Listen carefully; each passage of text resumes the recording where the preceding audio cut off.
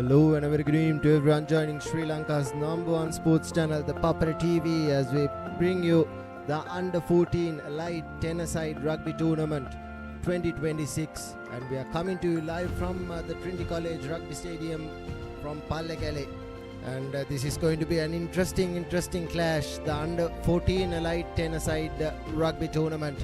We've had the Under 18 Rugby Tournament which commenced, and Science College did manage to win that. Then we had the Under 16 tournament as well, and now we have the all-important Under 14 Elite 10-a-side Under 14 tournament happening here at Pallekele, and there's two venues, one from Pallekele and one from Digana Stadium, and there'll be 16 teams that is going to be playing today here at Pallekele, and there'll be 16 teams playing at Digana Stadium, and we are coming to you live from Pallekele, where the first 16 teams will lock horns. And joining me in commentary is Methnula Hansit. A very good morning, Methnula. A very good morning, Kavin. Certainly, we're definitely gonna have two exciting days of rugby, and these are the conditions, bright and sunny, perfect conditions for rugby.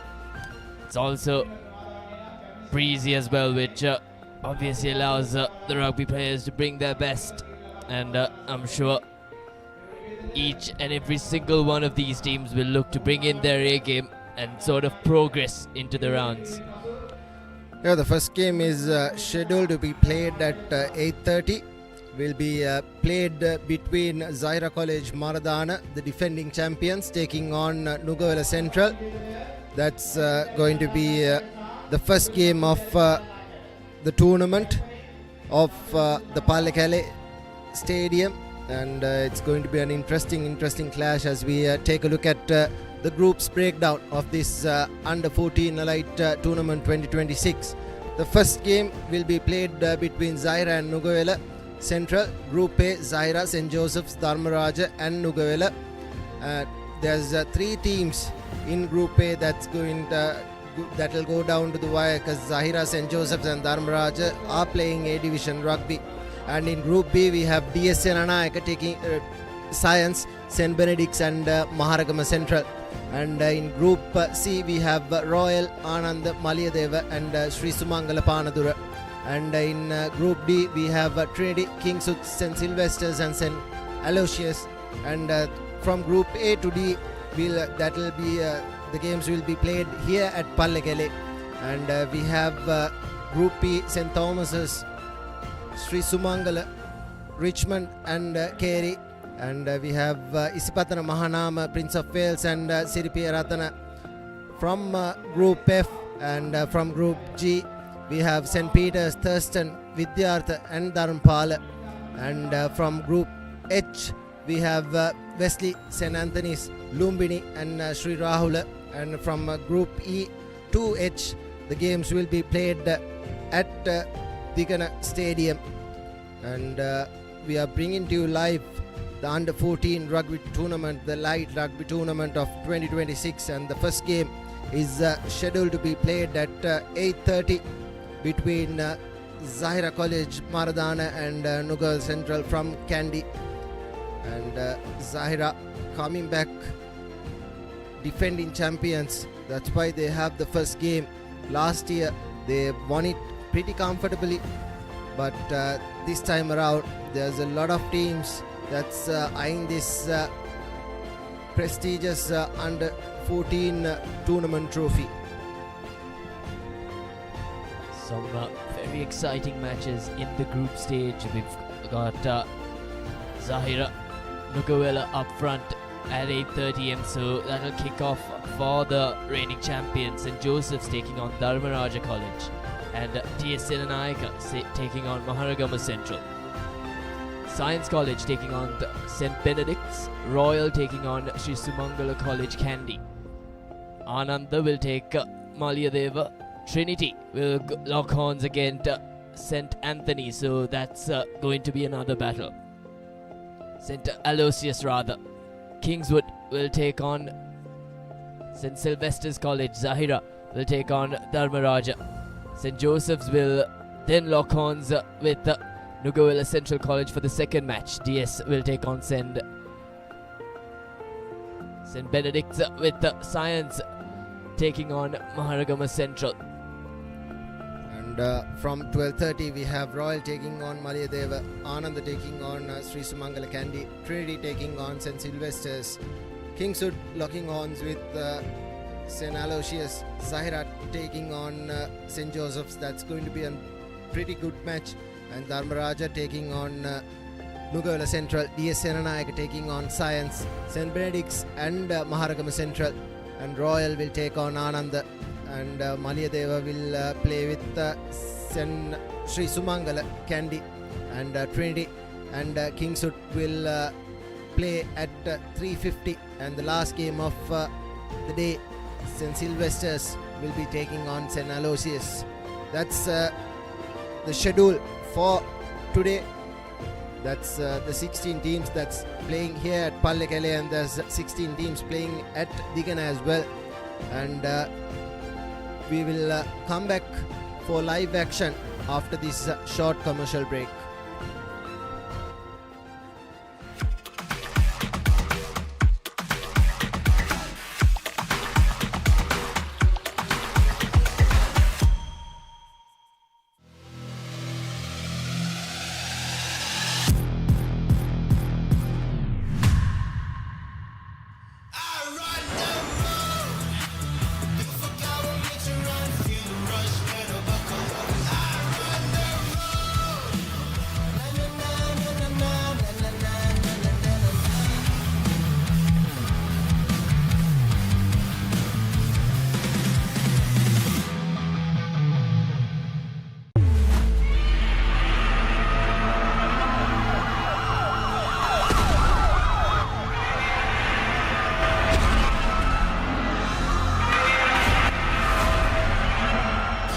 නිලා මම අලුත් bank account එකක් open කරලා ඉන්නවා. මේ වෙලාවේ bank යන්න? දැන් සම්පත් account එකක් ඉන්න තැනක ඉඳලා හදාගන්න පුළුවන්. සම්පත් website එකට ගියා නැත්නම් QR එක scan කරලා meeting time එකක් schedule කරලා online connect වෙලා account එක හදාගන්න. සම්පත් accounts ඉන්න තැනක ඉඳන් open කරගන්න.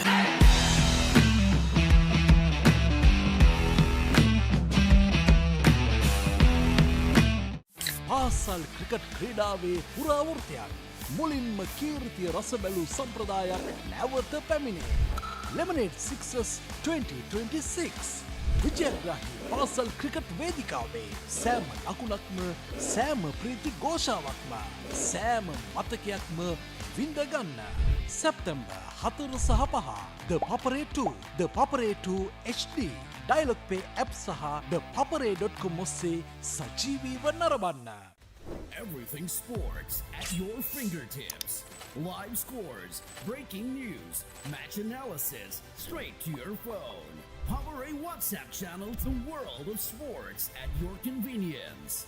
Join now. A tradition returns. The heart of school cricket reignites. Where legends first tasted glory has returned. Lemonade Sixes 2026. Every six, every cheer, every memory. Lemonade Sixes 2026. Live on the Papare 2, the Papare 2 HD, the Dialog Play app, and the Papare.com. උස්වත්ත පවුලින් හඳුන්වා දෙන රස ඇබ්බැහිය චර්පි chips රිදෙන්නේ දැනෙන රස. Elevate your game with the Papare, Sri Lanka's ultimate sports destination.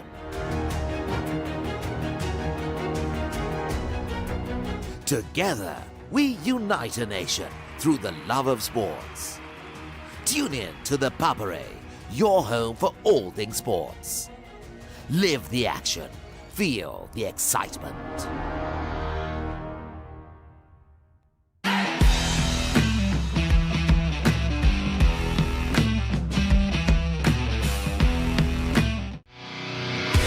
Two sports, one stage, one incredible course. International Rugby's hardest hitters take on Sri Lanka's greatest cricketing icons.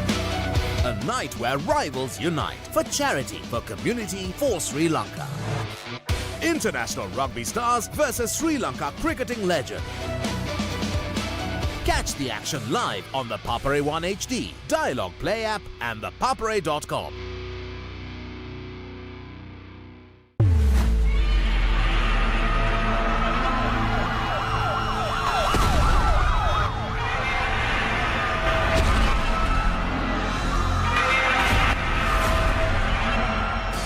නිලා මමලුත් bank කවුන්ටයක් open කරලා ඉන්නවා.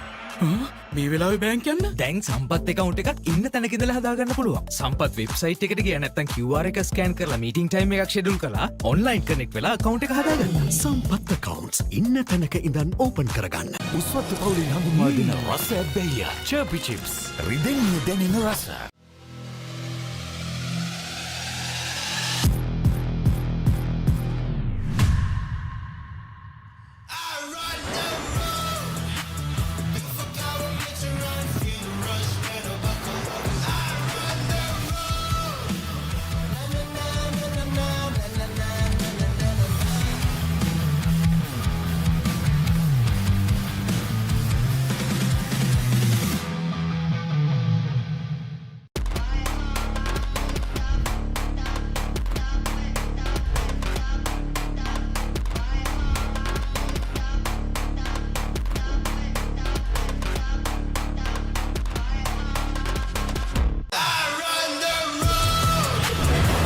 Isuzu D-Max. Isuzu D-Max.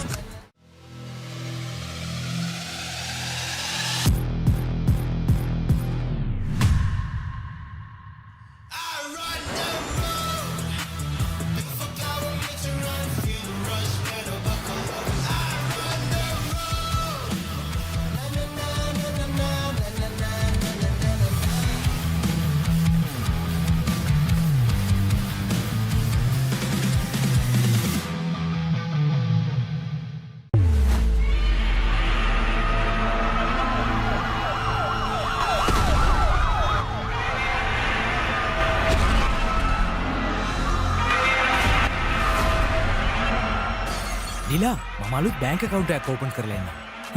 මේ වෙලාවේ bank යන්න? දැන් සම්පත් account එකක් ඉන්න තැනක ඉඳලා හදාගන්න පුළුවන්. සම්පත් වෙබ්සයිට් එකට ගියා නැත්නම් QR එක ස්කෑන් කරලා මීටින් ටයිම් එකක් ෂෙඩියුල් කරලා ඔන්ලයින් කනෙක්ට් වෙලා account එක හදාගන්න. සම්පත් accounts ඉන්න තැනක ඉඳන් ඕපන් කරගන්න.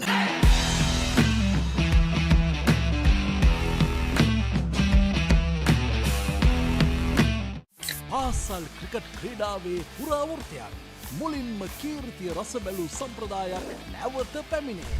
Lemonade Sixers 2026 විජයග්‍රාහී පාසල් ක්‍රිකට් වේදිකාවේ සෑම ලකුණක්ම සෑම ප්‍රීති ഘോഷාවක්ම සෑම මතකයක්ම විඳගන්න. සැප්තැම්බර් 4 සහ 5 The Papare 2 The Papare 2 HD Dialogue Pay app සහ thepapare.com ඔස්සේ සජීවීව නරඹන්න. Everything sports at your fingertips. Live scores, breaking news, match analysis, straight to your phone. Papare WhatsApp channel to the world of sports at your convenience. Join now. A tradition returns. The heart of school cricket reignites. Where legends first tasted glory has returned.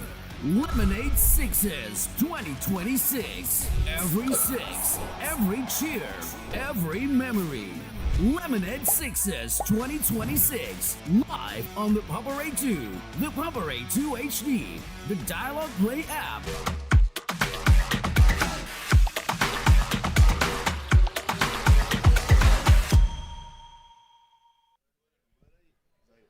Welcome back to Sri Lanka's #1 sports channel, the Papare TV, as we bring you live coverage of the Under-14 Elite Tournament from Pallekele. It's Zahira College, the defending champions, taking on Nugaola Central from Kandy, and it'll be Nugaola Central who will be kicking things off from the left to right. And it's referee Nalin Lasantha Nipuna Amaratunga rather, who will be officiating this first game of the 10th tournament, the Under-14 10th tournament. 16 teams play here. Here's Nugawela Central kicking things off. Collected by Zahira. And they use the big man right through the middle. That's the number 2. Safrullah Amar still on his feet. Takes 2 men to bring him down. Straight through the middle. Space opening up wide on the right side. Here's the wing 3-quarter. The number 11, that's Saraj Sajad. And that'll be the first try coming in for Zahira. Brilliant work. It was Safrullah Amar who went through the middle. The number 2. And he gave the ball out to his fly half, who led Saraj Sahad, and scoring under the posts. Just like that, Zahira opening the scoring, the first try of the under 14 Allied tournament, as things kick off. 7 points with the conversion as well. And brilliant work from Zahira, the defending champions, scoring early. And by the looks of it, they'll have an easy stroll in this first game against Nugawela Central, who doesn't look bulky for an under 14 team, but Zahira look very heavy. Restarts things, collected by Nugawela Central, and here's the little man in space. Takes the ball into contact. Sealing is the call from referee Nipura Amaratunga, and here's the quick tap taken. Here's the try scorer, cutting back in a couple of times, and that will be the second try coming in for Zahira. Brilliant work. Will be interesting to see who that was. Think it was the fly half, Sahibo Shuhaib, and the conversion is through as well. Brilliant work from Zahira, scoring early on. 2 tries, 2 conversions, 14 points with just a minute on the clock. What an opening passage for Zahira. Doing everything right. They had a bit of a scare from Nugawela Central, but Zahira showcasing just why they're the defending champions. Making light work of this, and they're doing so very early on. Pressure mounting on Nugawela Central. Zahira with a deep kick this time. Nugawela Central, the number 10, takes the ball into contact. Last time around it was Sealing, and this time around it's Sealing again. And here's a penalty. Number 19, come.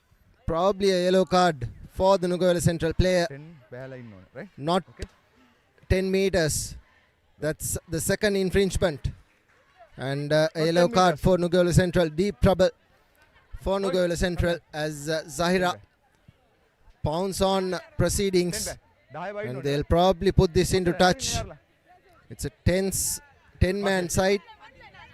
And you have 5 forwards and 5 backs.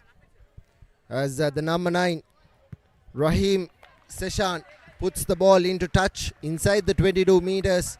And Zahira have a line out. It probably will be Safrullah Amar who will be throwing in to this line out for Zahira. 14 points up. Nugawela Central playing with a man down as well. A yellow card for not retreating 10 meters. And it's a 4-man line out. Driven by the scrum half, and here's the maul being set, and this will be the third try coming in for Zahira. Brilliant work from them. Brilliant work. Knew exactly what to do. And early on they have three tries. And I don't think they'll have the distance to convert this. The last 2 tries were right under the posts.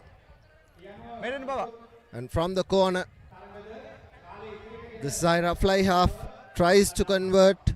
It's Sahibo Shuhaib. Doesn't have the distance. That is a common sight in this under 14 tournament. The kicks from the far end will not find distance because these are under 14 boys. 3 tries already 19 points up. And it'll be the number 9, Rahim Seshan, to restart things for Zahira. And goes the 10 meters, collected by Nugola Central, knocked on. Yet another mistake from Nugola Central. Not the start they were looking for, but definitely the start Zahira was looking for. They've scored 3 tries in the space of just 3-4 minutes. And Zahira have an scrum inside the opposition half in the 10 meter. They will probably send this out. Sit. Rahim feeds in, gives it to his fly half. Lovely wraparound. Takes the ball into contact. Finally gives it to the number 11. He has space. Cutting back in. And weaving his way through is the number 11. For his second try of the game, Sajjad scores the 4th try for Zahira. Right under the posts. This will be an easy conversion for Zahira. Puts it through. And in the first half, Zahira have managed to score 4 tries. And they've converted 3. It's 26 points. 2-0 here at Pallekele in the first game. The defending champions starting off brilliantly as we see a substitution for Zahira. The number 12 coming in. Yusri Yaqeen has been sent in by the Zahira bench. And they've taken out a big forward. The restart collected by Nugola Central. Running lateral is the Nugola Central player. Ball being turned over by Shafrul Amar. Takes 2 men to bring him down. Still not on the floor. Finally brought down. Zahira have possession just outside the 22 meters. The big men taking the ball into contact. Here's space in the open side. Here's the try scorer. Will he get the hat-trick? No. Gives it out. Here's the number 11. Goes in for his hat-trick. Brilliant work. Sajjad doing brilliantly and scores the 3rd try for Zahira. His hat-trick. And has the opportunity to convert.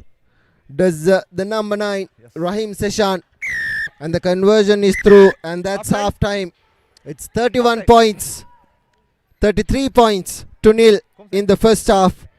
Completely one-sided by Zahira. And a good start to start their campaign here at Pallekele. 33 points unanswered. Nugola Central had no answer. And Zahira looking like a side that's probably will go into the cup segment if they can beat St. Joseph's and Dharmaraj, who will be taking the field up next. A tradition returns. The heart of school cricket reignites. Where legends first tasted glory has returned. Lemonade Sixes 2026. Every six, every cheer, every memory. Lemonade Sixes 2026. Live on the Papare 2, the Papare 2 HD, the Dialogue Play app, and the Papare.com.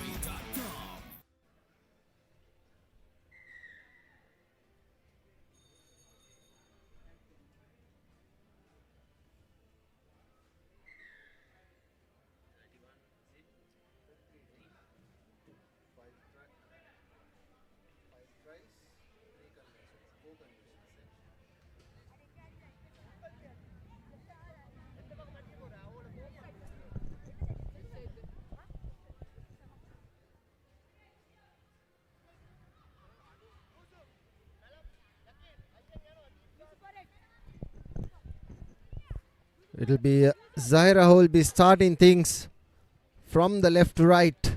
Nugola Central kick things off from the left to right, and Zahira will kick the second half into action from left to right. It's a tense tournament. 10 players per side. A good kick inside the 22 meters. Lets the ball bounce. Does the Nuguela Central player. Here's the fly half trying to get out of jail. Finally, some position for Zahira, and the ball has been knocked on. It's a double knock on. First by Nuguela Central and second by Zahira. Hence, Zahira will have a scrum inside the 22 meters of Nuguela Central. And they will probably looking for that sixth try. It's a one-sided game. The defending champion Zahira doing brilliantly. The first 10 being Safrullah Amar, Sahibu Shuaib, Ramzeen Rahmat, Abdul Malik, Ishan Saqib, Saraj Sajad, Rahim Seshan, Imran Irad, Razan Yusuf, and Shafan Muhammad being the Zahira first 10. And that's another try being scored by the second row forward. I think it's the number 39 Abdul Malik who went right under the posts, and it will be an easy conversion for the number 10 who's come off the bench, Sahibo Shuaib. And 38 points, 40 points, 2-0 is the scorecard. Zahira running away with things. Pretty easy. A very one-sided affair in this opening encounter. And Zahira scoring 33 in the first half. If they go on to score the same way in the second half, this could be a big loss for Nuguela Central. But we saw Nuguela Central with some possession during the lead up to that first try in the second half.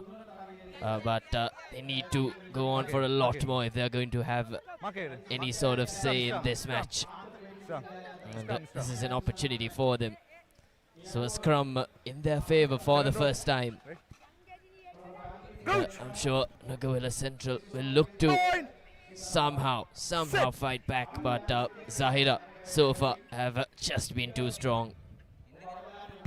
Nuguela Central this time with a deep kick, but Zahira have ball in possession, and there's lots of open space for Zahira to work with. Here's the number 9 with a lot of open space, and that'll be another try on the breeze and right under the posts. He touches down. That was Rahim Shezan. It was a brilliant try from Rahim Seshan. Had 3 men to beat, fended off a couple of players, and cut back in at the right moment. And under the posts yet again, and the conversion is through as well. 7 tries for Zahira, the defending champions, starting off brilliantly here at Pallekele, the first game of the under-14 light rugby tournament, 10-a-side rugby tournament. And Zahira starting things off brilliantly. And if they do this in the couple of games they have coming up against Dharmaraja and St. Joseph's, if they can top the group, they will go to the cup quarterfinals. Good high-hanging kick, not collected cleanly, but Nuguela Central have possession. Here's ball being given out to their big men, two heavy big men. Good work at ruck time by Zahira, but however they have possession. Here's a space for the number 10. He takes the ball into contact, needs to form the ruck. Penalty. Hands on the ground. Off it is the call from referee Nimpunavaratunga. Nuguela Central takes it quickly, and there's one player running lateral. He needs support. Ball being turned over brilliantly by Zahira. There was no one at the ruck for Nuguela Central. Here's Zahira, who's looking to play structured rugby. Here's the fly half, gives it to the center. Here's the wing 3/4. Will he have space? He's running lateral and beats one, beats two, and that will be the try for the number 29, Razan Yusuf, right under the posts, and that's the 9th try of the game for Zaira. Completely one-sided, and Zaira have a good lead, and they've secured this first game with 50 odd points with just a minute to play. A conversion under the posts take Zahira to 54-0, and it's just the defense of Nugawela Central that has just been found wanting. They haven't really sort of put any pressure on Zahira, and up to now Zahira have thoroughly controlled things in the middle. Zahira with an opportunity to go big here against Nugawela Central. They've already gone big, mind you. A high-hanging kick this time from Zahira College. Well collected by Nugawela Central. The big man trying to make inroads. He hasn't really been successful up to now. So the two big men of Nugawela Central have to be used for their advantage. But just like that, Zahira have won possession. They've turned things over. They're looking to go big here in the second half. They're already 54 points up, mind you. And just a couple of meters away from the opposition 22. Sure, Nugawela Central will not be pleased with their performance, but will be going for a scrum by the looks of it, and in the favor of Zahira. So Zahira's number 36 with the feed in.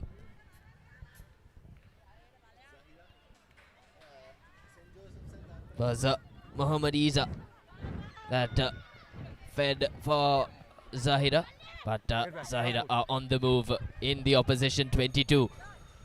They'll have lots of space to work with, and they do with these. Bin Imran that scored the try for Zahira, and it's been a barrage of tries for them. They've just launched one after the other against Nugawela Central, and they've made a clean sweep here. And that is full time as Zahira take the opening game, coming back as defending champions. They've thoroughly dominated Nugawela Central and finished the first game on a high. Next up, we have Dharmaraj taking on St. Joseph's in the second game of this tournament. Dharmaraj will be playing with their traditional light blue maroon stripes, while St. Joseph's will be playing in their traditional purple. And it will be St. Joseph's who will be kicking things off from the left to right. The first game confirmation. Zahira, a thumping win against Nugawela Central. And they have the first win of the tournament. And this is an important game in the same group as Zahira and Nugawela Central. St. Joseph's taking on Dharmaraj.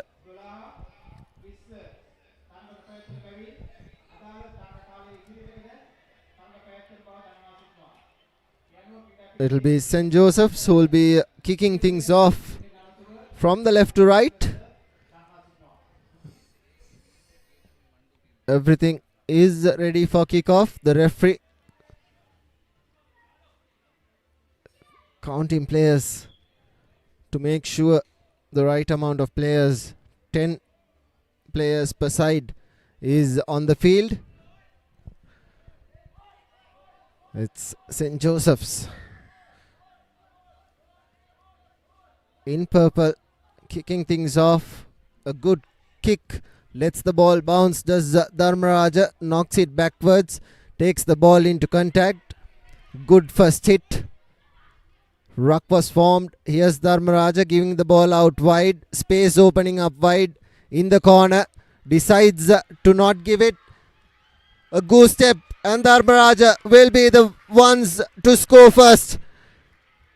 Rajans right under the post. It was a lovely goose step from that player. We don't have the team cards. We don't have the name, but it was a brilliant run through the gap. And Dharmaraj have scored first, right under the posts. And it'll be an easy conversion. They need to put this through. And the conversion is through as well. 7 points, 2-0. I think it was the number 10, Binul Herath, who went over for Dharmaraja. It was a lovely, lovely goose step. And showed and go is what he did. And just like that, the Rajans are on the board. A statement from Dharmaraja. It was Binul Herath with a wonderful sidestep and completely foxing St. Joseph's College. So St. Joseph's in the trail in the opening minutes of the game. They'll want to come back pretty soon because Dharmaraja, they're 7 points up and they wouldn't want to concede to the Rajans. We know how good Rajans rugby at this level are, and they'll look to continue with the way they've gone about the opening minutes, and it'll be free kick given to St. Joseph's as the number 4, Chenul Pereira, takes the ball into contact. Space in the blind side. Gives it to the number 5, that's Shalom Jayavardhana. Takes the ball into contact, needs to release. No advantage. Here's St. Joseph's. The number 2, Dihan Pereira, takes the ball into contact. Here's the number 6, Nathan Balsing, gives it to the number 7. Good tackle coming in, but space opening up wide. Here's the number 9. Cut him back in. Should have given the ball out wide. There was plenty space. Penalty advantage in favor of St. Joseph's. Dharmaraja need to get back 10 meters. And here's Shalom taking the ball. Chenul Pereira rather taking the ball into contact. Keeps the ball in hand. Space opening up wide. Here's the number 1. He'll know only one way. Takes the ball into contact. Wasn't a barging run, but there's space in the open side. Collected and decides to run. Line offside is the call from the referee, and it will be another penalty. 2 penalties on the trot for St. Joseph's. Dharmaraja need to retreat 10 meters. Looks like St. Joseph's are going for the line out. It's a good line out. It goes out on the full into the dead goal area, and it will be a 22-meter restart for Dharmaraja. St. Joseph's had a couple of opportunities to score. There were 2 penalties, and if they had kept their composure and used their backs and passed the ball, they surely would have gone in.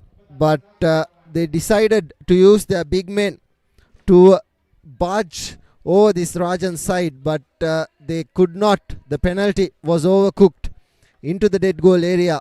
Hence they have a scrum just outside the 22 meters. The scrums can't be pushed. And here's the kick coming in. Couldn't kick that out on the full. Very lucky for the Rajans, because it bounced just in front of the touchline. And it will be St. Joseph's with the line out. Dihan Pereira throws in. It was a crooked throw, but not collected. Here's the number 9, Nathan Balsing. Takes the ball into contact. Finally holds him up. Dharmaraja have managed to overturn and take the ball in their favor. Here's the number 10. He needs to send it out wide. Good passage of play from Dharmaraja. Gives the ball out. There was a hand. And here's the Dharmaraja wing. Good tackle on him by the St. Joseph's player. Advantage in favor of Dharmaraja for not rolling away. And Dharmaraja will surely put this into touch and get a line out in their favor. 7 points to 0, and that's a good kick given the under 14 circumstances. just outside the 22 meters. And probably it'll be Vihanga Ataud with the throw in for Dharmaraja.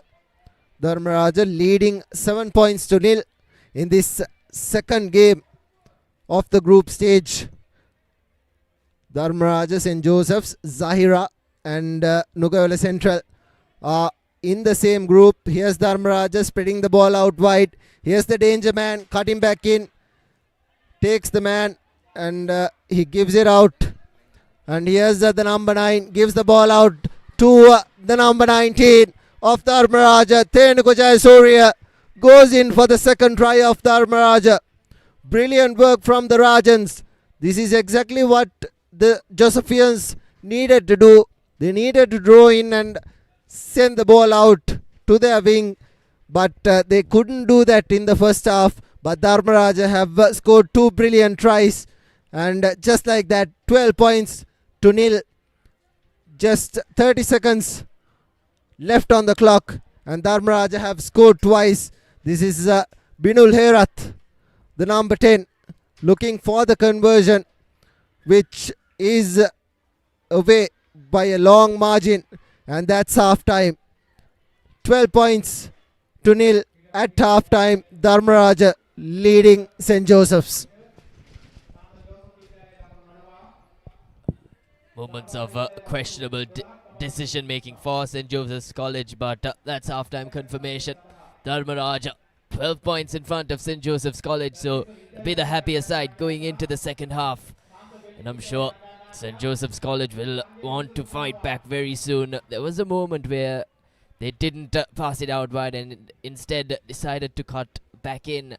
And that was really the moment they lost an opportunity to touch down. But Dharmaraja, what an opening half for them. Making full use of every opportunity they got and making the Josephians pay for the mistakes that they did. And we'll have an exciting second half pretty soon. I'm sure the Josephians will have this half in mind to make a comeback, and they'll want to, because they've got the side. It's just the execution that wasn't pinpoint for them in that first half. Everything is ready for the second half action. Dharmaraja will be kicking things off from the left to right. It will be Binul Herath, the number 10 for Dharmaraja, who will be kicking things off. Dharmaraja, Aralia Fonseca, Vihanga the Rion,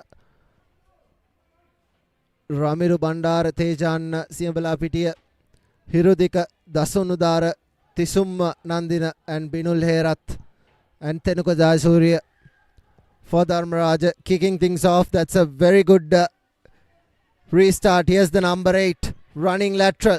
In space is the number 8 for St. Joseph's. He ran lateral and the ball has been turned over. Brilliant work from Dharmaraja, and that's a yellow card for the number 8. Setula Jayatilaka. Talking is the call, and that's a good touch finder from Dharmaraja and Binul Herath. The Josephians. Here's what happened. It was a good run from Setula Jayatilaka. But what a tackle that was from the number 7 from Dharmaraja. That was Tisum. And penalty was given. And the number 8, Setula Jayatilaka, probably told something to the referee. And that was why he was sent off to the sin bin. Here's Vihanga Taud, throws in. Fly half, gives a hospital pass to the wing 3/4. Here's the center. Has space and he will probably go all the way. Gives the ball out as well. Think the ball has been knocked on. Dharmaraja, what have you done? It was, I think it was the number 16, Dasunudara, who only had to field it. Here's what happened. Binul gave it to the number 7, Tisum, and the number 19, Tenuku Jayasuriya, knocking the ball on right over the whitewash. Here's the scrum with a man down. They'll probably kick this, and the ball hasn't gone out. Lets the ball bounce. Collected by Dharmaraja. Here's the nippy scrum half. Has space. Ball available. Good counter coming from the Josephians. And the ball has been turned over. Not 10 meters, and that will be a yellow card for Dharmaraja. Needed to retreat 10 meters. That's very casual from Dharmaraja. They are leading 12 points to nil, but they can't give away cynical yellow cards like this. The Josephians are playing with a yellow card, and the ball hasn't found touch. Here's Binul Herat. He gives a lovely cutout pass to the number 7. He decides to cut back in. Here's space. Gives it to the speedster in the corner. And that will be the third try coming in for Dharmaraja. That's the number 9 by the looks of it. Hishan Hirudika right under the posts. And that's the third try for Dharmaraja. The Rajans doing it pretty basic. Playing pretty basic rugby, but they are doing it really fine because they've scored 3 tries. They've drawn in the defense and sent the ball out wide to the wing 3 quarters, and they've completed and finished really well, and they've knocked one over the whitewash as well, as Binul Herat doesn't convert. This is the action replay. Gave it out wide, did the number 6, and all the number 19, Tenuka Jayasuriya, had to do was make use of the open space in front of him. They made a mess of the try early on, but on this occasion, Tenuka Jayasuriya with an opportunity to touch down again. He made no mistake, and that's put Dharmaraja heavily on the forefront. 19-0 come the 12th minute, and they've thoroughly dominated proceedings against St. Joseph's College. Didn't think St. Joseph's College would go down like this, but they've got to up their game. This is Binul Herat on your screens for Dharmaraja. Will be kicking things off from the left to right. His kicks have found distance, and St. Joseph's have left the ball bounce. Here's the number 8, the dangerous number 8 for St. Joseph's. In space is the number 8 for St. Joseph's. He's running lateral. He's running out of space. And the ball has been turned over. Has it? Yes, the ball has been turned over. He was isolated. It was a good run from the Josephian number 8, Setula Jayatilaka. But he was running lateral and he was out of space. And the Dharmaraja players, the flankers, were right on the mark. Think it was Tejan Sinambala Pitia who turned the ball over, and the turnover was conceded and a penalty was given. Here's what happened. He was isolated, needed to close that ruck. There you go. That was the number 16, Dasunudar rather, with the turnover, and it'll be Vihenga Taud to throw into this line out for Dharmaraja. They can throw it crooked, and here's a hospital pass to the fly half. Here's space for Binul. Binul gives it out to the little man. He cuts back in. Lovely step.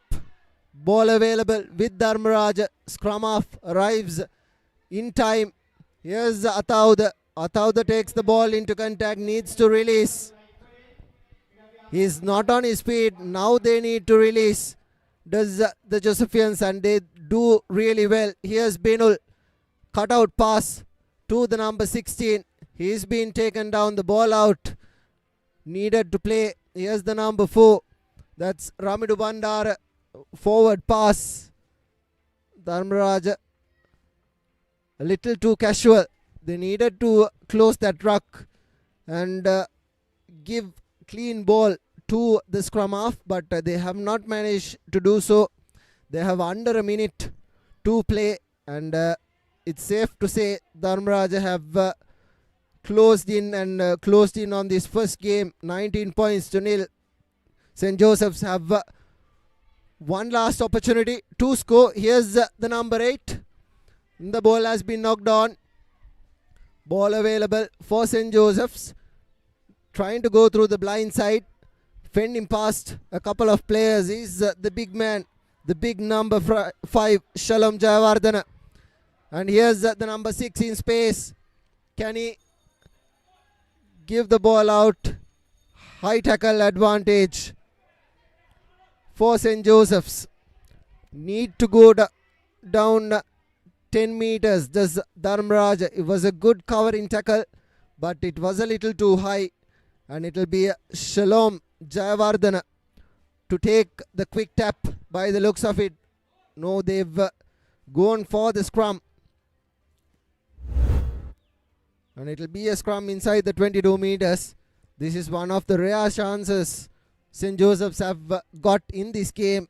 This is one of the rare chances St. Joseph's have gone into the red zone of Dharmaraj. And the scrum steady. Gives it to the number 7. Runs lateral. Here's the danger man. The number 8. Setula Jayatilaka. He takes the ball into contact. Ball available. Shalom Jayawardena. Still on his feet. Penalty advantage for Dharmaraj for not staying on the feet by St. Joseph's. And this is the final play. And the ball has been kicked into touch. And we'll have a final line out for Dharmaraj.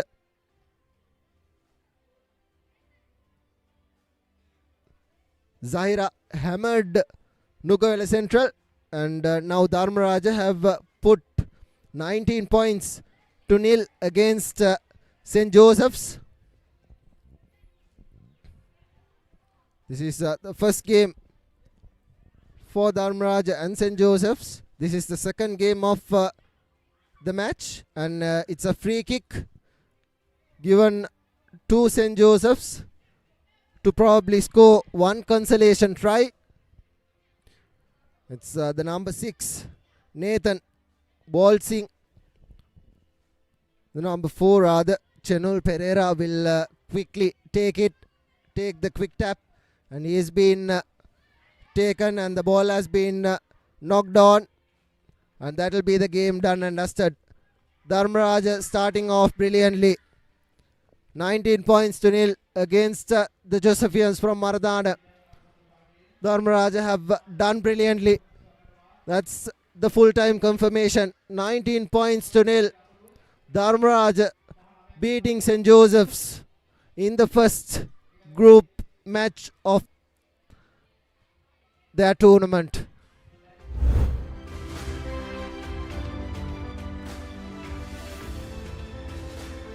Here's a look at the highlights. This is the try that was scored by the number 19, Thenuka Jayasuriya.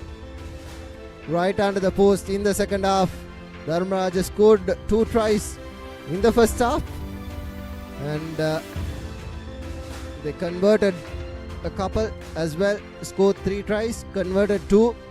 And now we have Science College taking on St. Benedict's.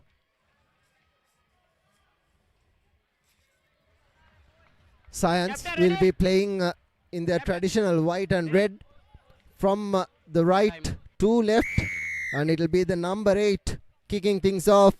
Risindu Dinod goes the 10 meters and not collected by St. Benedict's. St. Benedict's and Science have a line out.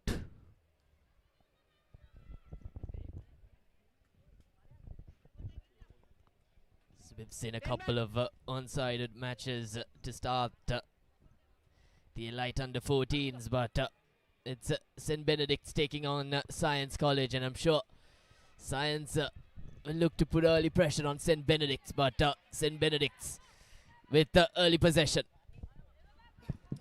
Wonder how will take this game. A deep kick this time from St. Benedict's College, but well taken from Science College. Here's open space for the number 7. He is moving laterally is Chenula Mintaka, but good defense from St. Benedict's. Here's an opportunity for Chenula once again, but he's met with a strong defense from the Benedicts. So they'll have their work cut out, will Science College. They haven't really had a breeze to work with, but here's open space for Science College. They'll touch down for the first time in this match. They'll put things underway for their team, and it was the number 5. Binal Laknuja with the opening statement. Risidhu Dinod makes no mistake with that conversion to put Science College 7 points up of St. Benedict's College. This was the replay.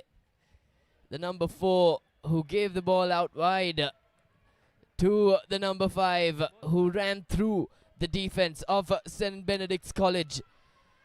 Binal Laknuja has just touched down for Science College, and that'll put Science College under a great deal of dominance in the early parts of the game.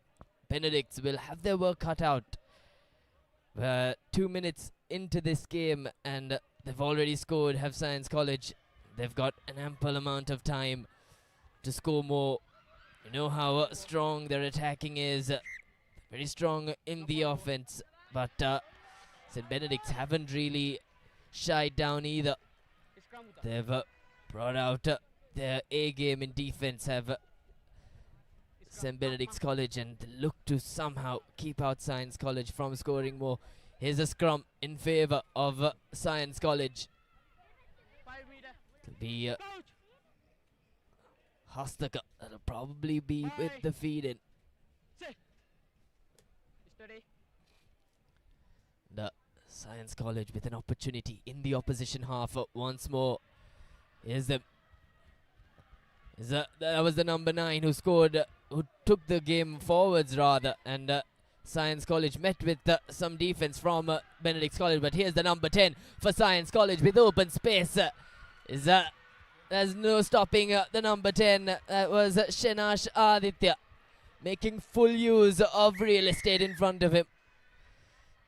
Wasn't really challenged with the Benedict's defense, but what a bit of play this is for Science College, as Dinod will look to score his second conversion. An easy conversion once again for Risidhu Dinod, as Science are 14-0 in front of Benedict's. Here's that replay.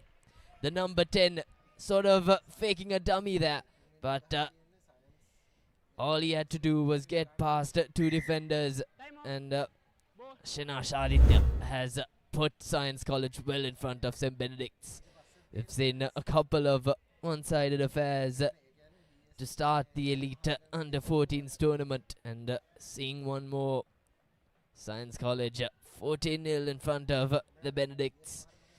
And Benedicts with a lot of work to do come the second half. 5 minutes in, we're into the 5th minute of the first half, and it's been kicked out by Science College to start things, and it'll be a line out in favour of St. Benedict's College from their own half. So they've got to work from this position. They've got to take the ball out towards the opposition half, and here's their moment to do it. It'll be Soiza with the feed in for the Benedicts, and here's a big man for Benedicts trying to make heads way, but is met with the Science defense, looking to make some sort of progress, but the Science defense has been by far better than Benedict's College, and sort of turned things over. But the referee says otherwise. He's cancelled the run, and Benedicts will look to kick things deep. Was looking for that touch find, but well collected from the number 7 for Science College, Chenula Mintaka, with a clean collect. But referee says penalty for Benedict's College in terms of possession, and he's kicked things out, has Benedict with a strong kick, and with him kicking things into touch, that'll bring the game into the science half for the first time. Center pitch, and this is the replay of that infringement just in front for Science College, and has allowed St. Benedict's College to come into this match, but Science College defense has been thoroughly dominant in terms of how they've controlled proceedings. Here's Benedict's College with an opportunity from the ruck. They've decided to pass things out, but he cuts back in, does the big man. But that's been the story for them, as the Science defense isn't budging. Looking to pass things out wide, but cuts back in, does the big man again. Still no movement for Benedict from this position. Sells a dummy, does the number 13 by the looks of it. Was Ethan Marid for Benedict's College, who looked to take the game. Is a quick touch from Science College, but the referee brings back proceedings to that initial infringement. And it'll be a scrum in favor of Science College. But what defense this has been from the boys in white and red. They've thoroughly held up proceedings for St. Benedict's College. They haven't really allowed them to come into this game by any means. And here's them with lots of open space. Science College on the move once again. This is the number 8. That's Risidu Dinod, who'll make a run for it and will touch down for the third time right underneath the posts for Science College. That'll allow Risidu Dinod to take the easiest of conversions by himself, but he's allowed Chenula Mintaka to take the conversion. That's 3 in 3 for Science College, as they've converted on all 3 occasions. That is half time. But what an opening half for Science College. 3 tries, 3 conversions. Pressure well and truly on St. Benedict's College. 21-0. That's the scoreline as we've reached half-time. But Science College, they've played some amazing rugby. They've defended well. They've offended well. But we'll be back with the second half very soon.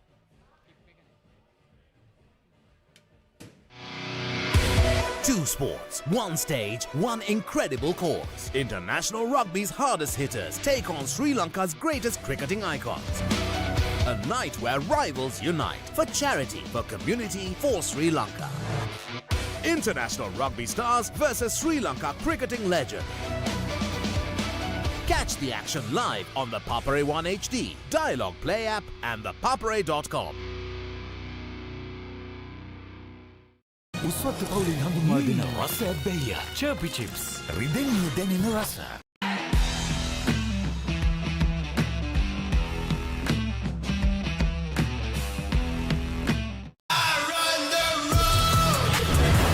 Isuzu D-Max.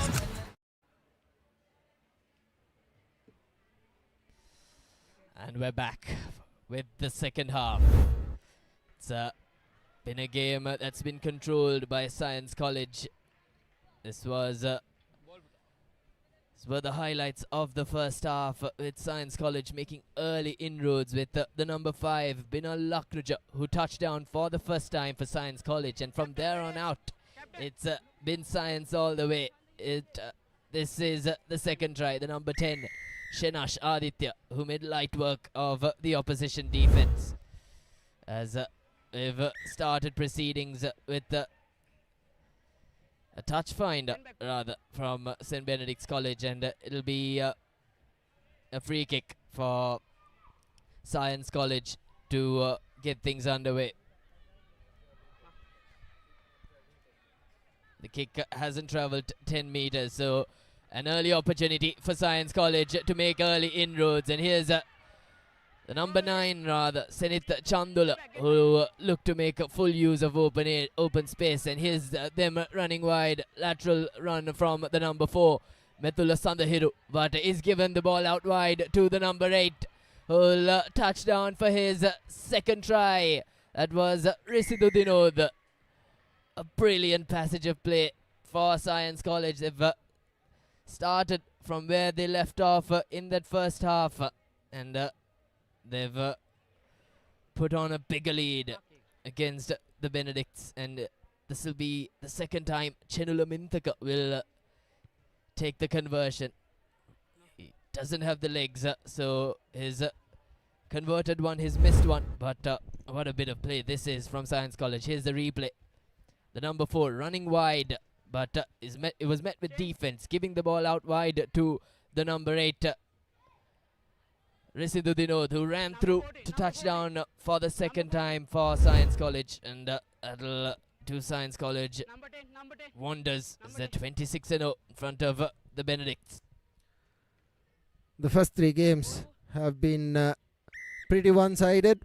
Zahira, Dharmaraj and now Science playing with absolute brilliance, and we have had one game walkover as well. DS Hiranayaka was scheduled to play Maharagama Central, and that game was a walkover. Maharagama Central hasn't showed up as Science restart things from the left to right. St. Benedict's have had some opportunities with some set pieces, but Science have really dominated the physicality in this game so far. We have around 5 minutes left, and the physicality of the Science players have been really, really good, as St. Benedict's, the big man, this is their go-to ploy from a set piece. The big man thumping through the middle, and here's a good kick, something different, but collected by the number 7 of Science. And just like that, they've turned things over, have Science College. That was Senith Chandula, who'll touchdown once again for Science College. A brilliant turnover from them. Was St. Benedict's that kicked things deep, but they've turned it around just like that, and an easy conversion for Chenula Mintaka. He'll be pleased that is converted on 2 occasions. This was Chenula Mintaka himself who collected proceedings, and he gave the ball out wide to the number 9, Senith Chandula, who made light work of just that one defender from St. Benedict's College. But all round, it hasn't really been a game of defense from St. Benedict's College. They haven't really showed up with the defense, and they've sort of allowed Science College to just run through proceedings here at Trinity grounds. And it'll be a restart for Science College. Well collected by St. Benedict's, but this has been the game so far. Science College have just been dominant with their defense. They haven't allowed Benedict's to sort of come back to this game. Here's the number 10 for St. Benedict's College, looking to make use of open space, running through some defense, but is brought down. And Science haven't been awarded the ball, so they haven't really been tidy under the ruck, have Science College. They've conceded on a couple of occasions, and here's advantage for Benedict's College. It'll be a scrum in favour of the Benedicts from their own half, that is. So not favourable ground for them, but they'll look to try and be on the move.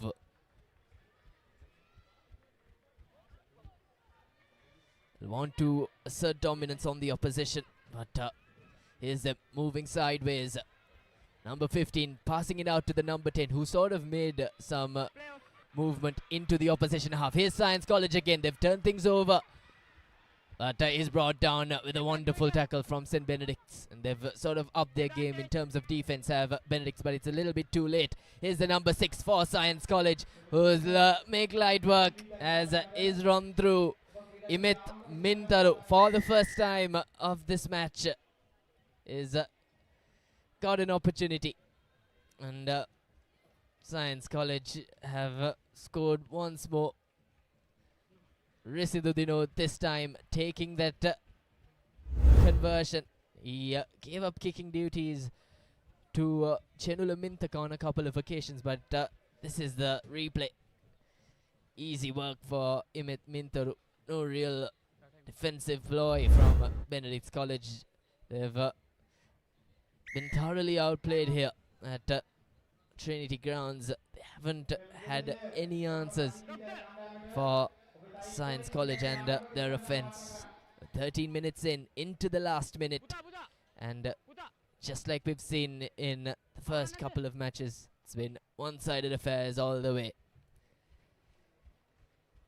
38-0 Science College going into that last minute.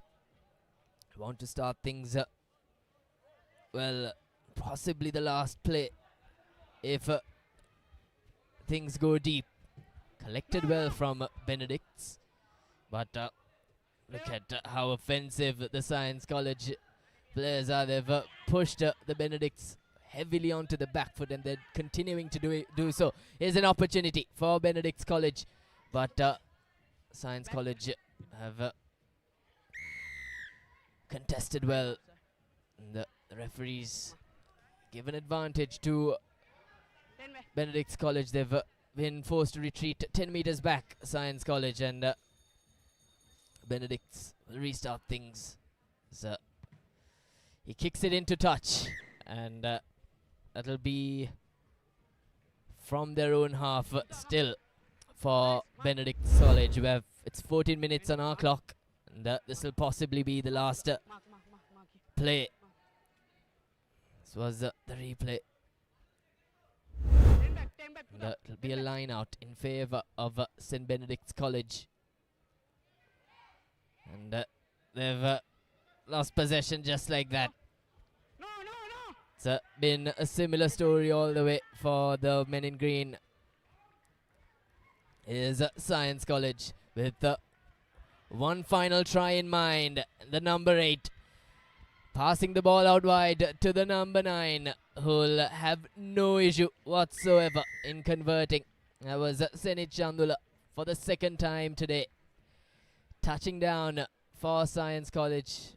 It's 14 minutes once again on our clock, and this will be an opportunity for the number 7, who passes it to Isidudino to convert. He'll convert one final time.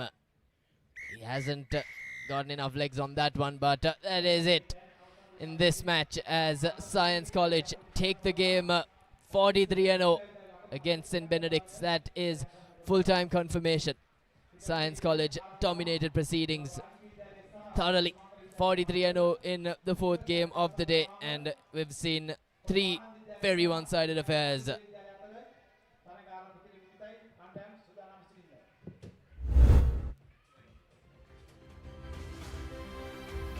So I'll hand things over to Ryan Mazukdeen, who'll take the 4th and 5th match, and we'll see some brilliant rugby as we've seen up to now in these elite under 14 matches.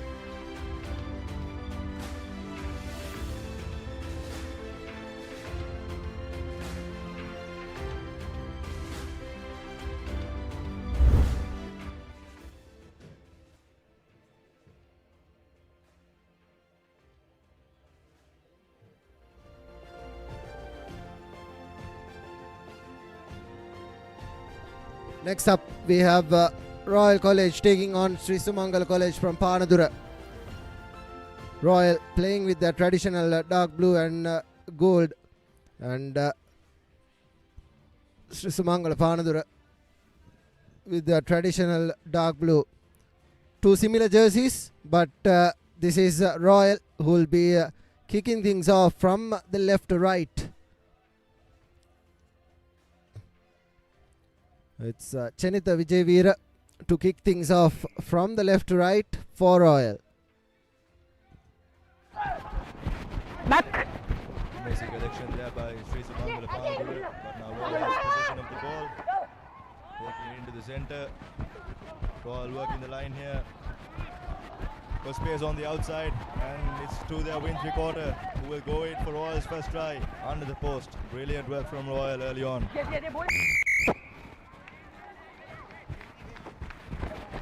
That was the number 13 for Royal, Alvis, who goes in for the first try. All three games being pretty one-sided. Zahira thumping Nugala Central, and Dharmaraj edging past St. Joseph's. And we had Science thumping St. Benedict's, and now we have Royal with an early 7 points to nil lead in the first minute of play, as Royal will kick things off from the left to right. Collected cleanly this time by Sri Sumangala. Good defense coming in by Royal as they thump them into the touchline. It'll be Royal's throw into the line out. Royal looking to play structured rugby. Even the first try was well worked within hands to the win three-quarter, who had plenty of pace, and the line out is now good. Is the number 6 giving it to the fly half. There again, the ball is spread brilliantly to the corner, and advantage in favor of the Royalists. Here space opening up wide. That probably is a high tackle, and quickly taken by the Royal number 1. That's Isuka Amarasinghe, but not from the correct mark, says the referee. And it will be a scrum in favor of Royal early on. And they've scored 1 try, and they're looking for their second. And they have a big front row.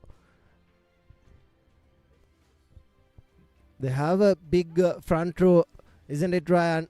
Isuka Amarasinghe, Bravan Philip, and Dimitri Shavish Shankar, probably looking like they are under 16 boys. Definitely, and Royal will rely on them very much throughout this tournament to make way for them through the centre, hitting through these hard lines as Royal always does. Now here's Royal taking things quickly, trying to work the line here. Numbers on the outside, space here, and that's the number 10, Leela Ratna. Touches down for Royal once again. Pretty structured rugby here from Royal. A side to reckon, is it, this tournament?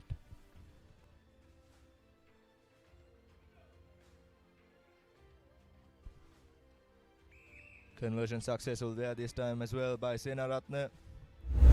Royal pretty much dominating this entire first half. As we can see here in the replay, beautifully run there by Leela Ratna. Now Royal having a pretty much comfortable gap with them, which they could comfortably take it into the second half. Kick off this time by Vijay Veera. Again a messy scrappy ball by Sumangala, collected once again by Royal, contesting the ruck hard, but it's Royal ball out of it. They got space on the outside. Probably. Well done there by Sri Sumangala as they manage to turn over the ball. Takes it quickly, and they'll be working it out to the corner. Here's Sri Sumangala Panadura, the number 15, in space. Gives the ball out, but the ball has been knocked on, and it's the Royal number 10, Senul Leelaratne, with space. He's running lateral. Leelaratne doing brilliantly. He's a player to watch out for. Look at that.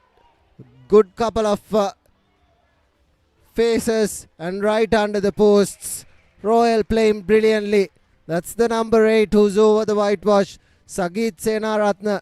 Brilliant work from Leelaratne. He scored 1, and now he's created another from his own half. He took the ball inside the 22 meters and gave the ball out to his number 8, Sagit Senaratne. Here's a look at that step. Brilliant work. He was finally brought down by the number 15, but that was given to the number 8. I wasn't really sure if that was a forward pass, but the try has been given, and the try stands. 19 points in the first half. All 4 games pretty one-sided in the first half of play. Sri Sumangala Panadura lets the ball bounce, and the ball has been turned over. Not releasing is the call from the referee. Gives Sri Sumangala Panadura with an opportunity. Quickly taken. Decides to run. Gives the ball out yet again to the number 8. He's running lateral and has been taken to the ground. There's 3 men at ruck, and there's space on the open side if he decides to give it that way. Cutting back in is the number 15 for Sri Sumangala Panadura, Rion Silva. And here's an opportunity for the little youngster. He was holding on, is it? It'll be holding on. Not releasing is the call from the referee. Ball available. Sri Sumangala Panadura gives the ball, collected by the number 8, the try scorer. It was intercepted rather. Needs to roll away. Gives it to the number 7. Lovely basketball pass to the number 9. That's Movindu. He is right under the posts. Brilliant work from Royal. This under 14 Royal side looks to be threatening. They're passing the ball very wide, and they're using structured rugby against this average Sri Sumangala Panadura side. And that's half-time. Half-time confirmation. 28 points to nil. And now we will go for a short commercial break, and when we do come back, we'll have second half action.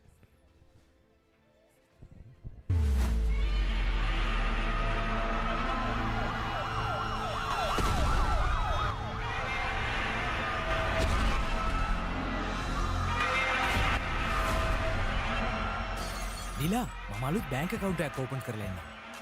මේ වෙලාවේ bank යන්න? දැන් සම්පත් account එකක් ඉන්න තැනක ඉඳලා හදාගන්න පුළුවන්. සම්පත් website එකට ගියා නැත්නම් QR එක scan කරලා meeting time එකක් schedule කරලා online connect වෙලා account එක හදාගන්න. සම්පත් accounts ඉන්න තැනක ඉඳන් open කරගන්න. A tradition returns. The heart of school cricket reignites. Where legends first tasted glory has returned. Lemonade Sixes 2026. Every six, every cheer, every memory. Lemonade Sixes 2026.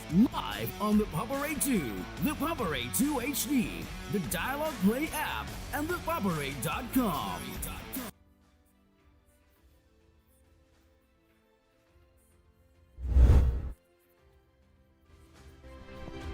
Here's a look at the highlights of the first half. Plenty of possession given away by Sri Sumangala Panadura, and Royal working the line brilliantly, giving their speedsters plenty of time and space to run around and get right under the posts. That's how they scored. Here it was a lovely basketball pass to the scrum half. It was the number 9 Movidu Kolomage who went in. And they've scored 4 tries and converted 3, as Sri Sumangala Panadura now will kick things off from the left to right. Taken cleanly by Royal, and here we go. Running on the blind side. Offload given beautifully. Taken into contact this time. Royal have numbers on their line. Passing it out cleanly, but met with a huge tackle by the number 15 of Sri Sumangala. Still they outnumbered here, the Sumangala players. A forward pass is what stops the passage of play over there. And Sri Sumangala will finally have a chance to attack for the first time in this half. Inside their own half. Should they capitalize from Royal's mistake now, this should be a perfect opportunity for them to start their attack.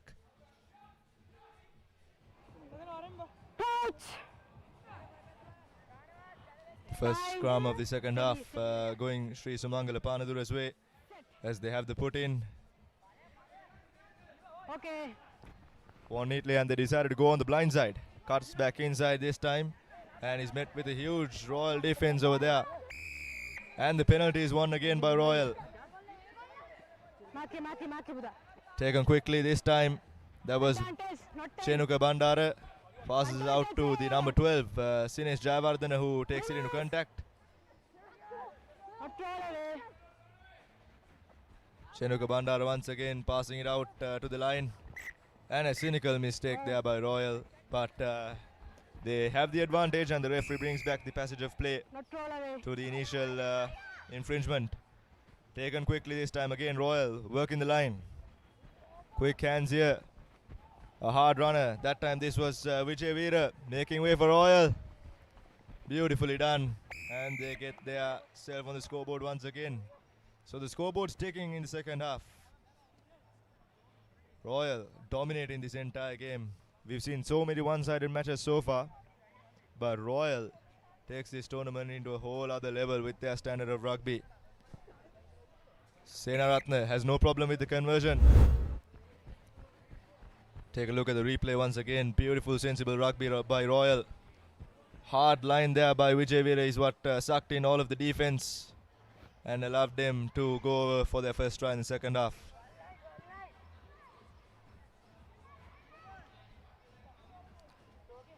Now Vijay Veera to kick things off. Sri Sumangala not having the best of restarts, but this time they collect it cleanly. Taken by Vihan, takes it into contact for Sumangala. Met again, once again with a huge Royal defense which has been up to the mark. Tackled once again are the Sri Sumangala Panadur players, trying to make a good attacking stint this time. Not managed to do it so far this game. They've been on the defensive side of things so far.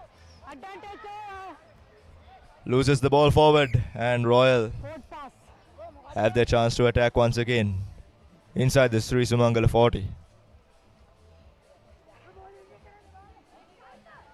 Scrappy play by the Sumangala College players is what costs them. Every time they get to attack, they just can't manage to keep the ball with them, and I think it's costing them dearly here at Pallekele. Royal, on the other hand, are doing a great job with attack and on defense as well. Their rush defense has been solid so far as we await the put in for the scrum. Chenuka Bandara once again feeds the ball into the scrum. What ploy does Royal have to come up with here? Goes on with the good old working the hands by Royal, and it works brilliantly for them this time. Kolobage touches down for Royal. Royal have completely surpassed the 40 mark now.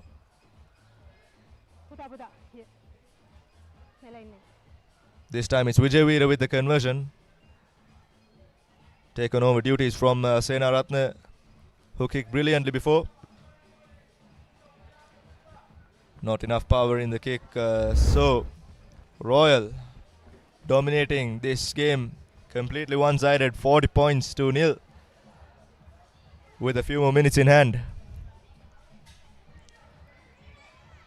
I think Sri Sumangala College need to stick to their basics, and whenever they get possession of the ball, they need to stay calm and keep attacking cleanly without losing possession.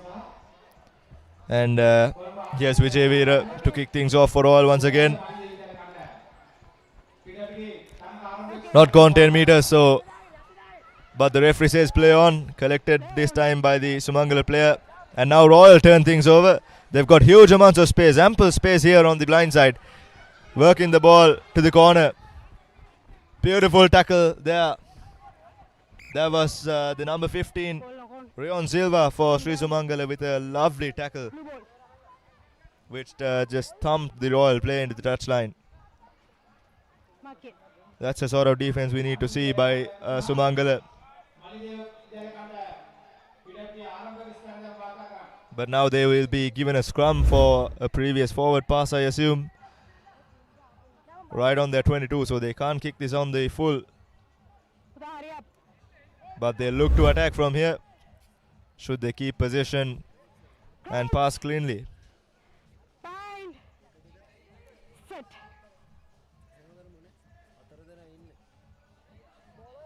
Ball fed in by Pereira and given out to their fly half who takes it into contact. Now from the center of the pitch, what can Sri Sumangala do here? Using the open side option, gives it out. But the Royal defense, up to the standards here, picks it up from the rucks and tries to snipe it through. Was Pereira once again. Royal College guilty there of not rolling away, so Sri Sumangala will have a penalty their way. This time a good time to get out of jail, I would say. But no, they take the quick tap and running lateral is the Sumangala player.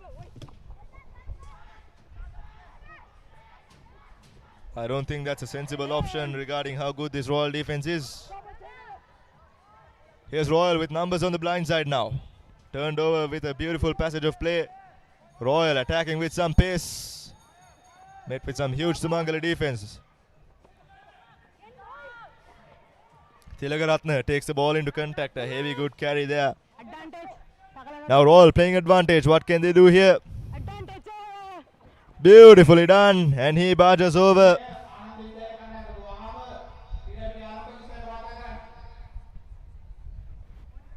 I think that was Faisal there who scored Royals. I guess this will be their final try of the game. Beautifully done there by Faisal.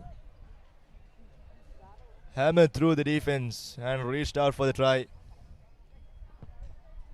Vijay Veera once again, his conversion not successful, but that will be it. Full time confirmation, 45 points to nil. Royal College, a side to reckon this tournament, and they are looking dangerously good. Let's see if they could keep this up, and here's the highlights coming your way. Just showing that was Vijay Veera. Vijay Veera who punched through the gap there, going in for the first try of the second half. Look at the quality of Royals rugby here at this under 14 level. This is Kolobage who touched down for Royals' second try of the second half. And then the final try by Faisal. Beautiful work there by the boys from Reed Avenue. Coming our way now is the fifth match of the day.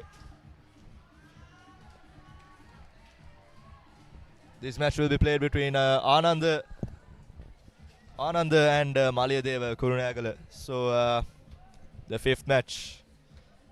All the games have been one-sided so far. Let's see what this match has to bring for us.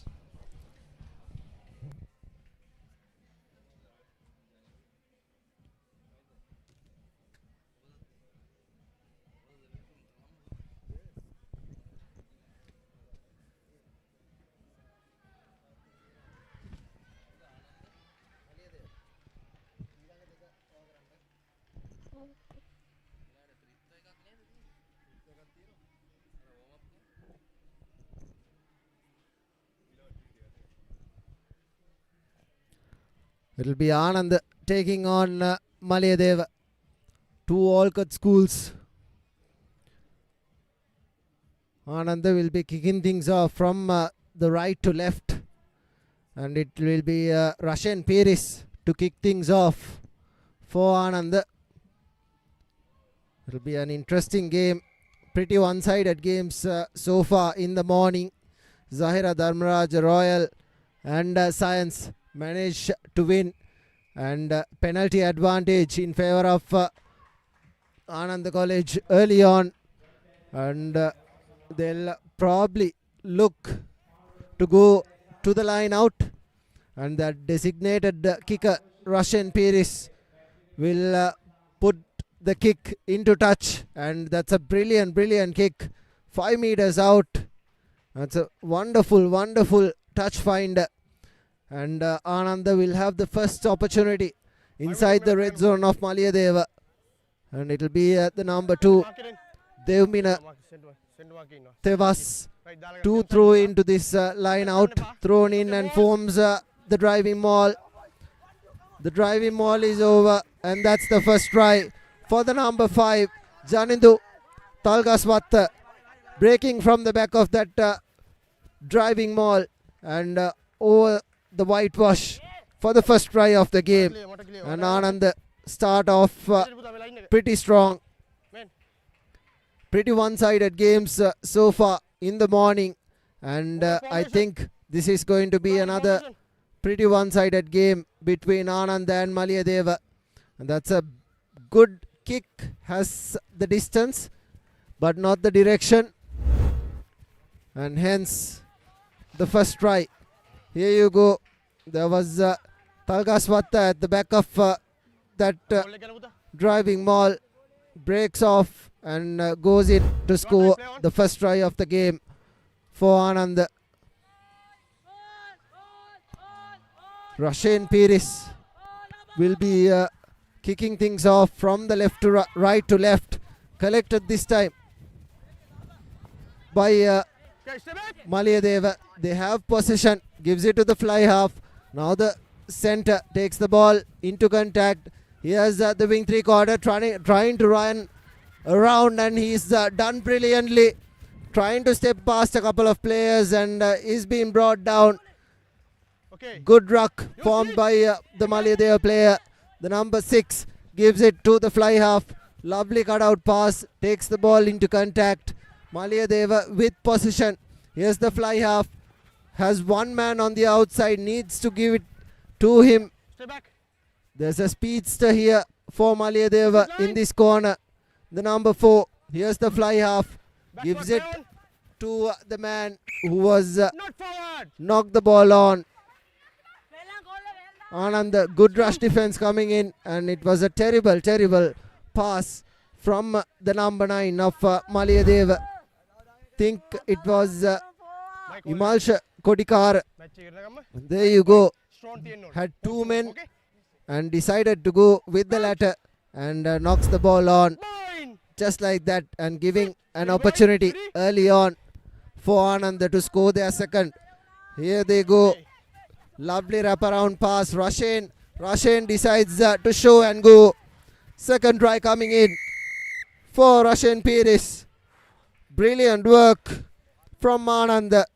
That's a practice move. There was a player coming in from the right to the left, and it was Rashain Piris, and right through the middle he had one man on the outside, but didn't need him. Just like that, going through, scoring the second, and the conversion is not a good one. Hits the post, pretty unlucky. Here's how they scored it. Here's the number 9 drawing in, and the number 11 went for the decoy, and Rashain Piris curving that line, and he had the number 13 on his outside as well, but didn't need him. Rashain Piris looks like he's a very good player. His kicks have been brilliant. Maliyadeva has knocked the ball on yet again. Here's the number 5, the try scorer for Anand, taking the ball into contact. Ball available, goes through the blind side. Here's the number 10, Pawan Dilshan, taking the ball into contact, gives it to the number 10. Here's Rashain Piris acting as the fly half, gives it to the little man, and here's the number 5 in for his second try. Janidu Talgaswatta, brilliant work. Third try, and this will be surely converted because it's right under the posts, and Anand have scored their third. Beautiful work there by Talgaswatta, who crossed the line for his second try of the day. Anand leading pretty comfortably here. There's a replay. Talgaswatta with a beautiful dive as well in the end. Absolutely enjoying themselves out here.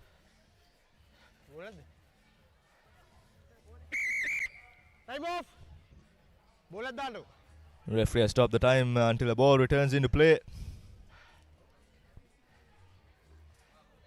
As we talked earlier, pretty one-sided game so far. But this just shows the quality of some teams, how they perform even in this under-14 level. And here's Piris restarts proceedings. This time collected cleanly. And Maliyadeva looks to run through the centre. Met with a huge thumping tackle there this time. Was a high tackle, and it'll be a yellow card to the number 10 of Anand. And Pawan Deshan goes to the bin. Absolutely unnecessary there, considering how well they played so far. And now Malayadeva finally with their turn to attack. They need to make best use of every opportunity they get, because in games like this, the number of times you get to attack is very limited. Number Is 10. Malayadeva, I think they've decided to go with kicking the ball in the touch. Doesn't find touch, and beautifully collected there by Piris. Running through the tram lines here this time, looking for support, and he gets it through his center. That was Metzger, and now the big man, number 1, gives it out to Rodrigo. Rodrigo, he doesn't need support as he goes all the way. Beautiful work there by Ramitu Rodrigo. Touches in for a beautiful try there. Playing with a man down was Anand, but brilliant work from Ramitu Rodrigo, the number 3. And that will be half time. It was a good pass from Sehas Setunge, and gave it to Ramitu Rodrigo. He had a lot of work to do. He ran across and ran through that right corner and then straightened the line. And the conversion is good as well. It's 22 points to nil as we approach half time. And Anand leading pretty comfortably, 22 points to nil.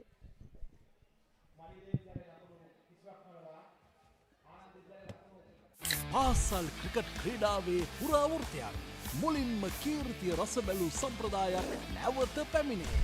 Lemonade Sixers 2026 විජයග්‍රාහී පාසල් cricket වේදිකාවේ සෑම ලකුණක්ම සෑම ප්‍රීති ഘോഷාවක්ම සෑම මතකයක්ම විඳගන්න.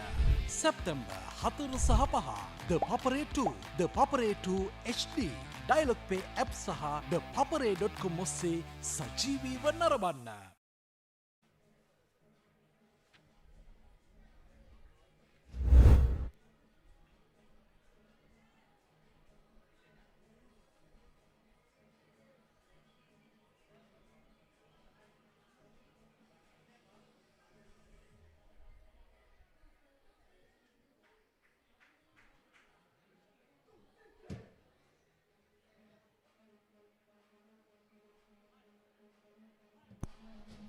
And now coming back with the live action from the game between Anand and Malayadeva. Looking back at the highlights of the first half, we can see that Anand completely dominating this game as we're about to restart proceedings with the second half. It'll be Malayadeva to kick off things. Everything has seemed pretty one-sided so far. And we are yet to see a challenging game this tournament.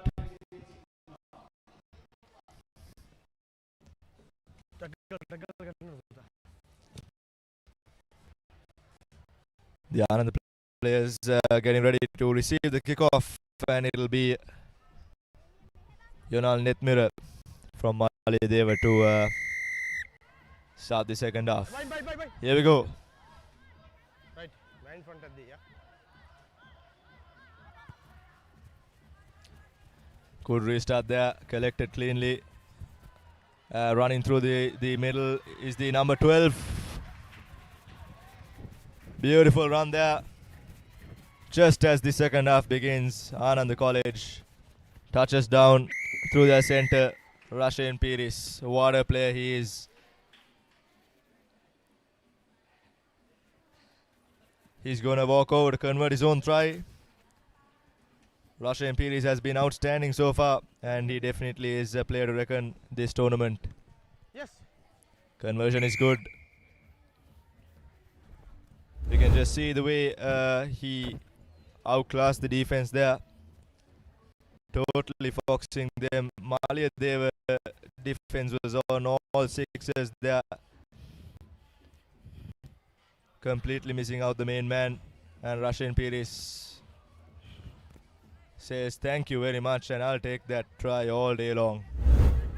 Russian Pires does look like he's a very good player. He's the kicker. Unfortunately, I think the players were in front of the kicker before the drop kick was taken.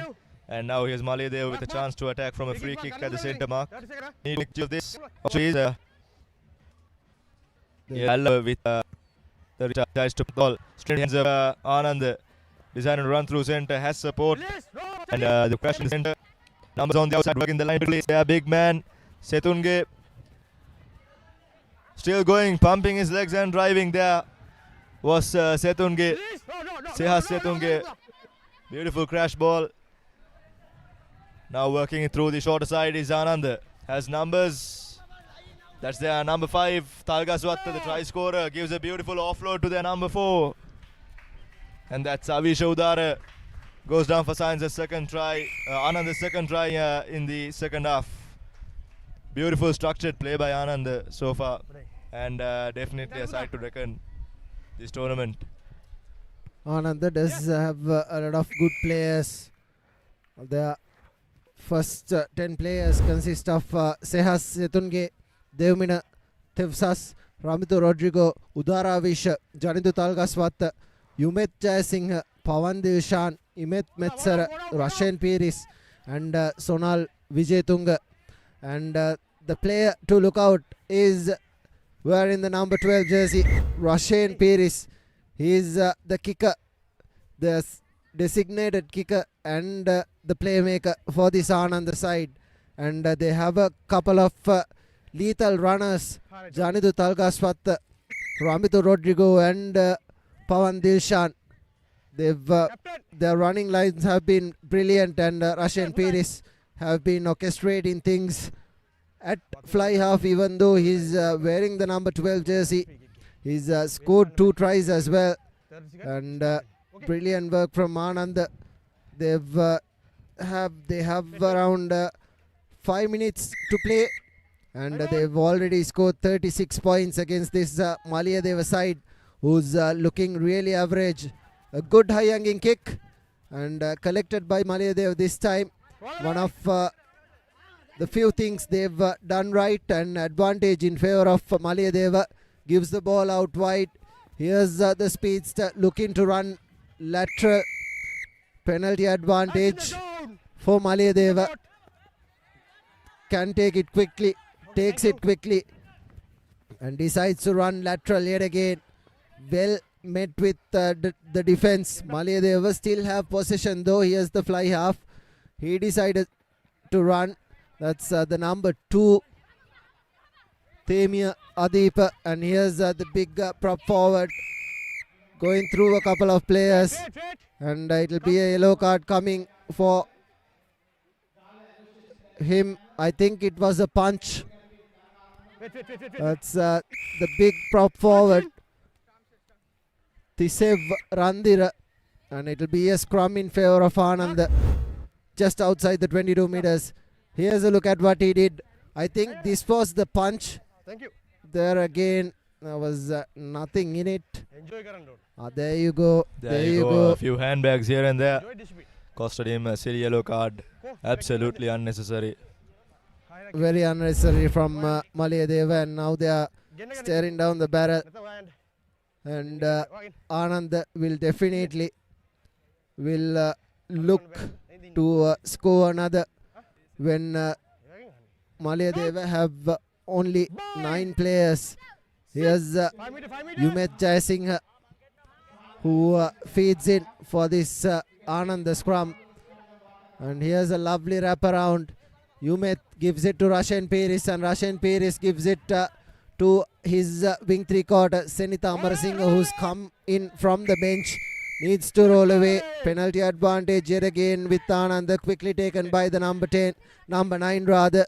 There was Yumet Jayasinghe, and not 10 meters, hence another yellow card for Maliadeva. And they have only 8 players, and Anand will be licking their lips because a try is definitely on the cards, and the big men have opted for a scrum. And that's a replacement coming in from the bench. Sehas Setunge.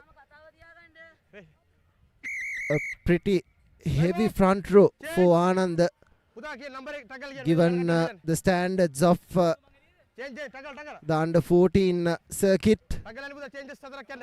Look at this guy.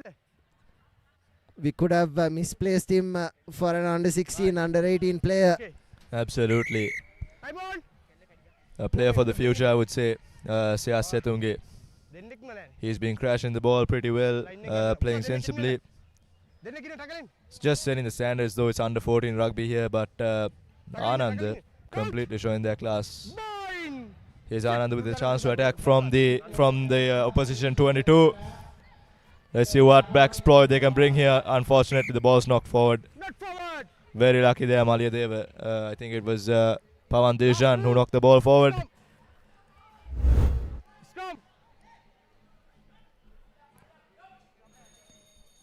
This will most likely be the final passage of play. So Anand have completely outclassed Maliyadeva here at Pallekele. Another team to watch out for throughout this tournament. So day 2 seems to be a pretty interesting one as of now. One last string of the bell it is for Maliyadeva. What can they do? That's Hallava for Maliyadeva, who brings play out of their 22. Now here's Maliyadeva with an organized backline, trying to work the ball to the corner. Good rush defense coming in by Anand once again. Maliyadeva completely outnumbered and outclassed here. Pushed all the way back to the try line. This man has no option but to show and go. Brings it near the 5-meter line now. Here's Maliyadeva playing advantage. And here's the opportunity to get out of jail, kick it into touch and go with the line out.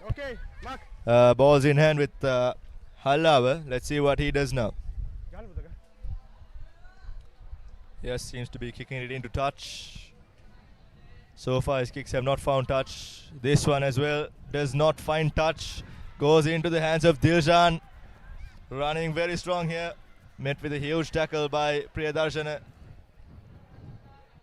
Good defense coming in. And that's it. That's the game. Anand have obliterated Maliyadeva here. And having the full-time confirmation coming away. Anand 36, Maliyadeva nil. What a one-sided affair it was. And now bring it out, the hometown heroes. Trinity College Kandy will be taking on St. Aloysius. Trinity with their home advantage and a team to reckon. Here's a look at the highlights of the second half. Russian Piris doing brilliantly and scoring a couple of tries in that score of 36. They've scored 6 tries and converted 3. And this is another try that was scored in the corner. Lovely fend off and passes the ball out wide. And another fend and right under the post. It was pretty one-sided. And now we have Trinity College taking on St. Aloysius College from goal. Trinity, home ground for them. And they will be kicking things off from the right to left. And they will be playing in a yellow-red jersey. Red, yellow, blue is their normal. Red, yellow, blue is their normal jersey, but the under 14 jersey they've opted for an yellow jersey.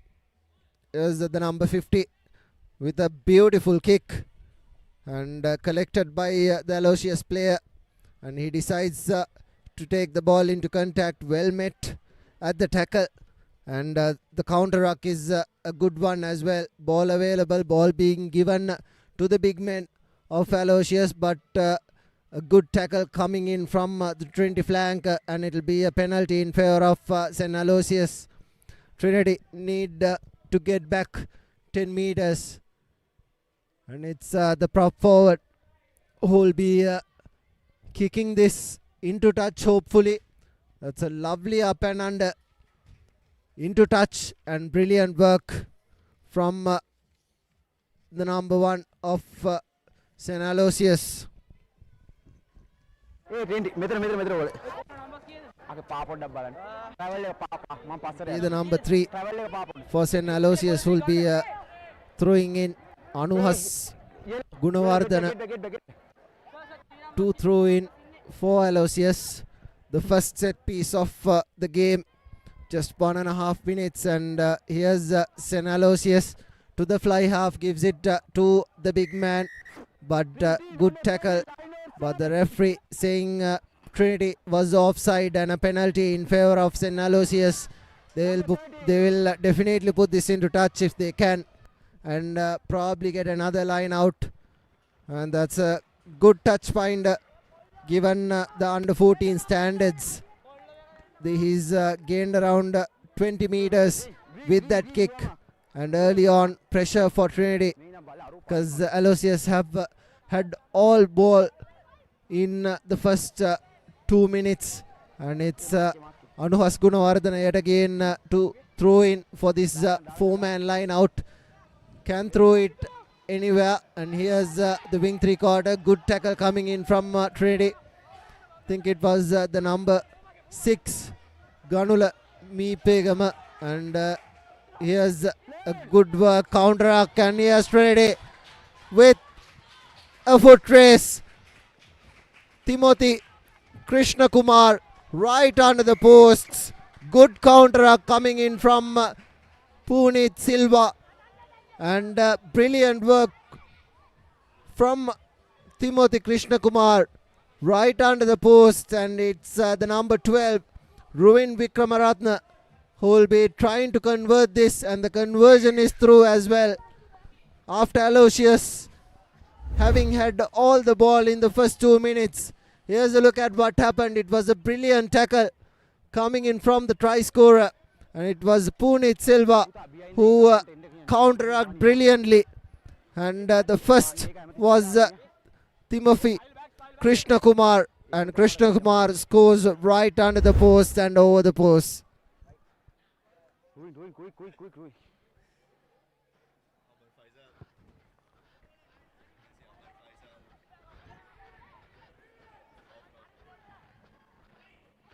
Kick into touch, and it will be a scrum in favor of St. Aloysius. This time Aloysius with a chance to attack. They need to make best use of every opportunity they get. Free kick in the centre mark. What can they do now? Aloysius will take the quick tap and gives it to the big man. He'll look to run only one way. Lazy defense coming in from Trinity. They need to put their shoulders into contact here. Now Aloysius using the short side. Met with Trinity defense there. Good couple of tackles coming in from Trinity, and drags the player right into the touchline. Brilliant defense. Wonder who it was. Think it was a flanker. Ganula Meepegama. And it's the scrum half who will be throwing in.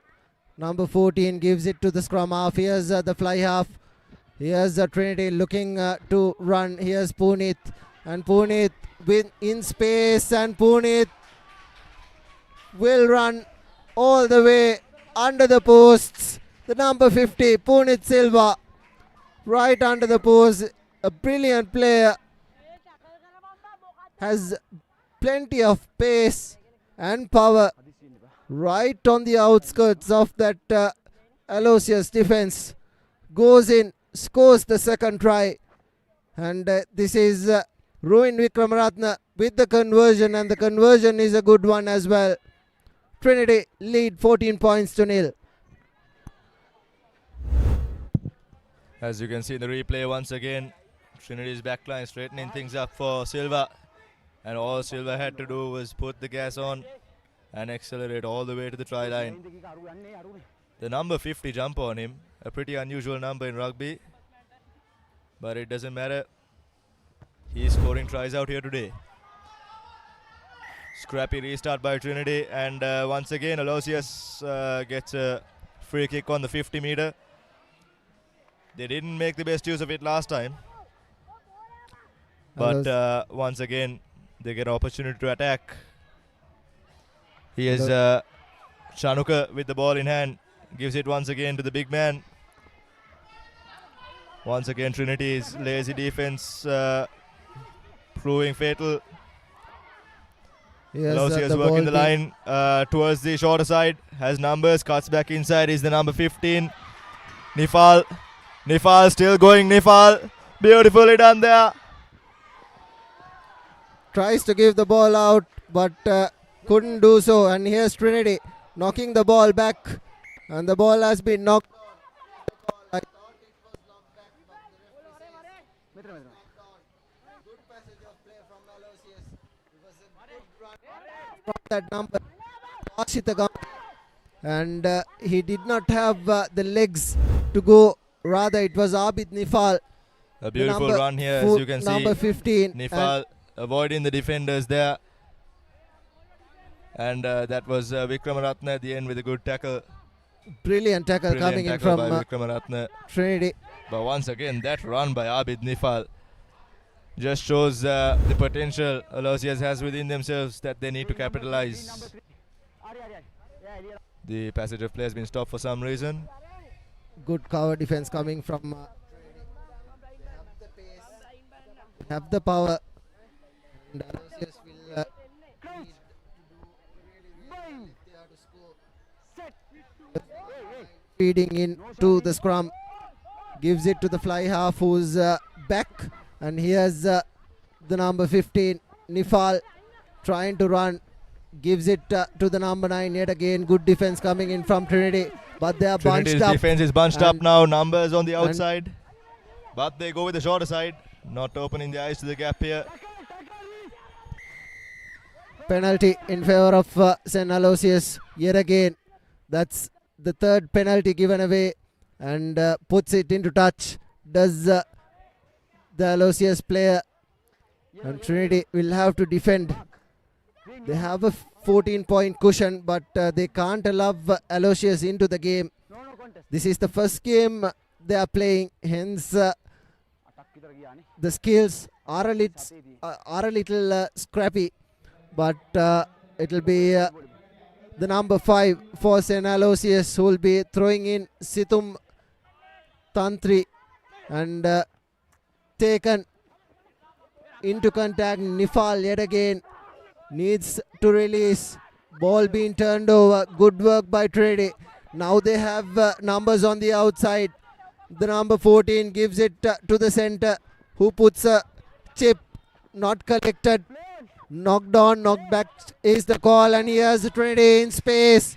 This is the number 13. It's a good tackle coming in from the Aloysius player, but needs to roll away. Advantage will be played in favor of Trinity, and Trinity have the penalty quickly taken by the number 6. That's Ganulami Pegama, and gives it to no one. Ball being turned over, and good work from St. Aloysius. Did he release is a question that is going to be answered, but Aloysius have an opportunity to kick things out, and it will be a line out in favor of themselves. Here's a replay.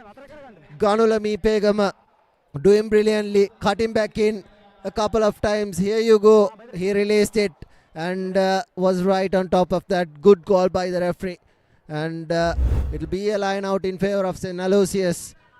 And if the next knock on or the line out is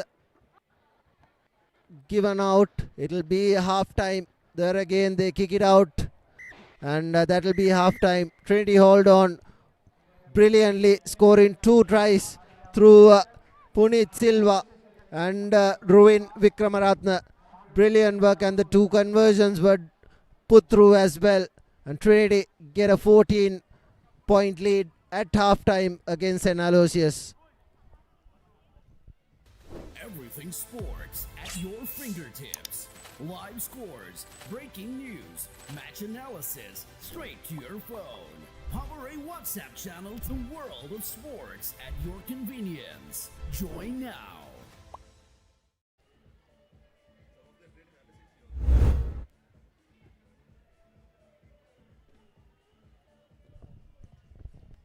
Here's a look at what happened. The highlights of the first half. This was the number 13, Timothy Krishnakumar, scoring the first try. And it was Ruvin Vikramaratne who put the icing on the cake. And this was Punit Silva showing his pace. And over the whitewash right under the posts. I think he's a hurdler in athletics as well for Trinity. Punit Silva. And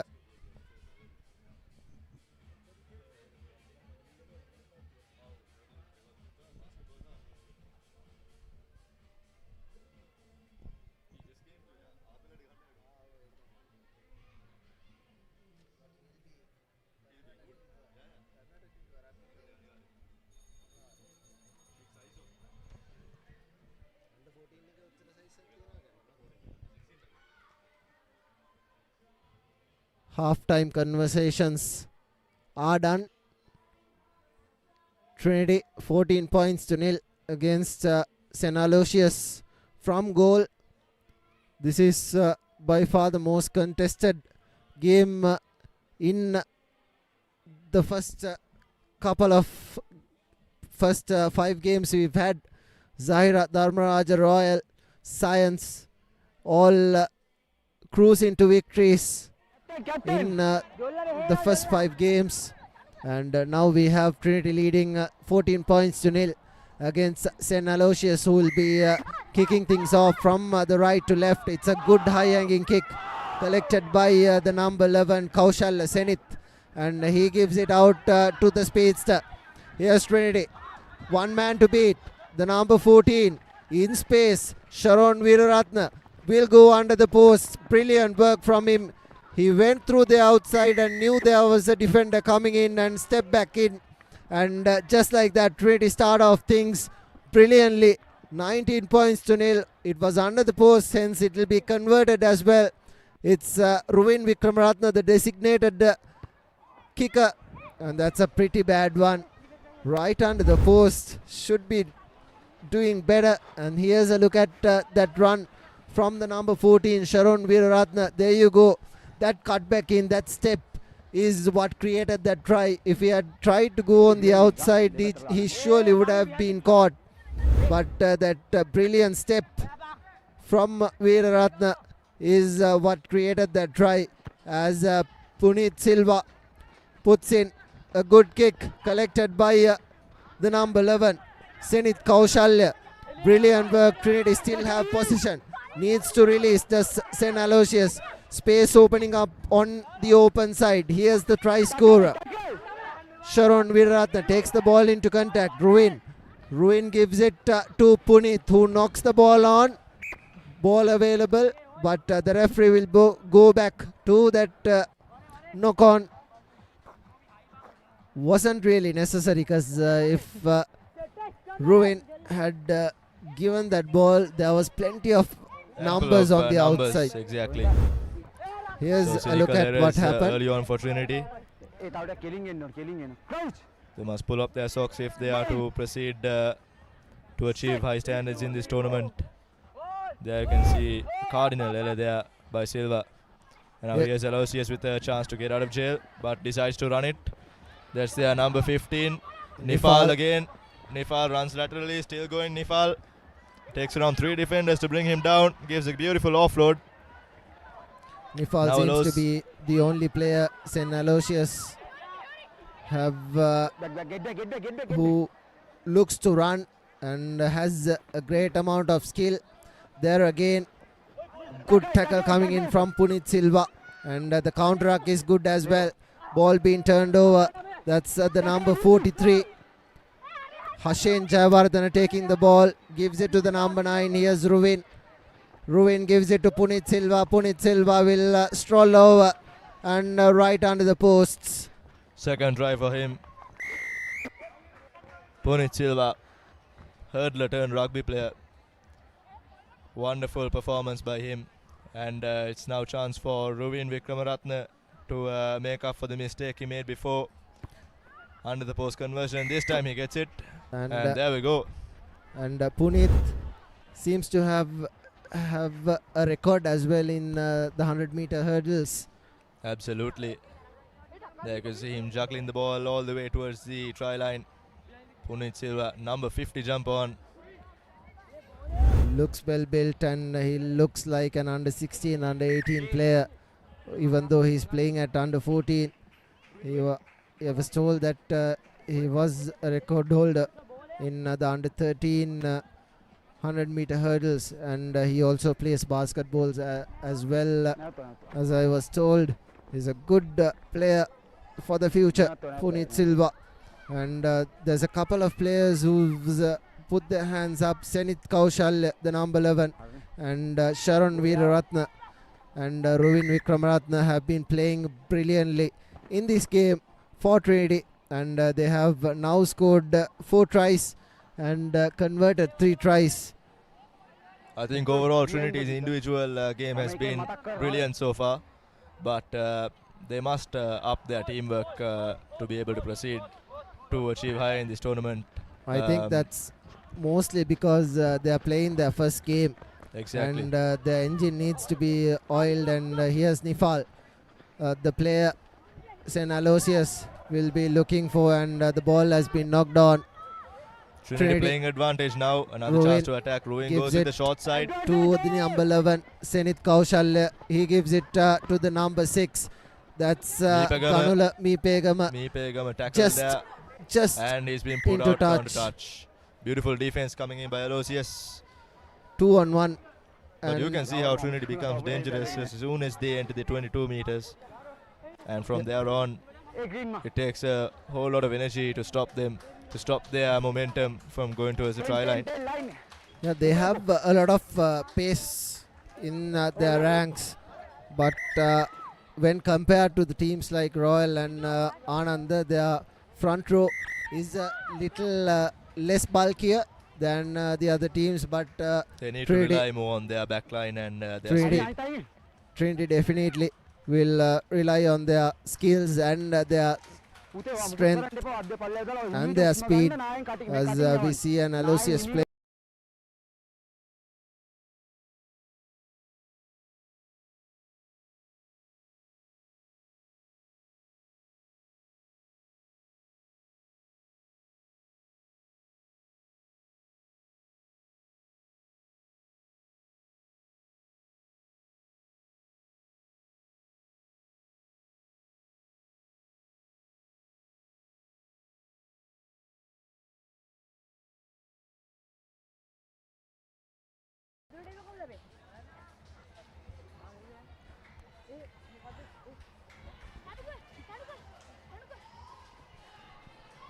Everything is ready for the restart, but the doctor is down there. Looks like they'll be needing a stretcher. St. Aloysius have had one player who's played like he belongs in another level. That's Nifal Abid, wearing that number 15 jersey. He's penetrated the Trinity defense a couple of times. He's but been a hindrance to the Trinity defense, running all around them, going through the gaps. It takes around 3 defenders to stop him. Aloysius takes the ball inside the 22 meters, looks to run, and a good tackle coming in from Ruvin Vikramaratne, and here's Aloysius yet again. Just outside the 22 meters, good counter ruck coming in from Trinity, but Aloysius have managed to keep possession of ball, and here's Nifal. And this will be a 5-meter scrum in favor of Trinity. And good work, good defense. Finally, some good crunching tackles straight up. And I think it was the number 6 Ganula Mipegama and the number 12 Ruvin Vikramaratne with those crunch tackles. And the bench has come in as well. Pamuthu Tilakaratna was in the bench, but he's now come in and joined Sharon Veeraratna and Dulin Jayakodi in the front row. And here's another try under the posts. Brilliant work. Picked it up from behind that scrum. You can't push the scrums. You can't contest the scrums. But the number 10, Agita Piris, picked it up from the back of that scrum, and it was an easy stroll over the whitewash. Even though Trinity hasn't played really well, they've managed to score 5 tries and they've converted 3, and they have 31 points, and this is turning out to be a pretty one-sided game like the first 5 games we have witnessed here in the under 14 as well. And this will be the last play of the game. It will be Ruvin Vikramaratna to restart things, and it will be collected by Nifal, and he puts the ball into touch, and that will be the game done and dusted. Trinity winning it, the first group stage match, 31 points to nil.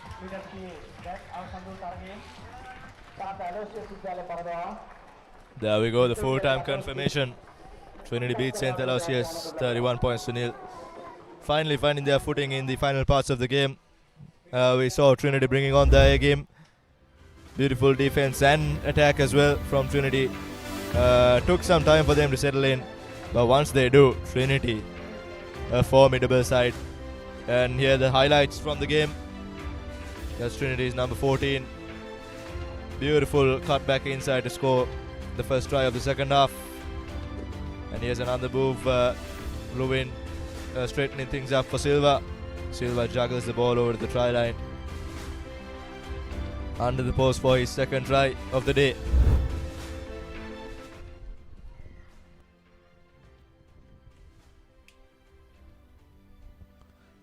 Next up we have Kingswood.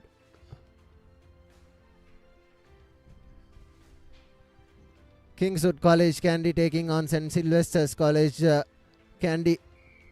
It will be an interesting game. St. Sylvester's kicks things off from the left to right. Kingswood manages to keep possession.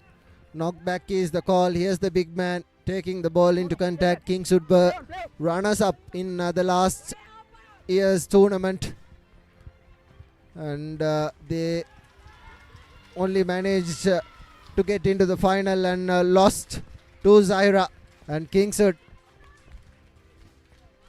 And Kingswood have managed to score the first try of the game against St. Sylvester's, and the conversion is through as well.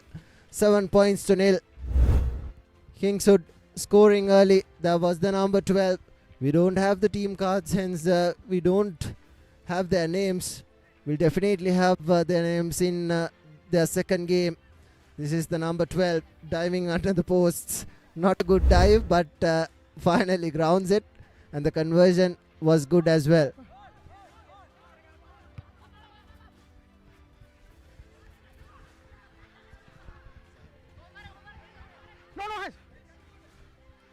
St. Sylvester's trying to run through the middle. St. Sylvester's still have ball out, collected by the number 6 from Kingswood. The referee says the ruck was formed, and there was no way he was going to come in from the side and pick that up. I initially thought the ball was out of that ruck, and St. Sylvester's have the opportunity to kick. That's a wonderful kick, given the standards of the under 14 circuit. Gains around 20 meters. And Kingswood leading early. 7 points to nil against St. Sylvester's, who have possession. All matches have been pretty one-sided. St. Sylvester's with the throw-in. Collects it, gives it to the scrum half. He feeds it to the fly half, who knocks the ball on. Here's Kingswood, the number 5, taking the ball into contact. Needs to roll away. No advantage played, but here's the try scorer. Gives it to the number 13, and he will score right under the post as well. two similar tries, working the line and giving the ball out to their speedsters and scoring under the posts. The Kingswood team doesn't look bulky as most teams do, but their speeds and skills have been really good, and the conversion is through as well. 14 points to nil. Kingswood leading. Here you go, a lovely throw and pass. Has plenty of pace, running past a couple of players, and there was no one who was going to catch him. Just like all good wingers do. Pin your ears and run right over the whitewash. As the kick, the restart is a good one, and that's a high tackle. A seatbelt tackle not called. St. Sylvester's knocking the ball backwards is the call from the referee. And here's Kingswood trying to turn things over. Quickly taken. Here's the number 9 in space. Looks like he'll go all the way as well. Third try coming in for Kingswood. Quick tap taken right under the posts. Just like that, the third try comes in the space of just 4.5 minutes. And the conversion by the number 9 is good as well. 21 points to nil. Here's a look at the replay. Quickly taken. And the defense from St. Sylvester's was caught napping. Just as all good scrum halves do. Quickly taken. Snipes through the gap. And right under the posts. As we wait for the return of the rugby ball, and it will be the number 9 for Kingswood to kick things off from the right to left, or rather the number 4 for Kingswood. Good first half for Kingswood. Another lovely restart. Takes the ball into contact, does the number 12, and he's in space. Gives the ball out wide to the number 4 of the Sylvesters. Scrum half gives it to the fly half, who looks to run, draw and pass. Good tackle coming in and dragged into touch. Good bit of defense coming in from Kingswood. And just like that, Kingswood have a line out in their own half at the 10-meter mark.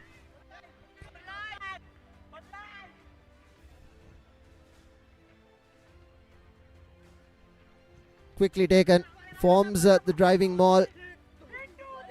Hasn't stopped once. The referee hasn't called for it, but the ball was taken out. Here's the danger man, the number 12. Lovely wraparound pass here. Gives it to the number 15, and he looks to run. Lovely step. And on the outskirts, just like that, that's the 4th try coming. This is what Kingswood can do. They spread the ball out wide and use their speedsters to very good effect, and all the tries have come on either sides to their speedsters, and one through the middle through their scrum half. That just shows how well they work the ball to the corners and attack with their wingers. Kingswood here playing some well-structured rugby. As you can see in the replay, that's the number 15. Beautiful work. Steps out towards the outside. Under the post he goes. Kingswood have been showing some formidable performance so far. Another side to watch out for throughout this tournament. And as the number 4 prepares for kickoff. Doesn't go 10 meters, but collected anyway by Sylvester, so the referee plays on. Kingswood with a chance to turn over. And there we go, wins the penalty.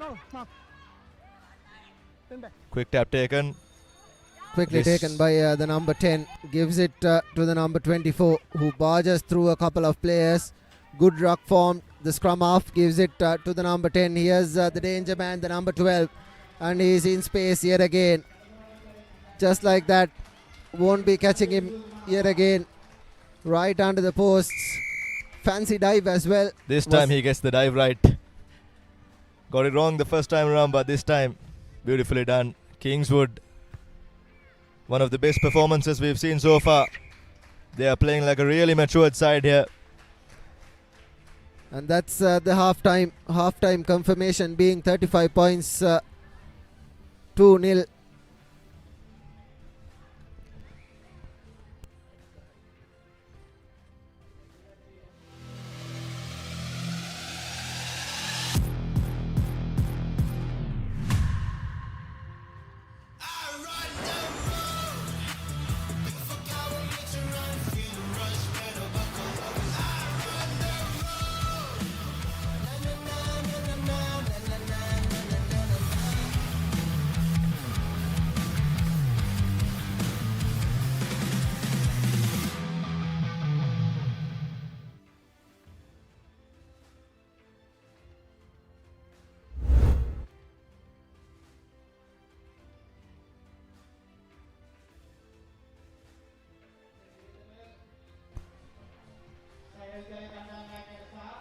Here are some of the highlights of the first half.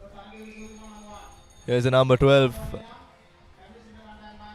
Dives in for the first try, and this was Kingswood's other fast runner, the number 9. Beautiful little celebration in the end as well. And the final one shows and goes, confusing the Sylvester defense, and Kingswood absolutely ruling this Candy derby as of now. All lined up for the second half. Kingswood to kick things off from left to right. So just awaiting the Sylvester's players to take the field and position themselves. The referee checking the numbers, checks his clock, and he says kick off. Beautiful high-hanging restart there from the Kingswood number 9. And collected cleanly by St. Sylvester's this time. They have to work the line if they are to penetrate the Kingswood defense, which has been brilliant defending the centre parts of the field. Sylvesters haven't tested them on the wide areas, but things seem to be opening up for them. Seatbelt tackle coming in. That looked pretty high. But the ref says play on anyways, and St. Sylvester's, the player number 15, number 12 rather, tries to run through the centre of the ruck. And Kingswood awarded the penalty for holding on. Quickly taken by the little scrum half, and gives it to the number 13, who'll run around and run under the posts if possible. There you go, step past player right in the in-goal area. Fancy little dive in the end as well. And Kingswood absolutely rattled St. Sylvester's here at Pallekele. They've already surpassed the 40-point mark. They've got plenty of minutes to go as well in the second half. Can they surpass 50 and achieve the highest score that any team has done so far? Here you go. You can see in the replay the little number 9 beautifully gives it out to the speedster there. Number 13 runs down and manages to go under the post as well. A lot of hard work there, which clearly shows why Kingswood have been putting on one of the best performances so far. Some substitutions brought in, and we're all set to go. The highest point scored is 61, scored in the first match by Zahira against Nugaola Central. That was the first game of the day, and next we have Zahira taking on Dharmaraj. That's going to be an interesting game. Two unbeaten teams. Zahira won against Nugaola Central, and Dharmaraj managed to win 19 points to nil against St. Joseph's. As we see another good tackle coming in from the Kingswood player. Ball being turned over. Here's the nippy scrum half, who has done a lot of work, a lot of hard work for Kingswood. And here's the number 24 taking the ball into contact. He's gained around 25 to 30 meters. Nippy scrum half gives it to the number 15. And he'll run around yet again. And probably under the posts as well. And doesn't get the third dive right. but right under the posts, and 47 points with the conversion to come. Kingswood going away pretty heavily against St. Sylvester's.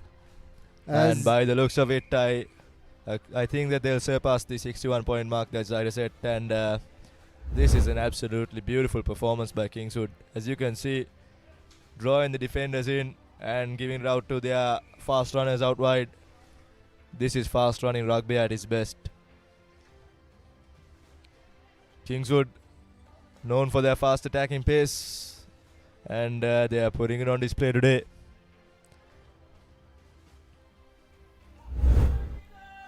We can see a player being taken off the field. St. Sylvester's player, we hope he's okay, as the referee returns to the centre to restart proceedings. 49 points to nil here with a couple of minutes to go.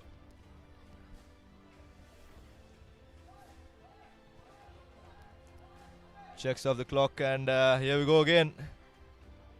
Not collected cleanly, and the ball's led to bounce. St. Sylvester's collects the scrappy ball and goes with a kick to the centre field, where the Kings would have popped a player waiting there, but the St. Sylvester defence is up to the task, closing the holes, but still number 15 manages to get through, finding support. He doesn't need it, still going, and unfortunately the final pass goes forward, but that was absolutely brilliant by the Kingswood number 15. He had a lot of work to do, a lot of holes to punch through, but still kept going, pumping his legs. Absolutely a pleasure to watch this game, the way Kingswood are playing right now. They've brought in their replacements as well, and St. Sylvester's have to put in for the scrum. Scrum half feeds the ball, gives it out to their number 10. I think who would have had looked to exit, but another mistake in the red zone. Kingswood will be licking their fingers here. Scrum right under the goalpost at 5 meters out. Here we go. As you can see in the replay once again. Absolutely cynical there. These are the errors that cost these teams so much possession of the ball, and in turn give the opponents a better chance of attack.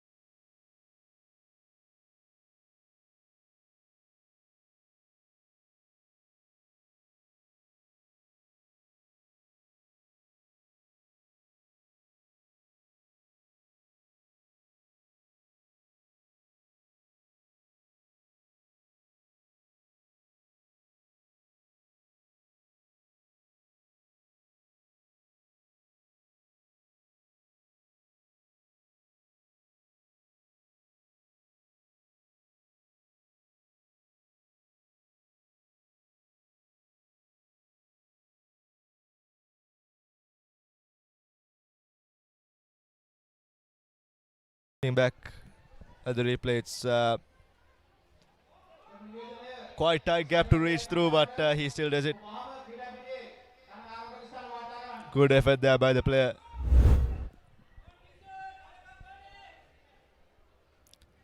And now the number 10 for Kingswood, looking to restart things here. Not 10 meters, but collected by St. Sylvester's, and the ball is knocked forward, so the referee avoids a scrum for Kingswood. A perfect position for a set play here, right on the 15-meter mark. Ample space on the outside for their backs to run. And as we saw earlier in the first half, in a similar position, Kingswood just obliterated the Sylvester's defense. Last move. Let's see if Kingswood can convert this into a try. Most definitely yes, by the looks of it, but the St. Sylvester's player managed to grab a jersey there. Now numbers on the outside. Takes it into contact in the middle. The momentum being stopped a bit here The St. Sylvester's defenders rushing well, but here's Kingswood. There's the number 5 running in to meet a huge tackle there. Nonetheless, Kingswood touches down for their final try. And that will be it after the try not awarded though. I think the final pass went forward. Oh, full time it is called by the referee.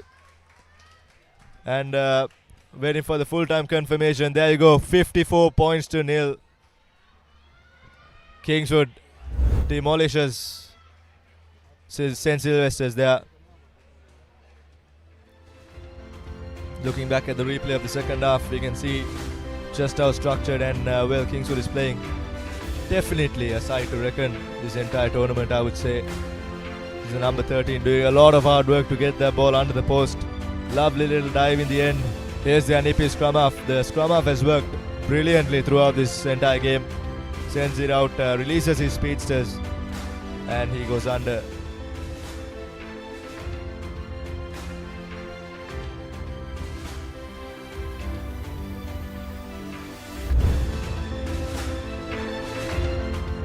Bringing to you the next match. They got Zahira taking on Dharmaraja. This is going to be a cracker-lacking affair. Zahira having previously beaten Nugovela Central 61 points to nil. A wonderful performance, and as we talked earlier, this team has a far way to go throughout this entire tournament. And now they are going to face one of their toughest opponents yet, Dharmaraja, who as well comes off a strong victory. Zahira defeating Nugovela Central and Dharmaraja defeating St. Joseph's Maradana.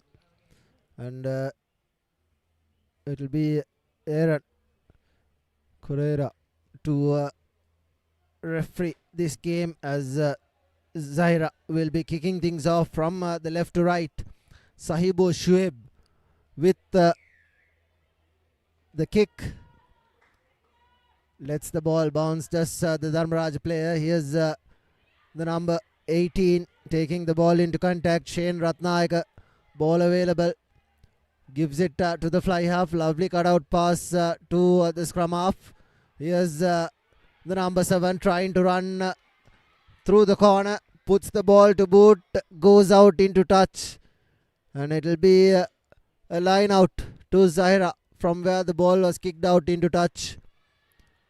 Dharmaraja had space, but the Rajans needed to have one support player coming in from the inside to support that number 7 player. It was Tisum Nanindu, and Zahira have gone in, and here's the number 2 in space, crashing down the middle and finally brought down. Ball available for Zahira, looks for another pick and drop through and needs to release. Zahira have possession. Number 10 takes the ball into contact. Sahibu Shuaib. Now the Tankers doing what they are feared for the most. The pick and go. Dharmaraja managed to hold this player up and wins the scrum. Beautifully done by Dharmaraja.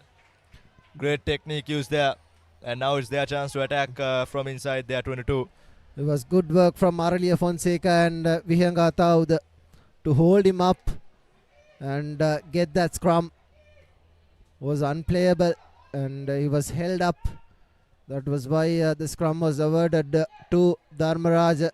But Dharmaraja just outside their 22 meters. The scrums can't be contested. Here's Herat. Herat sends it out to his speedsters, and in space is the Dharmaraja wing 3/4. Cuts back in a couple of paces, and Dharmaraja, will he go all the way?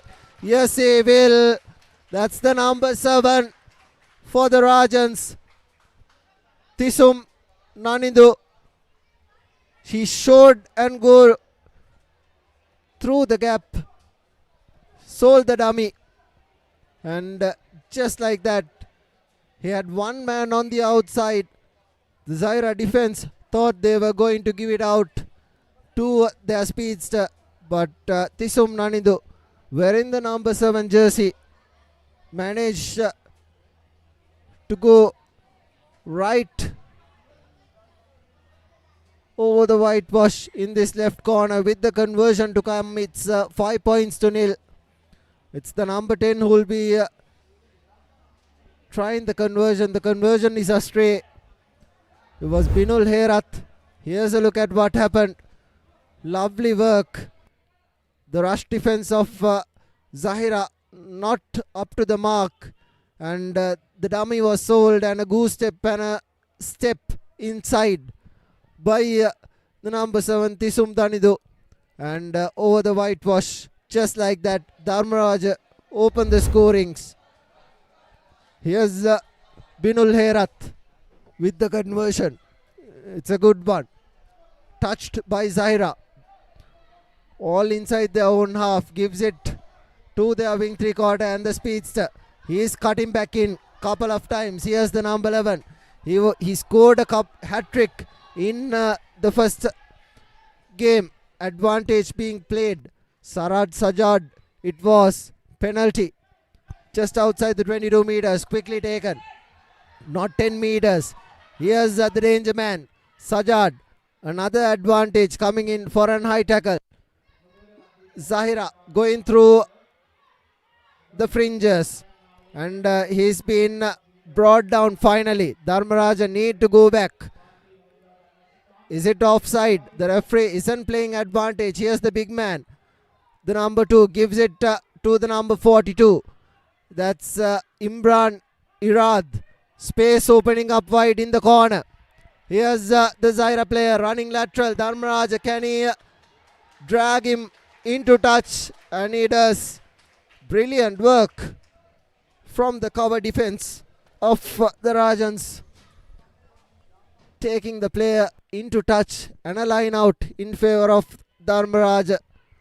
Inside their own half, but they'll definitely take it, because the lineouts can't be contested, and the crooked throws aren't being checked as well, and the scrums cannot be contested as well. You can see why Zahira once again, when given the chance to attack, could be absolutely dangerous. But this time Dharmaraja meeting the expected defensive standards, as you can see in the replay once again. That was the number 11, Rion, with a beautiful slingshot tackle. Absolutely threw Razan off guard there. Straight into the tram lines. Beautiful defensive work by Dharmaraja. I think he rolled his ankle in the process, and a substitution is called by the referee. Zahira just need to keep building the momentum up if they are to attack in this game. They've got only a few opportunities to attack within this 5 minutes so far. But as we've seen, when given the opportunity, they absolutely deliver. Cracking runs is what Zahira gives us. And Zahira supporters as well have come in here today in numbers to cheer on for their boys, as they always do. Absolutely wonderful to see the support they give their boys, the tankers. A real treat to watch.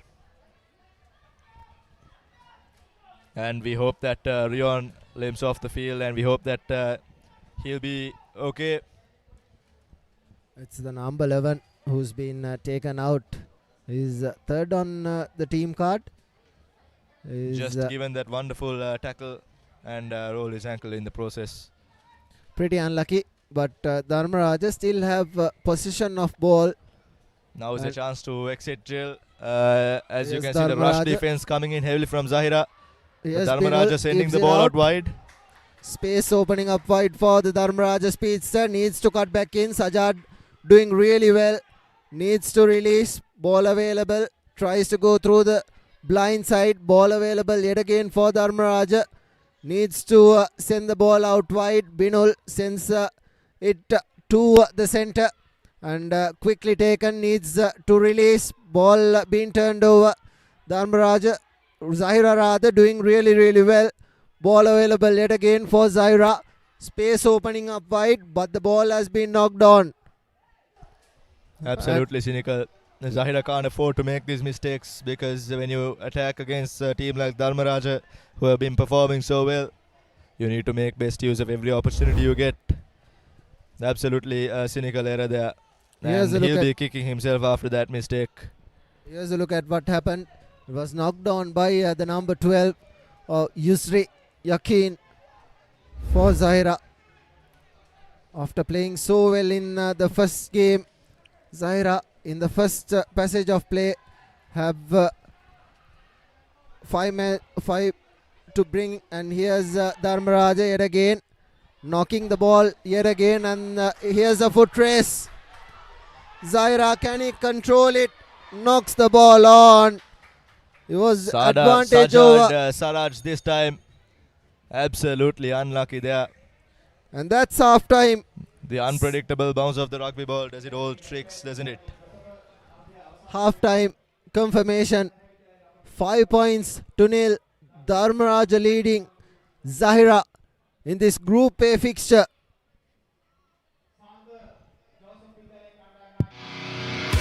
Two sports, one stage, one incredible course. International Rugby's hardest hitters take on Sri Lanka's greatest cricketing icons. A night where rivals unite for charity, for community, for Sri Lanka. International Rugby stars versus Sri Lanka cricketing legend. Catch the action live on the Papare 1 HD, Dialogue Play app and the papare.com.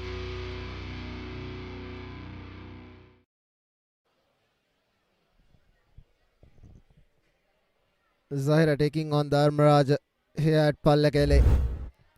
This is by far the most contested game we've had. Dharmaraja scoring through their number 7,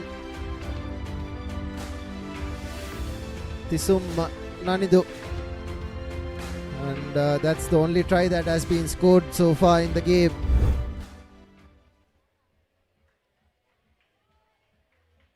Zahira hammered Nugavela Central 61 points, 2-0, and Dharmaraja came out victorious against St. Joseph's Mardana 19 points to nil. And we have an all-important game here, because the team that wins this game will be unbeaten in the Group A. Both these teams are unbeaten. They've won one each, and they've lost none. Nugavela Central and St. Joseph's Mardana have lost one each. Hence, this most probably will. Offside in a scrum. I don't want it happening again. Okay? Control your team. Okay? And we are waiting the second half kick-off right now. You can see Binul Herat, who had a great game earlier on in the first game for Dharmaraja, ready to kick things off here. And we're underway. Collected cleanly this time by Zahira.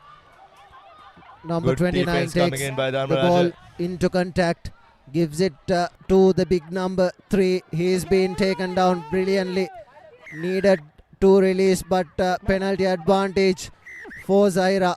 Not taken in the correct mark, and that is why they have an advantage. They went 10 meters back, and now Zahira have the opportunity to put this into touch and get a line out in their favor. First minute, and Zahira have a line out. Here's a look at what happened. Needed to roll away, did the Dharmaraja player, and needed to release as well. And quickly taken, but not from the mark.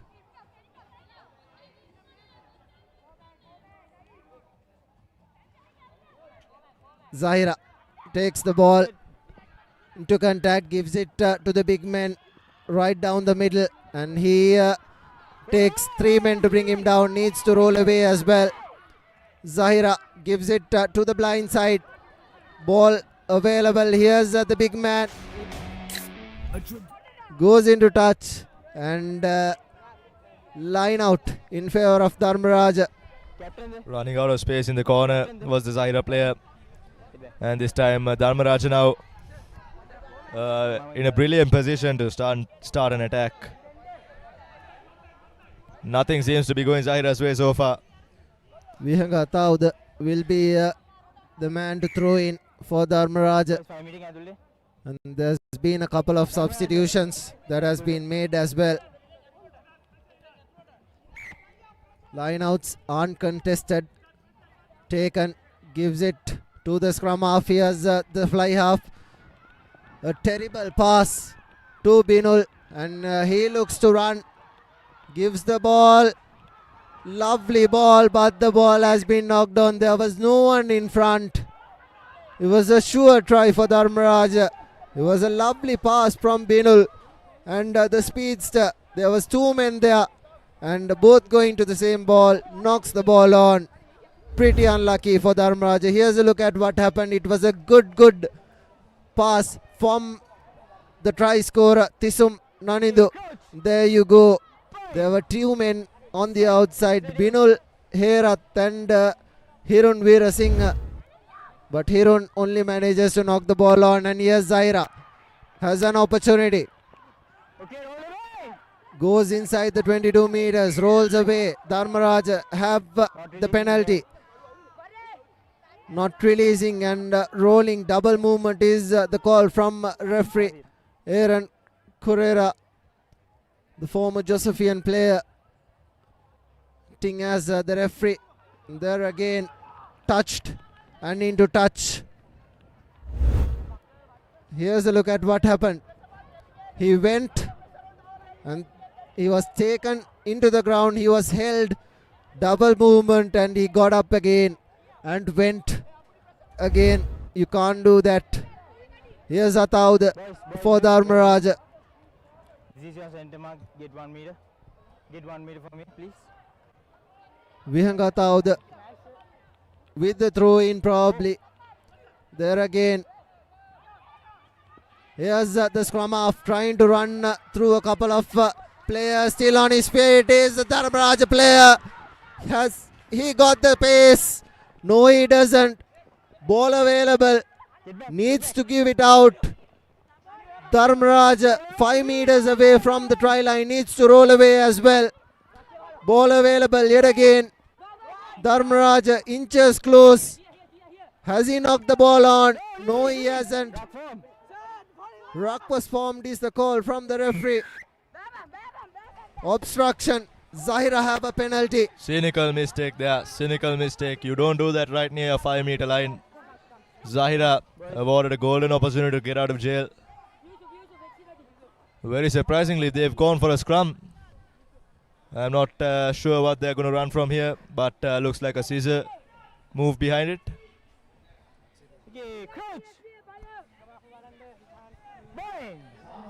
Zahira have a scrum inside the 5 meters. Can't be contested. Gives it to the speedster. Here's the speedster. Sahibo. Can he catch him? Good work. Ball being turned over. Knocked on. Dharmaraja. Binul gives it to Ataud. Ataud takes the ball into contact. Still on his feet. Finally brought down. Here's the nippy scrum half. Gives it out. Needs to run and give it out. Here's Binul trying to go through the corner. Ball available. Being turned over. Zahira have possession. Ball available for Zahira. Is it an offside? Gives it to the big man. Big man takes the ball into contact. Advantage for an high tackle. Still possession with Zahira. Line offside is the call from the referee. And the referee will bring back play to where the offside occurred. And it will be Zahira who will be having ball. We have around a minute to play. Zahira needs to score and needs to score next. The big man. Quick tap taken. Takes the ball into contact. Advantage yet again. Penalty. It will be a yellow card coming for Dharmaraj. After doing so well in the game, in the last dying moments, they've given away a yellow card. This is what that couldn't have happened for Dharmaraj. It will be a scrum in favor of Zahira. Dharmaraj need to defend with their hearts out. Here's a look at why the penalty was given. Was an offside. Not retreating 10 meters. Very cynical from Dharmaraj. Zahira have possession with a man down as well. They need to defend really well. It's the number 3 feeding in for Zahira. Good work. Knocks the ball on. And will that be the game done and dusted? The bell is yet to be rung. We have one scrum.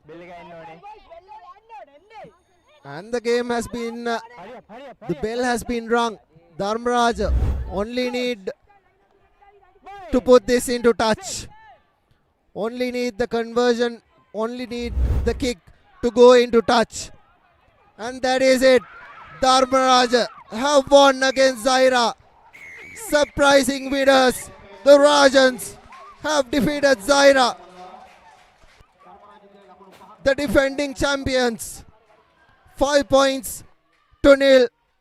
The Rajans have won against Zahira, the defending champions, and that's the full-time confirmation. And we will go for a short commercial break, and when we come back we'll have St. Joseph's Maradana. Here's a look at the highlights. Beg your pardon. Good try from Tisum Nanindu, the number 7, scoring the only try in the first half. And that was a brilliant try. And a game that swung like a pendulum has gone down to the wire.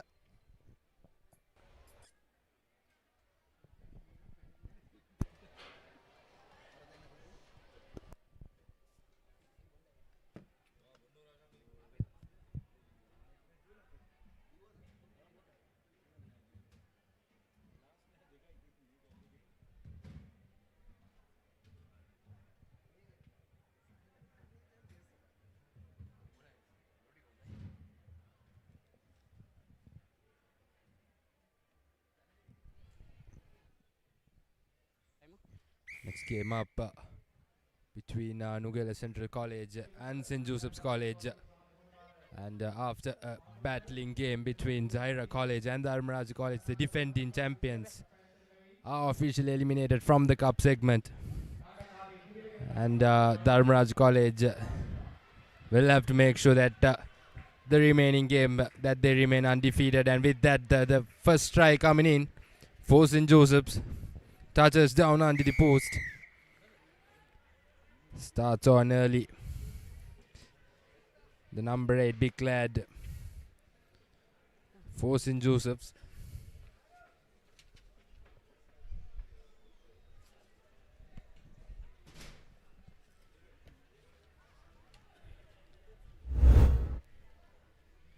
There you go. Once again, broken play.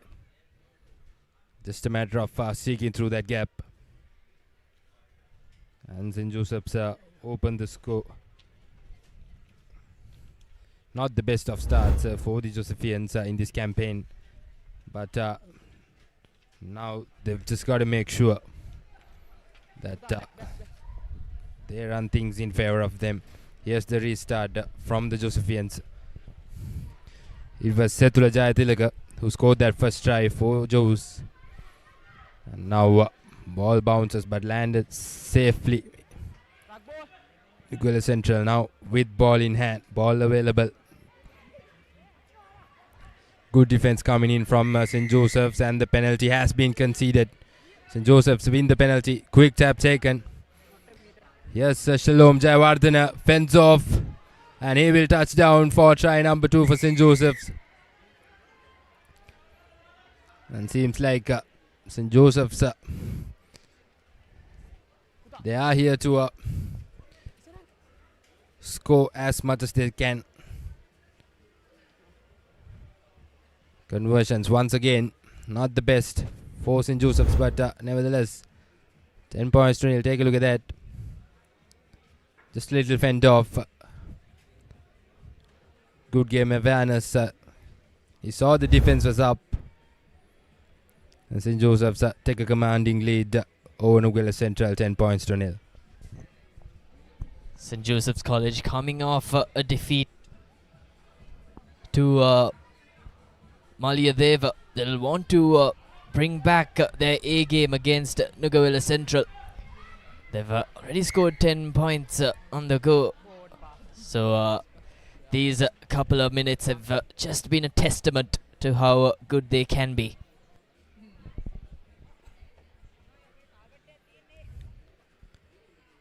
Well, yes, once again with an opportunity, St. Joseph's scrum down inside the 22.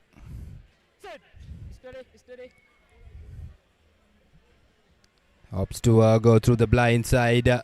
Is the halfback Nathan steps back in and will land under the post. But it's been a try fest here for St. Joseph's from the start of the game. 15 points to nil. The first two conversions were not successful for St. Joseph's, and this time makes it right. Just 3.5 minutes, already 17 points in the scoreboard.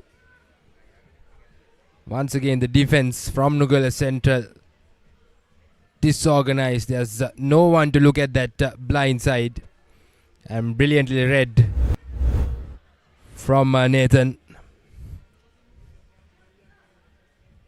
And St. Joseph's just want to rush things. They want to score as much as they can. Yes, the restart once again. Collected safely this time. Straight away heads into two defenders.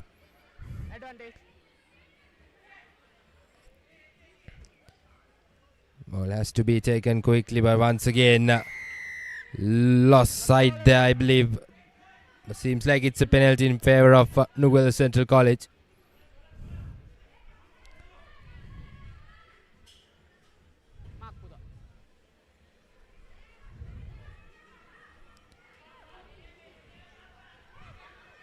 Tries to go on his own, and coming from the side, says the referee. Yet another penalty in favor of Nugala Central. A sitter forward pass, yes it is. Very well read from the referee. Good defense coming in from St. Joseph's. Now they'll surely look to add one more try in their scoreboard.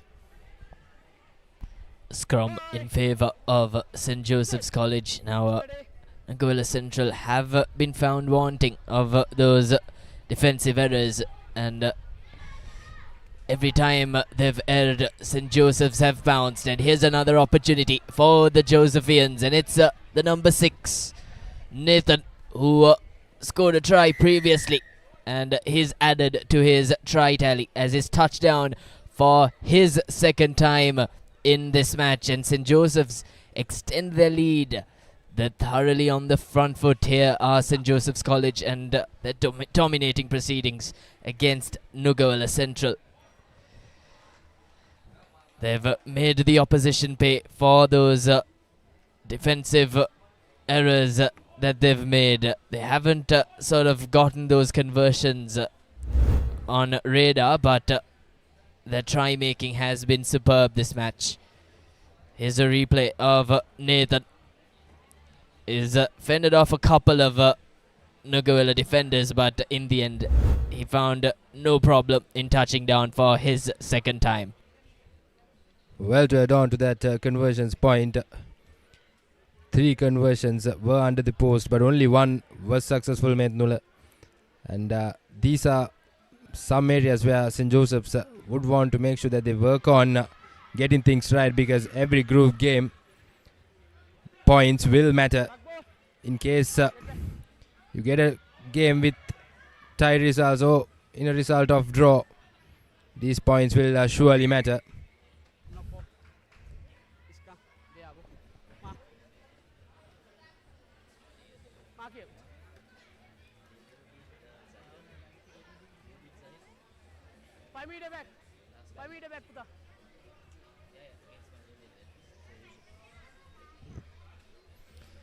St. Joseph's lost their first match of the campaign, and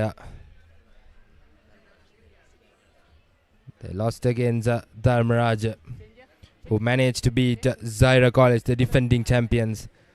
And what does it say? In the evening, St. Joseph's will meet Zaira.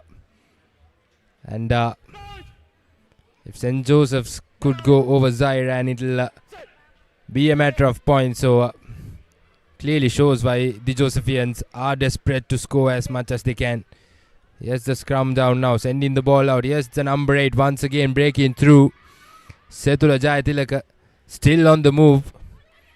It's been brilliant so far. Finally brought down. Good pressure coming in the breakdown from Nugala Central. Has the ball been stolen? Fierce contest for the ball, but penalty in favour of St. Joseph's. Quick tap taken. Cherul Pereira gets the ball into the 5 meter. Now inch shot. St. Joseph's.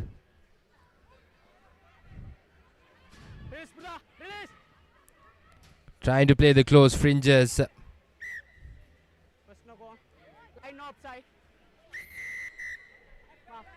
try has not yet been scored. It will be yet another penalty in favour of St. Joseph's. This time space available wide outside, and dives over that whitewash. It was Chenul Pereira, the number 4, who did all the hard yards in getting the Josephians into a good position, and all he had to do was fend off a couple of defenders. The Naguela Central defence has been caught off guard on multiple occasions, and every time they've made a mistake, the Josephians have bounced.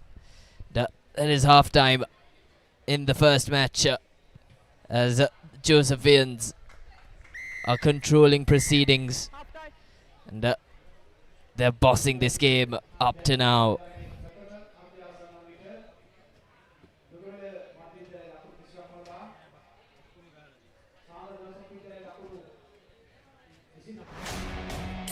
A tradition returns. The heart of school cricket reignites. Where legends first tasted glory has returned. Lemonade Sixes 2026. Every six, every cheer, every memory. Lemonade Sixes 2026. Live on the Papare 2, the Papare 2 HD, the Dialogue Play app, and the Papare.com. Everything sports at your fingertips. Live scores, breaking news, match analysis, straight to your phone. Papare WhatsApp channel, the world of sports at your convenience. Join now.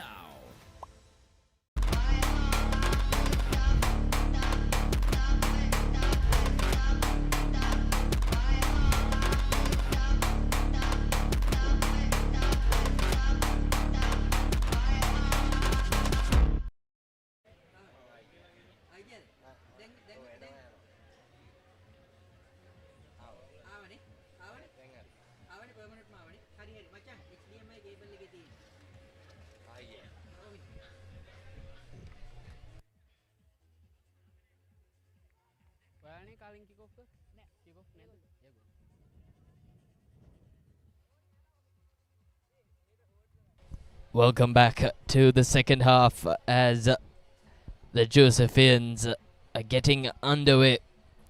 They've majorly bossed the first half, with Nuguela Central having no answers to everything the Josephians have thrown at them.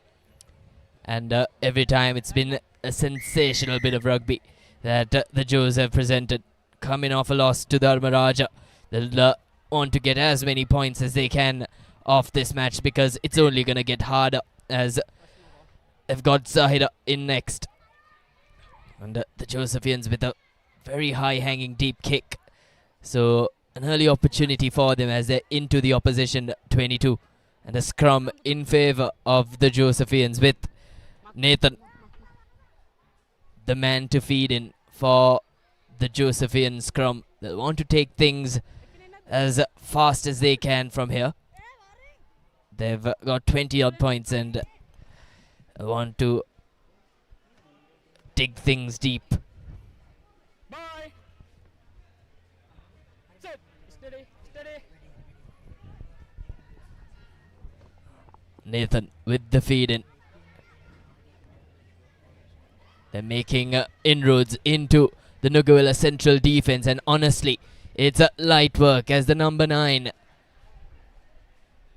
Christian touches down right underneath the posts for the Josephians. They're 34-0 and an easy conversion for the number 9, and the Josephians are kicking on.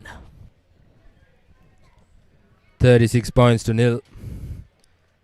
Started off the second half very well, just like they started the first half. And St. Joseph's looks like they'll go for a big one here. Plenty of time remaining and already 36 points in the board.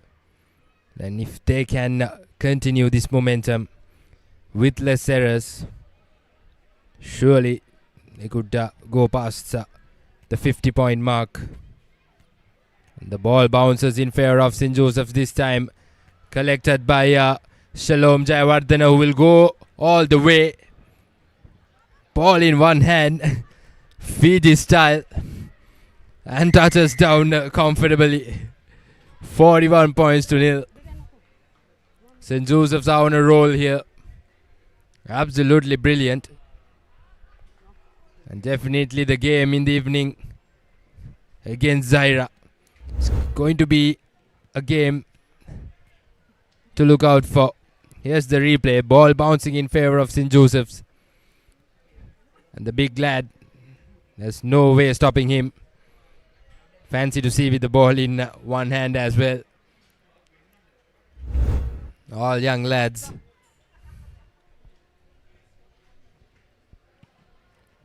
And the restart once again. Nuguela Central letting it bounce, but this time rolls it safely into the hands.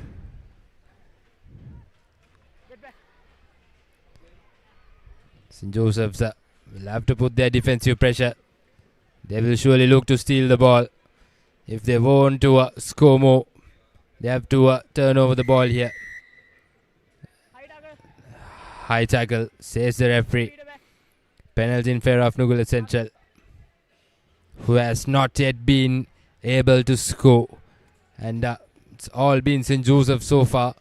Nuguela Central has not been able to even move into their own half. And St. Joseph's once again wins the penalty.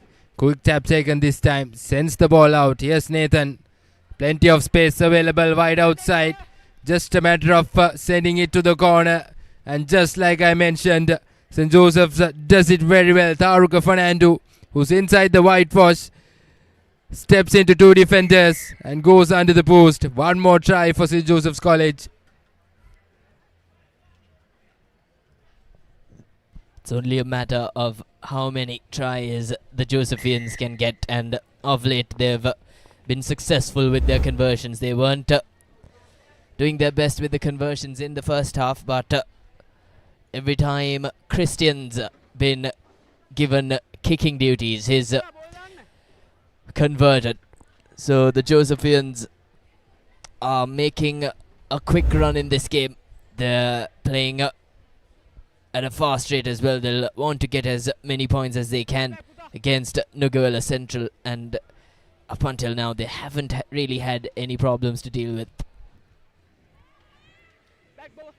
Is Nuguela Central trying to make inroads through the defense of St. Joseph's, but it's really a matter of how quickly they can turn the ball over.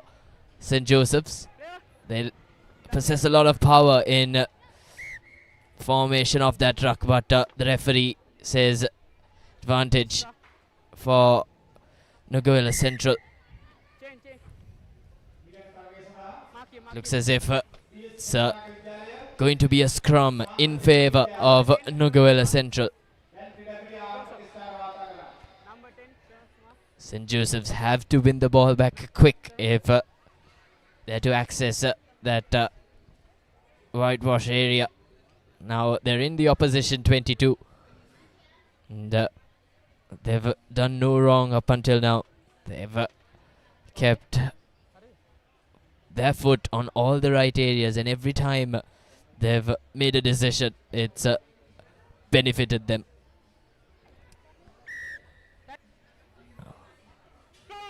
Nuguela Central with the feed in. It's a scrum in favour of them, of course, but their only worry will that be is that it's in their own 22.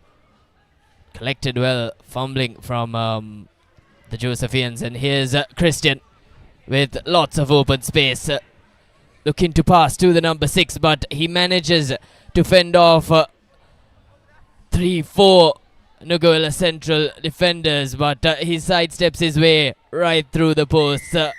It's a one-man job at the moment as Christian is doing everything. He's been given kicking duties as well, but he handled that superbly.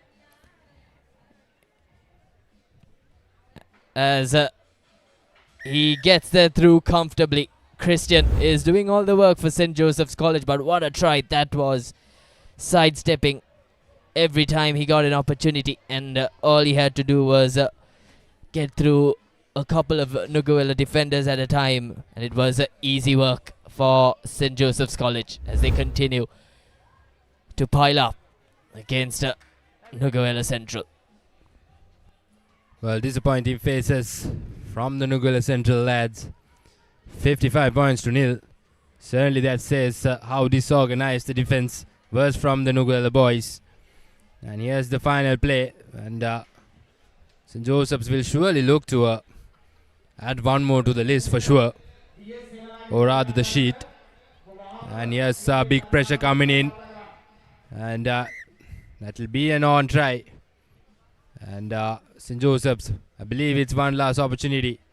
5 meters scrum down inside their 22, and if they can touch down, yes, that's the final play. 55 points to nil. Can St. Joseph's make it 60? They just got to make sure that they cut down the errors. Handling has to be perfect. Lovely running pass, and just like we spoke about, that's the final try of the game coming in for St. Joseph's.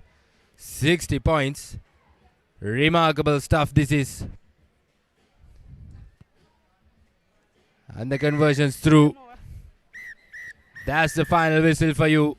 A dominant display from St. Joseph's after their defeat in the first game. Good comeback from these youngsters. And the score stands at 62 points to nil. The score says how dominant St. Joseph's were. And with that, St. Joseph's wins their first game of day one in the group stages.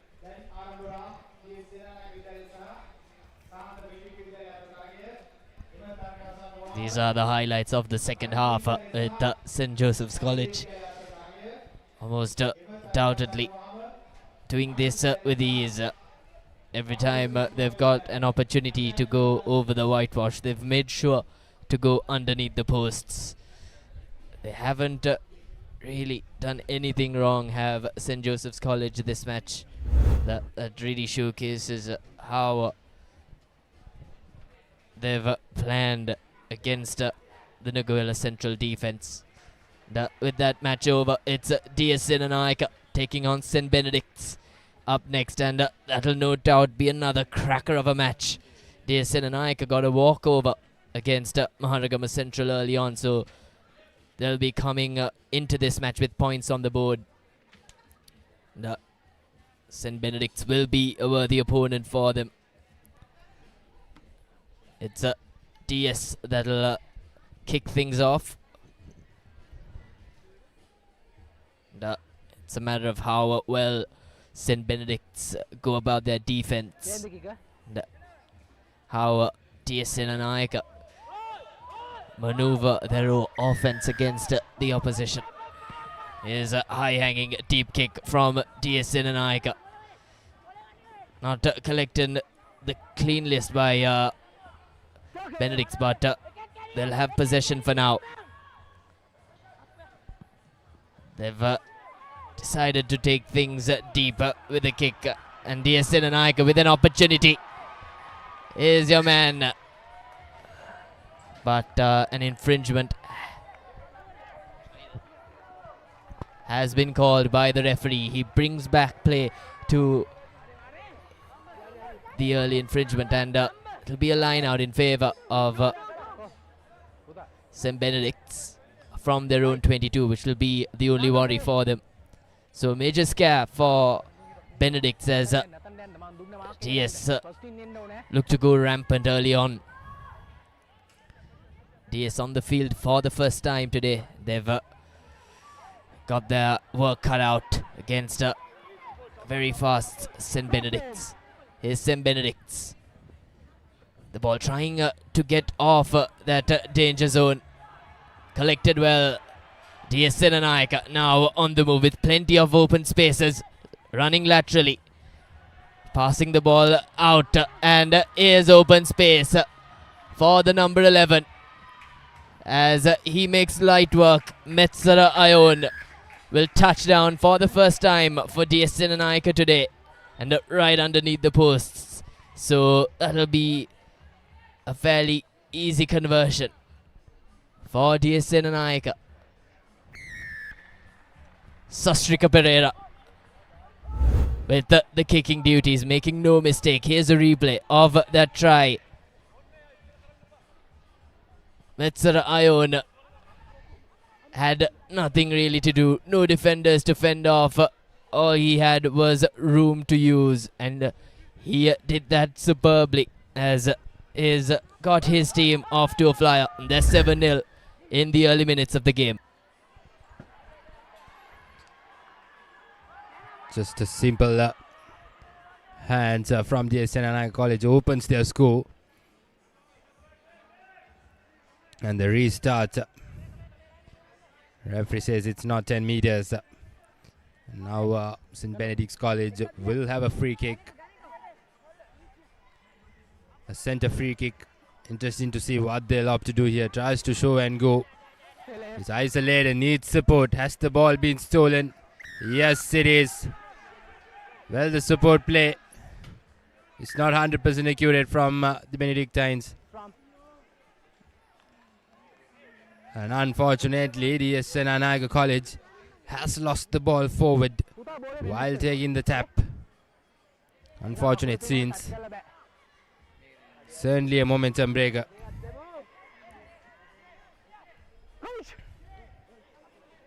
St. Benedict's doing everything right. Just got to make sure that the support play arrives right on time. The previous infringement, the player was completely isolated. And this time, sending the ball out wide. Trying to run on his own. It's Dihain Karunaratne. Still ball available for St. Benedict's. Here's the big prop forward. Praveen Jasing goes into the ground. Once again, decides to go on his own. Once again, isolated. The same mistake twice from St. Benedict's. Isolated. Losing the ball. And now SLSRFA College. For a moment, I thought they wanted to up to touch. But here's space available in the corner. Lovely draw and pass there. Does he have the legs? Yes, he does. He will touch down for try number 2 for the SLSRFA College.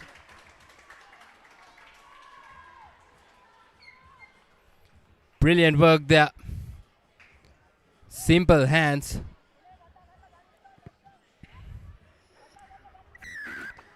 And Lawrence Krishikesh. That's the 2 points. Take a look at that. Brilliant work. Simple draw and pass. Drawing two defenders. Opening a little bit of space in the corner.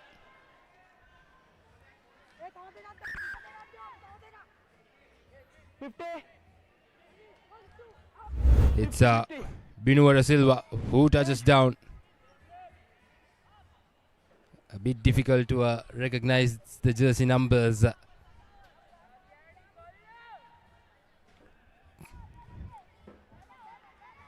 14 points to nil. What does this say? Yes, Senanaga College, if they can hold on to position, they can have some scores in their sheet.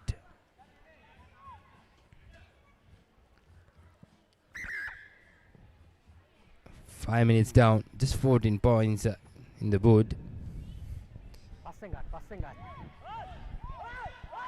Just the restart from the Saranaga. Puts up a deep kick into the gap. Balls bounce kind in favor of St. Benedict's. He has the advantage coming.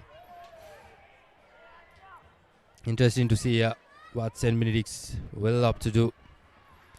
Defense rushing in. But referee wants to bring it back. Tackler not rolling away. This time St. Benedict's opts to go for touch. And Ryan Robert finds decent touch. Almost close to the half time. Can St. Benedict's open their score?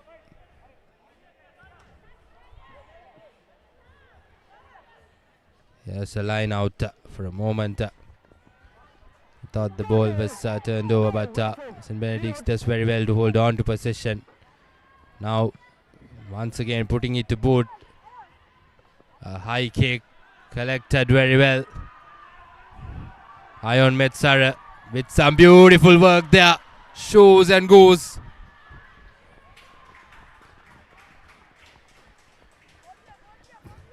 Beautiful work from the young lad. Ion Metsara touches down for the third try for the Senanaga College. Under the post. We would love to see the replay of that try after this conversion. Beautiful work there. No. Half time. Half time, says the referee. Good start for the Senanaga College entering into the tournament. They had a walkover in the morning. And officially they are playing their first game against St. Benedict's College. And it's the half time for you. DS Saranaga College with a lead of 19 points to nil against St. Benedict's.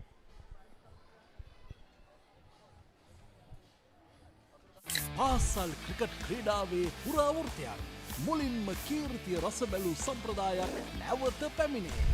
Lemonade Sixers 2026 විජයග්‍රාහී පාසල් cricket වේදිකාවේ සෑම අකුණක්ම සෑම ප්‍රීති ഘോഷාවක්ම සෑම මතකයක්ම විඳගන්න. සැප්තැම්බර් 4 සහ 5 The Papare 2 The Papare 2 HD Dialog Pay app සහ thepapare.com ඔස්සේ සජීවීව නරඹන්න.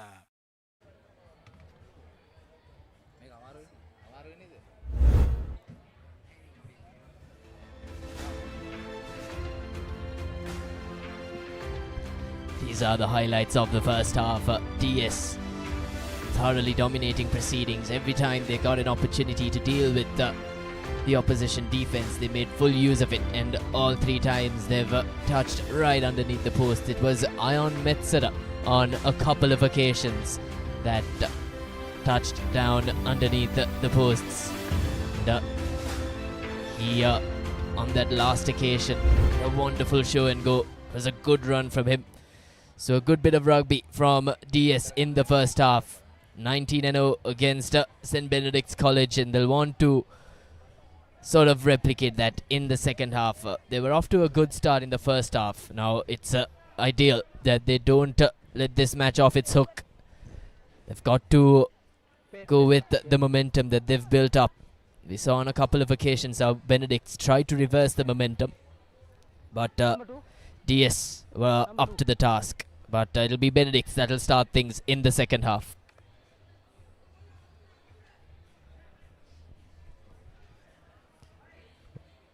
Well, St. Benedict's position-wise, they've been so far so good, but just the supporting channels have been the concern. Well,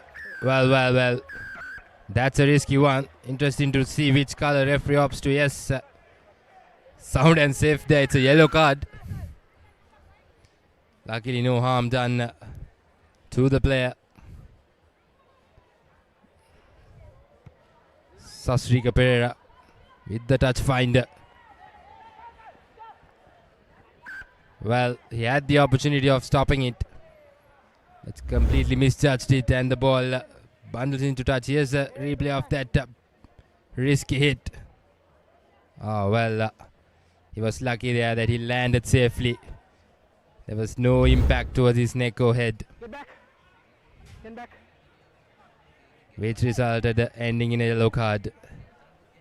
And now DS Senanayaka with one more opportunity. Sending it out wide. Beautiful pass there. Beautiful offload. Unfortunately, Sasrika Pereira loses it forward. St. Benedict's opts to play it on. Some beautiful footwork there. And has been bundled into touch. Dihen Karunaratne trying everything he can. But bundles into touch. DS Senanayaka with the line out in the 22. Pretty sure they are hunting for 5 or 7 points. And now DS Senanayaka once again just playing simple rugby. Sending the ball out wide to the corner. Beautiful offload there. And that's try number 4 for DS Senanayaka College. I believe it's Binura Silva once again, who went down for his second.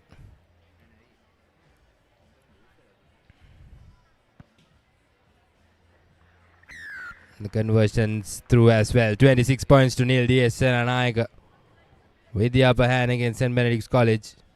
And there's more time remaining, and they'll surely look to add more points to their sheet.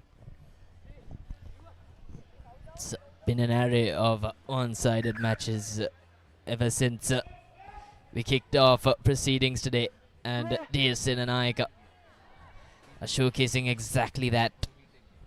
They have touchdown for try after try in the first half.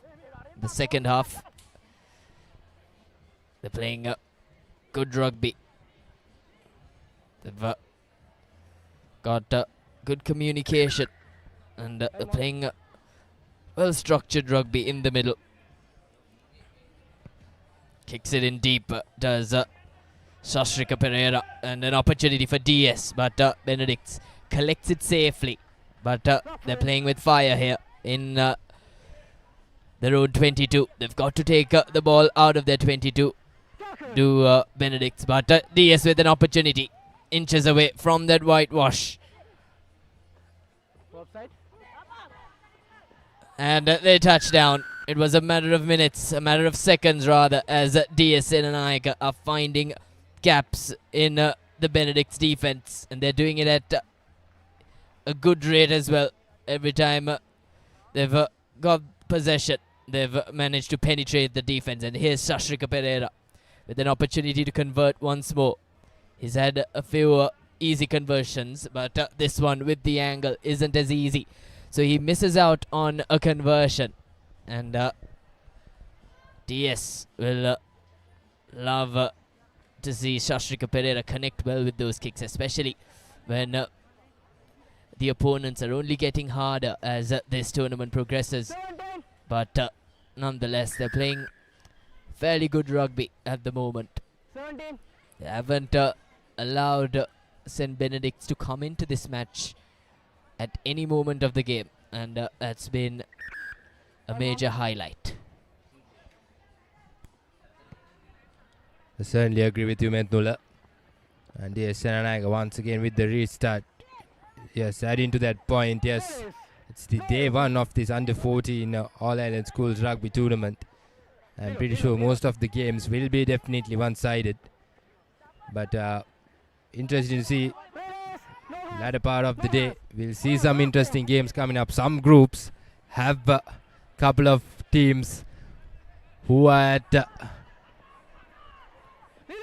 equal rates, and will be interesting to see how those teams are going to go at each other in the evening.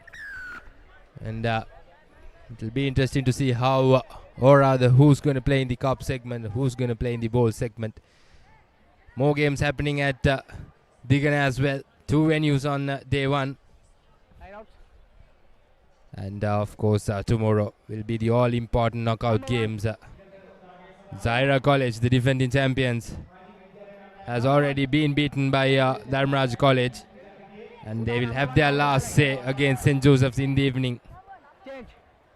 And on the other hand, Wesley, St. Peter's, Trinity College, Kingswood, all these teams looking fabulous. And you never know till the last whistle who's going to grab it home. Science College as well, who crowned as the under-16 champions. Under 18-7, St. Peter's managed to clinch that title. Interesting scenes in each and every tournament right after the Dialogue Schools Rugby League. And after a break of a few years, and under 27s will be played as well this year. So will be interesting to see, can Trinity College go for a triple championship, or will any other school have the say on that? And with all that schools rugby action, DSNNI College at the moment looking dominant. 31 points to nil. Well, could have gone for more, for sure, but St. Benedict's, whenever they had the ball in hand, they made sure they hold on to possession. That play from St. Benedict's maybe saved them reducing that score, which is against them.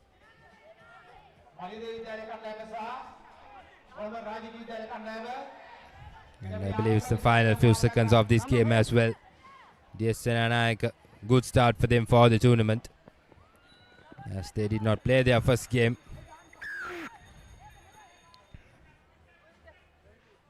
Well, it's a high shot. Straight away referee going for his pocket. Now St. Benedict's with the one last opportunity. The position is good, but they just got to make sure that they cut down the errors. And can they create something at least for a consolation try? Yes, the rush defense coming in from DSNNI, putting it to boot. Now DSNNI, positive rugby.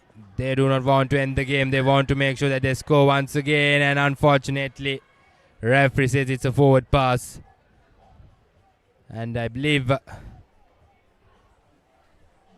or rather, referee wants to continue. We did hear the final hooter. It seems like referee has his final play. It'll be a scrum in favour of St. Benedict's. It's 14 minutes on our clock, so this will possibly be the last play. And that'll keep things interesting. DSNNI will want to touch down for one last time and get a few more on the scoreboard. What Benedict's will try to do is sort of reverse that. But they've lost it forwards, I believe. And yes, they have. So DS with another opportunity. But no, the referees called full time, and that's it. That's all DS can get against St. Benedict's College. That's a full time confirmation. DSNNI 31-0 against St. Benedict's College. They played well, they played good rugby, and they've reaped the rewards.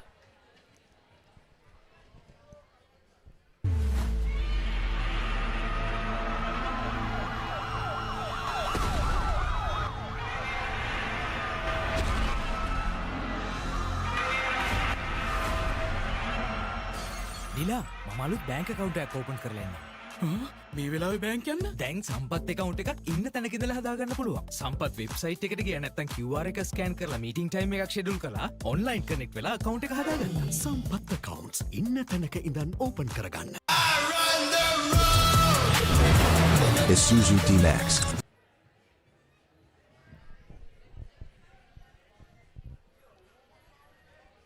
Next game up right in your screens. It's Royal College taking on Malideva College. Royal College, who has had an unsuccessful season, usually look to create something with the junior outfit.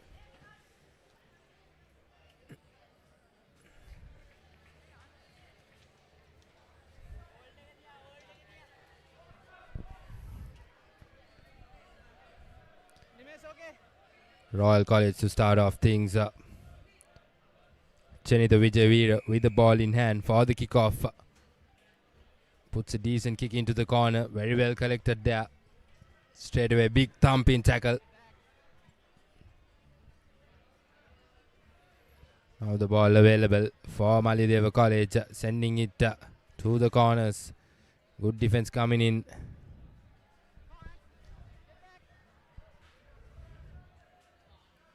Good work. This is from Malideva College. Just not rushing, taking their time, but at the same time, Royal defense rushing in. Has the ball been turned over? Holding on, says the referee. Quick tap taken. Here's Royal College with the opportunity now. Right in the 5 meter, few inches away. And that's the first try coming in for Royal College. Arsh Faisal, who straight away touches down.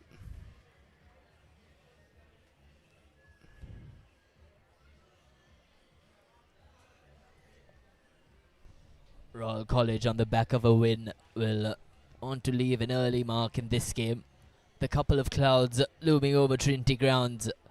And, things are only going to get windier and tougher for these rugby boys. Couldn't get ideal connection on that one, so it'll just be 5 points on the board for Royal College. This is the last try.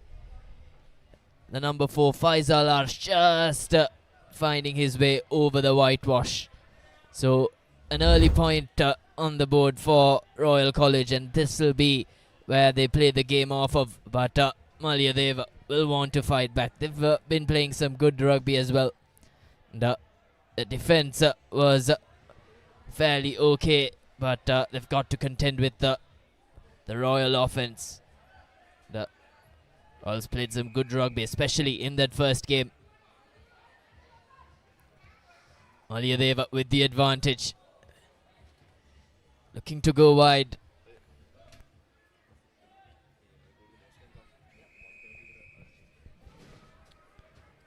Well, the weather conditions at the moment looks favorable for these young lads. There is no sun at all. It's kind of breezing, unfavorable conditions, but you never know. At any time, showers could head up here at Pallekele, and that's where things can get worse, where things can get even more challenging. The same thing happened in the last year's under-14 tournament as well, where the grand finale was played in much worse conditions, where Zahira College managed to beat Wesley College. Just a one-try game it was. And Zahira College this year, they have a little bit of a roller coaster journey. They have an important game in the evening. Royal College just 5 points so far. Malideva College has been able to do very well at the moment. Free kick in favor of Royal College. Not too sure what happened out there. And now Royal College just simple hands. Got some beautiful pace. And that's Moidu Kalabage. Rather Kolambage. Moidu Kolambage who touches down. Second try coming in for Royal College. And just like that, once again it's a matter of Royal College wanting to make sure that they hold on to possession. And coach Kalindu Nandila, who heads into the center. Pretty sure that's the message he passed to his boys as well. Yes, the conversion, the difficult conversion. Had the distance and the direction as well. Brilliant work. Surprising to see at the age of 14. These kind of capabilities will surely hand favorable opportunities for these young lads in the future. Certainly very enterprising. Watching these young lads make those difficult kicks. Was Chenitha Vijayveera with that difficult conversion. Handled the angles well, but Royal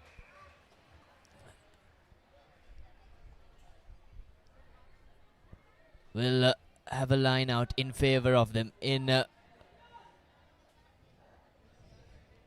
the opposition half. So a good opportunity for them to counter a couple of tries with another one. We're into the 6th minute, so with the half-time looming, they've penetrated the defence once more. That's Chenitha Vijayveera once again in action, but it's been stopped by the Malyadeva defence, but in the end he makes no mistake as Royal cross through on another occasion. It's Movindu Kolumbage scoring back-to-back tries for Royal College.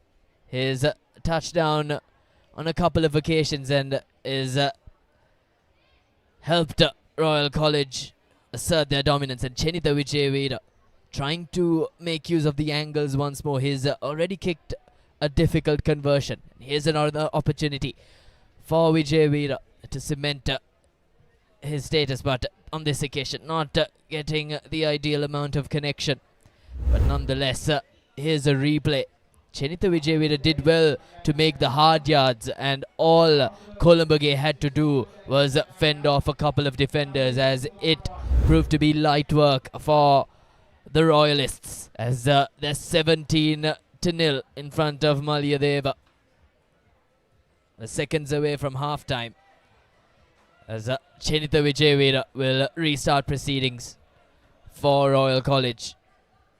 Gets a high-hanging kick, not collected cleanly by Malyadeva, giving Royal the opportunity to counter from there on out. Passing out, but not cleanly collected. So a couple of infringements by Royal College have sort of cost them in piling up more on the tally. So it'll be a scrum in favour of Malyadeva Central in their own half, which they'll use to sort of get out of their own half. Is Malyadeva kicking things high. Collected cleanly by Royal. Will be how Royal handles this, as they haven't really had anything to deal with up until now, but Malyadeva are showing some sorts of resistance. Is Royal once again setting it out wide. An opportunity for them to use the room that they have. Number 4 makes a mess of it. So they're not using their opportunities as they would have liked. But it's half time, says the referee. 7 minutes in, and 17-0. Royal are up as we loom for the second half.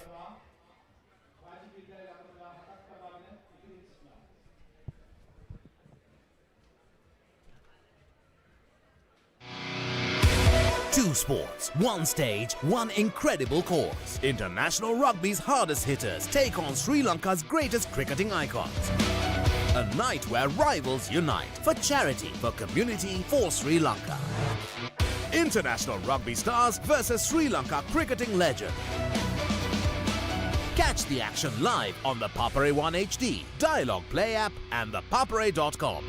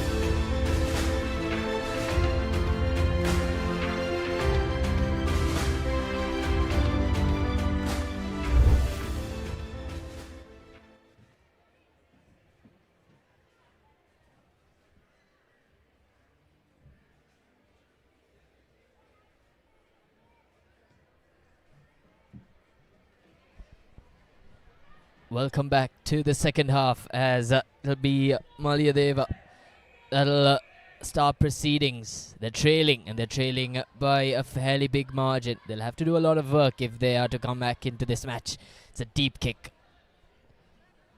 Wasn't the cleanest of collections, but Royal with possession early on. They look to get out of their own half, and they've got plenty of room. But met with some sort of resistance from Malayadeva. Royal passing it sideways. An opportunity to use the room that they have. Decided to step in. They had passed it outwards, it would have been an easy option. And it's the decision making that's costing Royal at the moment. There'll be a scrum in favour of Malayadeva.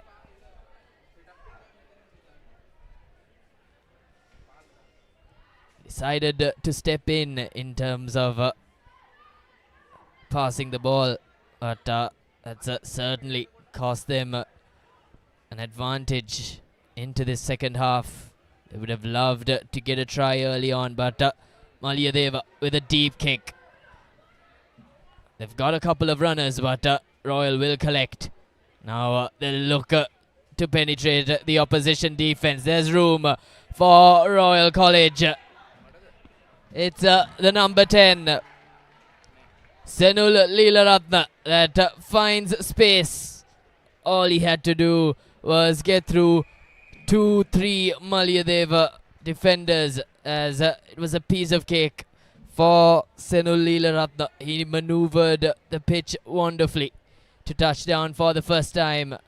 And Sagit Senaratne had no worries in converting, and that puts Royal under a great deal of strife going into the remainder of the second half. Malayadeva has a work cut out to do in the second half.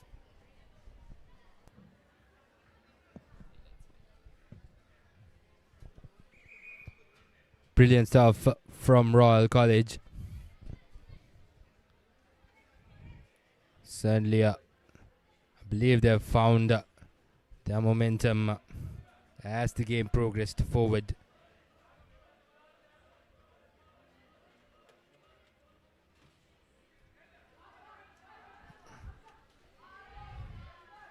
Thumping tackle there. And with that, Malayadeva once again loses the ball.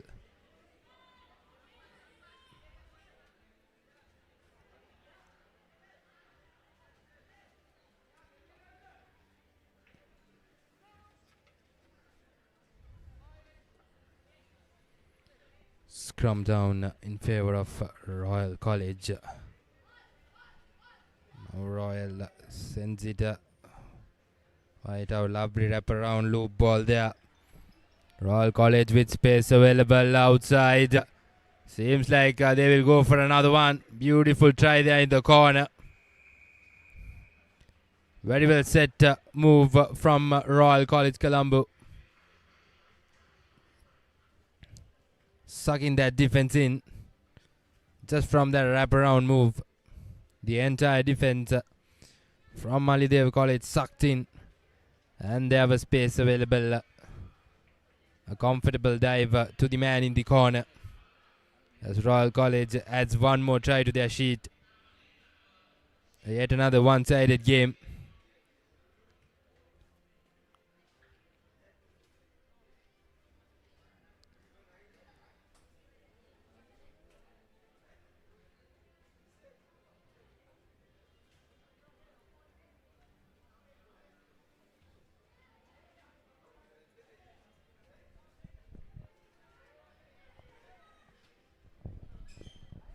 Royal on the back of a couple of tries look to get a few more. Chinita Vijayveera will restart things for Royal. Is been the man to go to for Royal College. Tries to get it high, but just clears 10 meters. And Rolling maul for Royal College, but maul broken.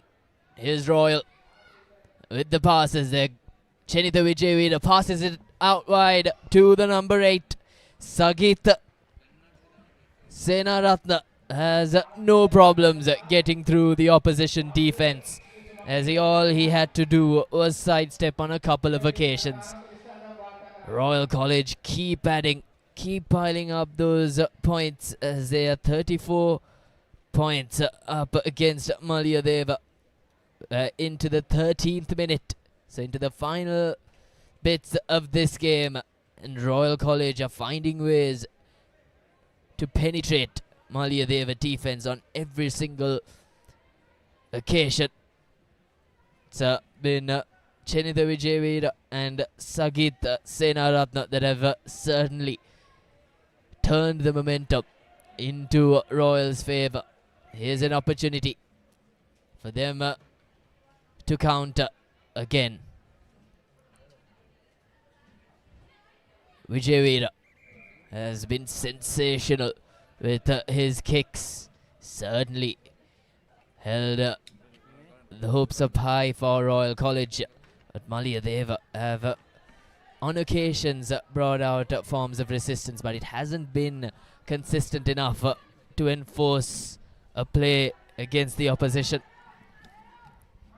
Is Royal with the possession, taking the game out wide, but the referee spots that infringement, brings back play.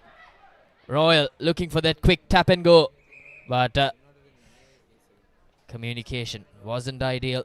Yellow card for Malayadeva. So Malayadeva will be down to 9 men, and it'll be a scrum in favour of Royal College.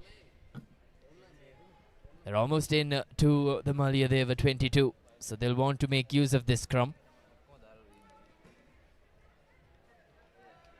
They're down to 9 men, obviously, and that'll definitely boost Royal's confidence. Here's Chenitha.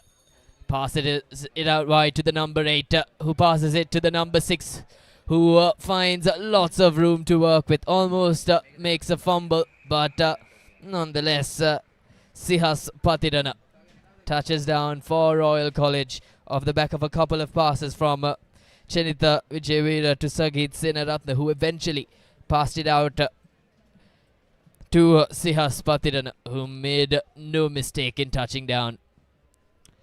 And here's Chenitha Vijayveera with another tough conversion. Doesn't have enough legs as we predicted, but that's it, says the referee. Royal have dominated proceedings. They didn't let Malayadeva come into the match at any possession of the game, and that's full-time confirmation. Royal 39-0 against Malayadeva.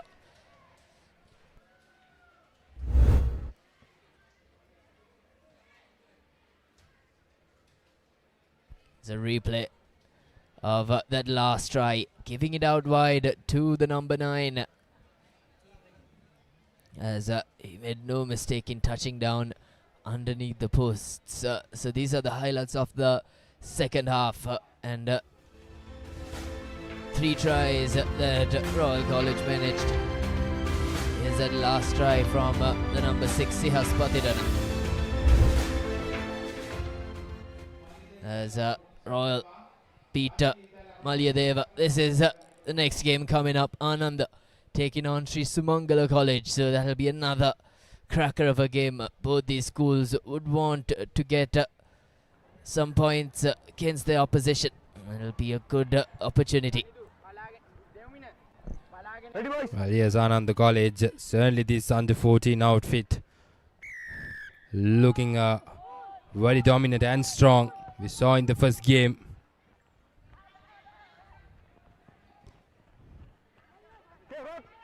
Starts off well, Sri Sumangala College. Panadura manages to hold on to possession early on in the game, which is very important. But lovely offload there to the big number 8. Still the support play is absolutely brilliant from Sri Sumangala. And good defense coming in from Anand College. Abiru Vidanage trying his maximum to bundle into touch, but this time gets in yet another opportunity, and this time makes it right.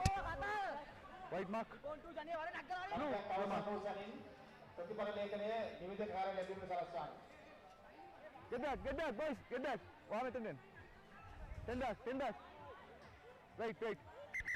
Wait.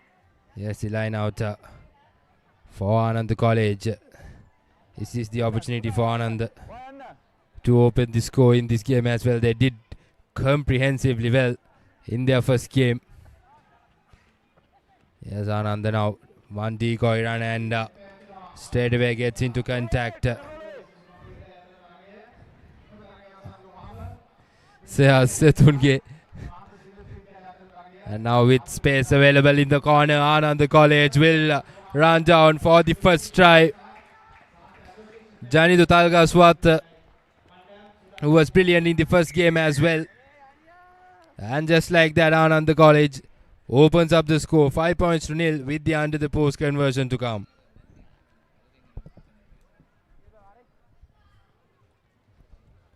A good bit of rugby by Anand College as they convert successfully. Sri Sumangala College Panadura have their work cut out. They're 2 minutes into the game. Anand have found a way to score that opening try. It was Janidu that did all the hard yards in getting through the defense, and it was a good run by him. He had lots of defenders to get past, but got past he did. And after that, all he had to do was touch down underneath the posts. So Anand College with an opportunity to double down.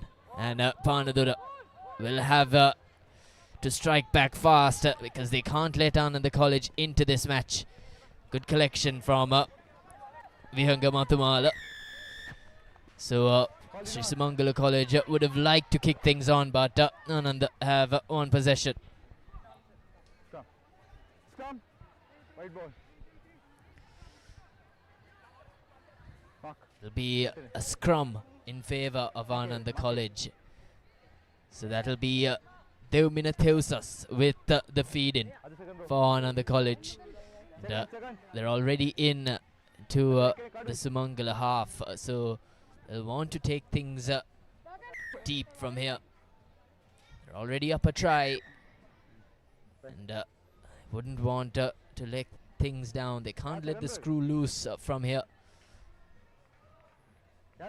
Sumangala College with substitute changes was Shanidu Pereira that's made his way in, and Anand College with the feed in. Sidestep in by Anand College this time. That's the number 12, Russian Piris, with a wonderful show and go. Brilliant stuff by Anand College. They were looking to go out, they were looking to set the ball out wide, but in the end, Sachin Piris decided to step in, and that definitely played in the minds of Sri Sumangala College. That'll be another conversion underneath the posts as Anand College double down. They're 14-0 up against Sri Sumangala College Panadura early in the first half. And like we've seen time and time again, it's been those early tries that have haunted the opposition. The teams that have scored early tries have managed to pile up one after the other, and will Anand College have the legs to do the same? A deep high-hanging kick from Anand College, returned by Sri Sumangala College, collected cleanly by Sachin Piris, who makes a run for it as he fends off two Sri Sumangala defenders as he's left with nothing to do but run, and underneath the posts he goes once again. Brilliant stuff we're seeing by Anand College and Sachin Piris in particular. Every time he's got the ball, he's made a run for it, and another easy conversion for Ananda College as they go 21-0 up against Sri Sumangala College. As of now, the opposition showing no signs of remorse are Ananda College.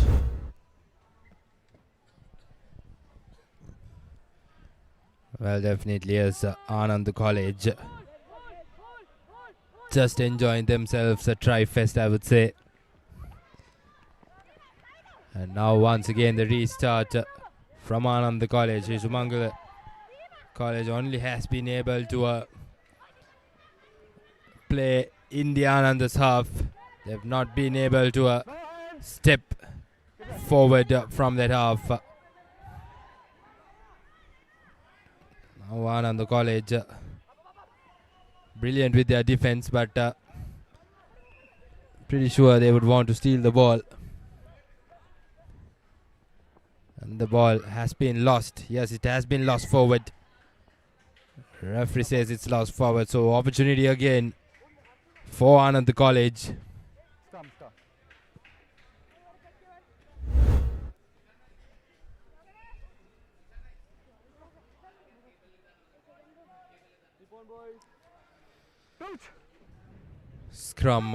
Scrum down rather in favor of Anand College in their half. Beautiful scissor there, and lovely short pass. Beautiful work there. Once again it will be Russian Piris, but very well executed move. Pawan Dilshan. Scissor to Imet Metzar, and short ball from Metzar to Russian Piris. And these three lads have created a lot of chaos to their opponents. And will be interesting to see how this Anand under 14 outfield progress with the games moving forward. And that's the half time. Anand College with the upper hand against Sri Sumangala College Panadura.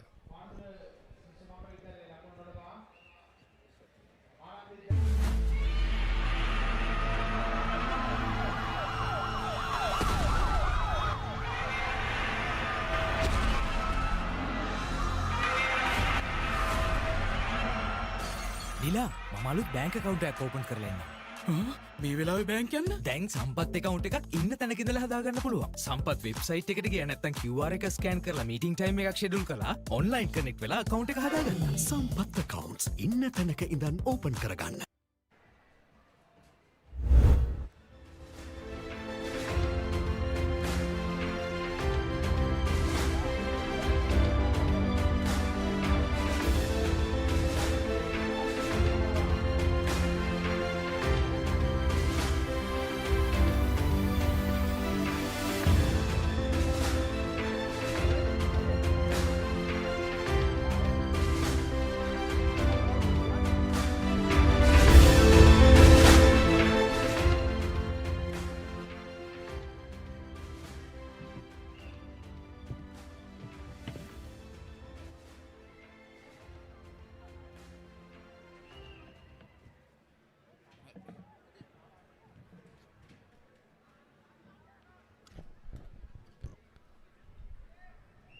Back with the second half action as Anand College already having a comprehensive lead in favor of them.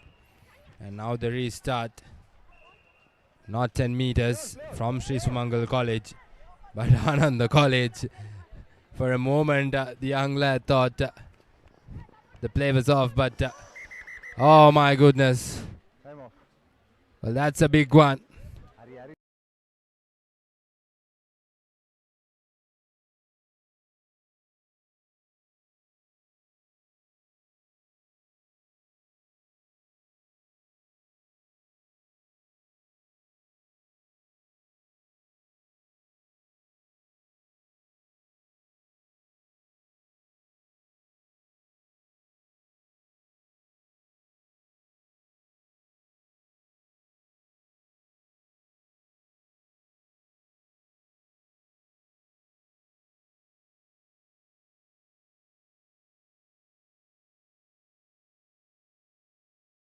in with the angle.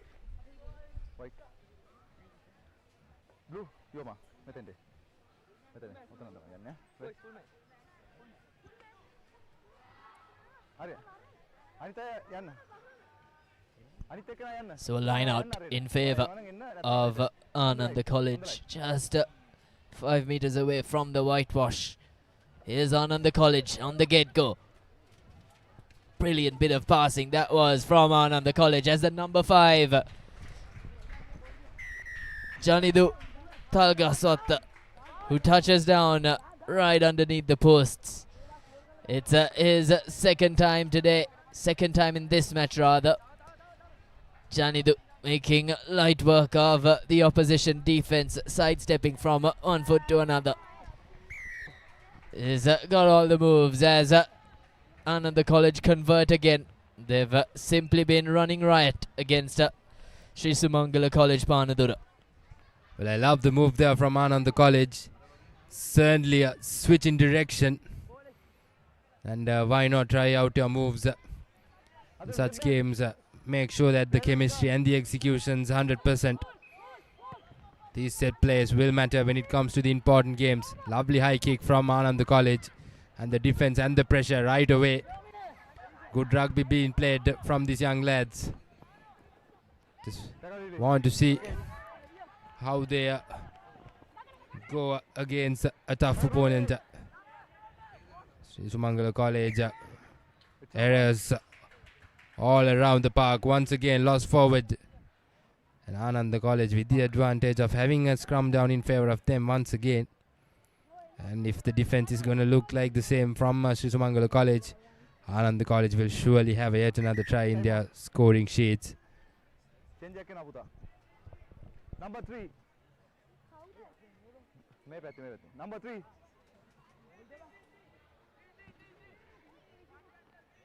Tunai. Pai, hai, apai. Okay. Time on. Coach. My call letter and crouch right? Right? Coach! Wide! Sit! Okay? Steady.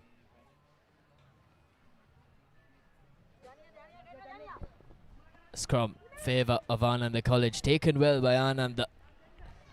Set out wide, Anand College, number 11 steps back in, looking to penetrate the defence and is still on his feet but eventually brought down. So Anand College in the front foot. And, they're going deep now, they're going wide, Anand College. Here's the number 5 once again in action but brought down eventually by Sri Sumangala College. Here they go again, that's Sachin Piris, who barely had anything to do, sidestepping, selling a dummy, and Sachin Piris making no mistake as Anand College touchdown again. As they go underneath the posts. Here's an opportunity for Anand College to add further. So they do it with ease. So conversions, tries, you name it, Anand College are scoring at a rapid pace against Sri Sumangala College. That, as of now, having no answers.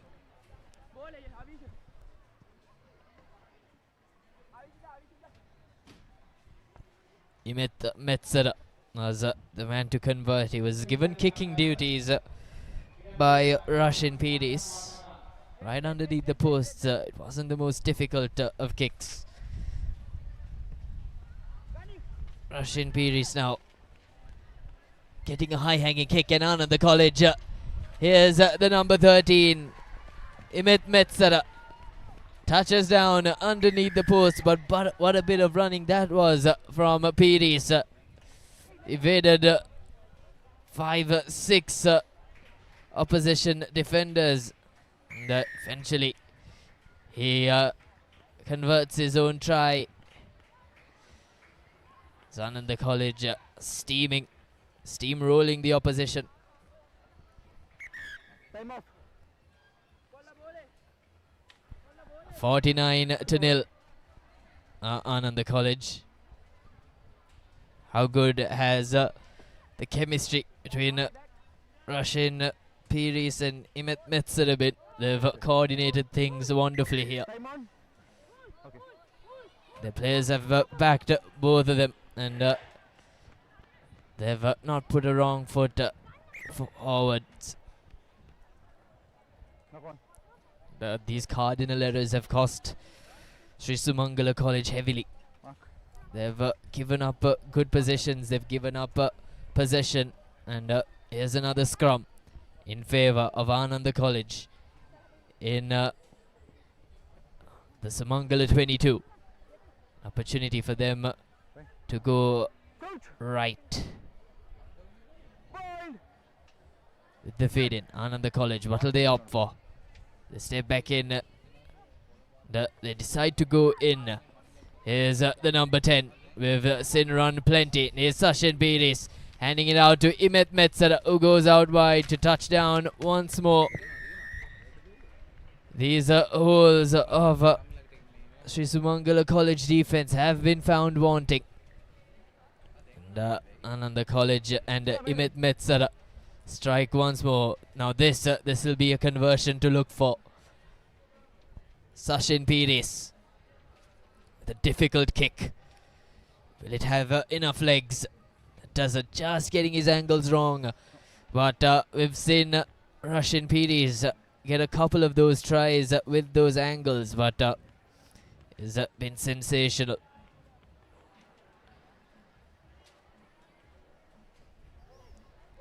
To the final minutes of the game.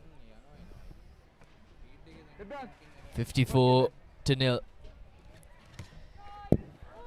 The Russian Piris, who's constantly been in the action. Cleanly collected by Sri Sumangala College, and now it's an opportunity for them. He was on his feet for a long time, but eventually brought down by the Anand defense.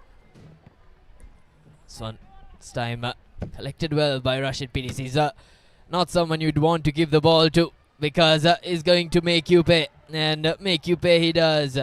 The Russian Piris finds a way, as he always does, as is a touchdown right underneath the posts. Well, a dominant display from Anand College once again. Certainly looking like a strong team. And that's the final whistle coming up. Anand College manages to win the game against Sri Sumangala College Panadura. And I believe it's 61 points to nil, if I have not mistaken. And as Anand College gets their victory, the Young Lions faces a rival from their hometown, Trinity College Kandy, taking on St. Sylvester's College.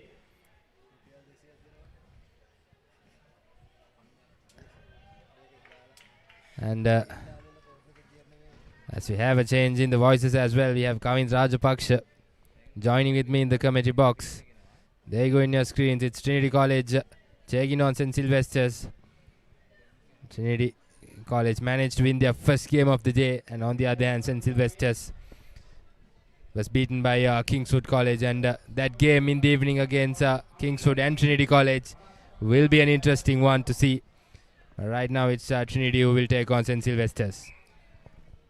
Trinity start off with an error knocked on by the number 43. That was Hashen Jayawardena. Just like they did against St. Aloysius goal. They couldn't get their gameplay, game structure together, but some individual brilliance from people like Timothy Krishna Kumar and Punit Silva did a lot of hard work, and that is why Trinity won that game 50 odd points, 2-0. And now Trinity have a scrum. These scrums aren't contested.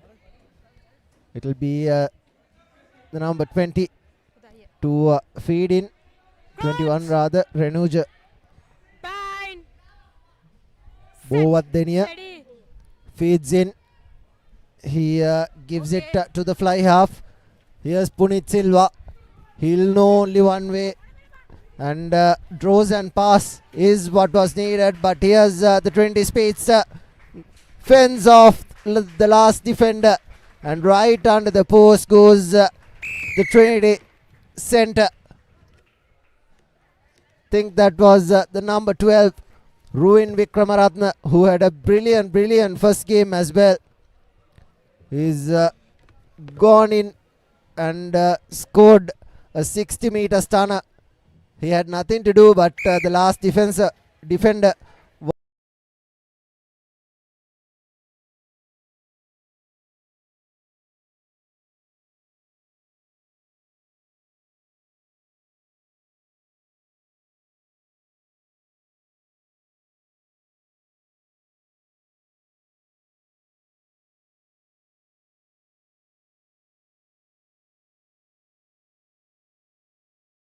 kick and returns the favor, does the Sylvester kicker. Here's the little scrum half in space, needs to pass, does exactly that, but the ball has been spilled and it will be a penalty in favor of Trinity, and if they can get back, they are fast. Quickly taken, sold the dummy to even us.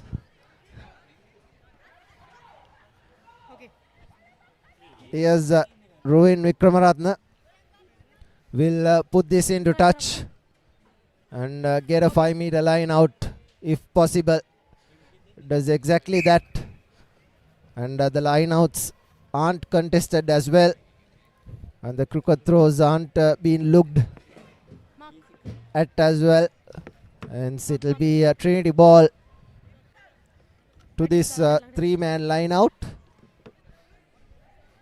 Plenty of numbers on the outside. Punit Silva is in the middle and forms the driving maul.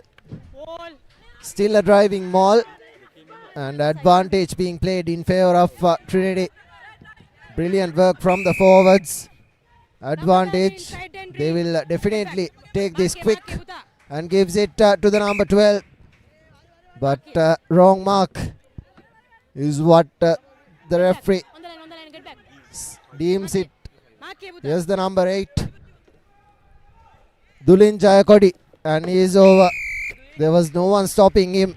Dulin Jayakodi took the quick tap. The Sylvester's defense was nowhere to be seen, and that's the second try being scored by Trinity, and it will be Ruin Vikramaratne who will be looking to add the extras. 2 tries, 1 conversion. Trinity leading 12 points. 2-0 has the distance but not the direction. Hence it's 12 points to 0 at the moment, with Trinity to restart, and it will be Punit Silva, who's a hurdler. He has the under 13 record as well, and he's also a basketball player turned a rugby player. As he restarts things, another deep kick just outside the 22 meters, just inside the 22 meters. Here's Punit yet again, decides to run, barges to a couple of players, and he's over the whitewash. No one stopping him. He looks like an under 16, under 18 player, even though he's playing at the under 14 level. He's well built, and now he looks to convert his own try. Hits the posts. 17 points to 0 in the first half. It will be Punit Silva who will be kicking things off. Rather, Ruin Vikramaratne has been handed with the restart. Last time it was Ruin who opted for the conversion.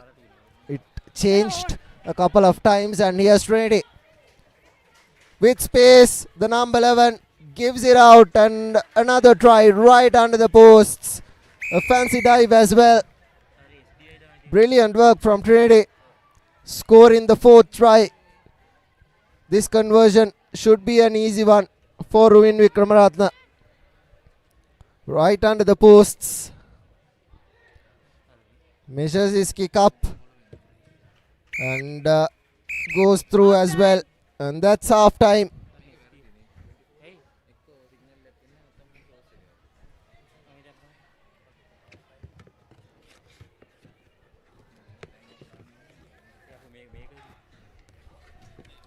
Everything sports at your fingertips. Live scores, breaking news, match analysis, straight to your phone.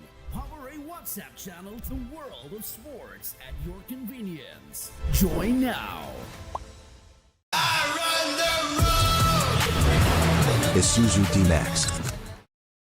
උස්වත්තු පවුලේ හඳුන්වා දෙන රසයක් බැయ్య. Chirpy chips.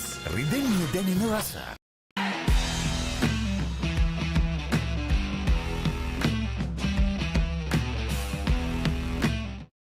පාසල් cricket ක්‍රීඩාවේ පුරාවෘත්තයක්.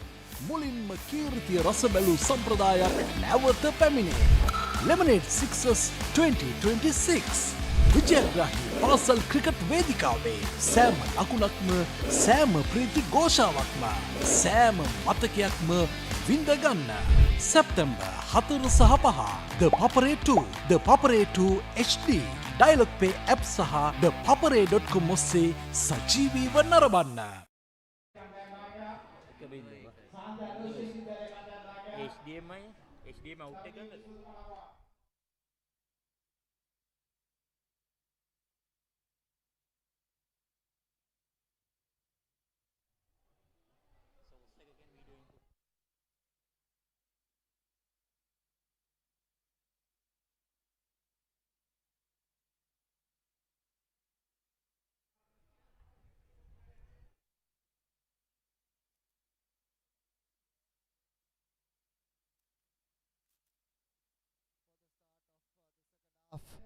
Trinity already leading 24 points to nil. A couple of tries from Ruin Vikramaratne and one try from Punit Silva. And was the Trinity winger in front? Here's the Sylvester line. In trouble. Ball being turned over. Here's the number 14 in space and Trinity will score the fifth. Brilliant work from the number 14 from Trinity. Sharon Veeraratne doing brilliantly. He turned the ball over inside the 22 meters and barges over with two players stuck on his legs as well. And the conversion is good as well. It's 31 points just as the second half starts. Brilliant work, individual brilliance from Trinity. When they start to get the engine rolling, it will be a hard team to stop. And there again, into touch, and it will be Trinity ball. Can they take it quickly? Is out of the equation.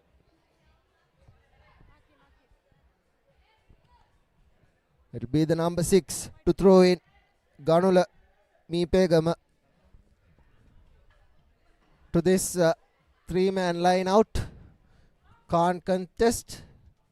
Does really well. Here's the number 10 giving it to Punit Silva. Punit Silva stepping past a couple of players. Still on his feet is Punit Silva. Needs to offload. Gives it out. Knocks it backwards. But Trinity have numbers on the outside. Just close to the try line. Just one face. Advantage being played as well. And right under the posts, stepping past a couple of players. Brilliant work from Ruin Vikramaratne, who has been the go-to man for Trinity. And he's orchestrated a couple of brilliant tries with the help of Punit Silva as well. And with the conversion, he's looking to convert his own try. He's done that in fine fashion as well, and he will restart things from the left to right. 38 points. This time doesn't go the 10 meters. And it will be a scrum or a free kick in centre field for St. Sylvester's. St. Sylvester's had hardly had any ball so far in the game. Quickly taken, puts the ball to boot, and there's a sweep at the back. It's the number 10, Agita Piris. Agita Piris trying to run from his own 22, gives the offload out, and here's the number 13 in space. Brilliant work. Here's Punit Silva stepping past a couple of players, and he will go all the way. Brilliant work. Brilliant couple of hands from the number 11, Sensit Kaushalya, to the number 10, Agita Piris, and the try scorer, Punit Silva, finally got the ball, and he was way too powerful and way too speedy in the corner and right under the post. 45 points to nil. We have around 3 minutes remaining in the clock. 45 points already. Trinity will restart things through Ruin Vikramaratne yet again. This is the number 12. A couple of changes to the Trinity lineup as well.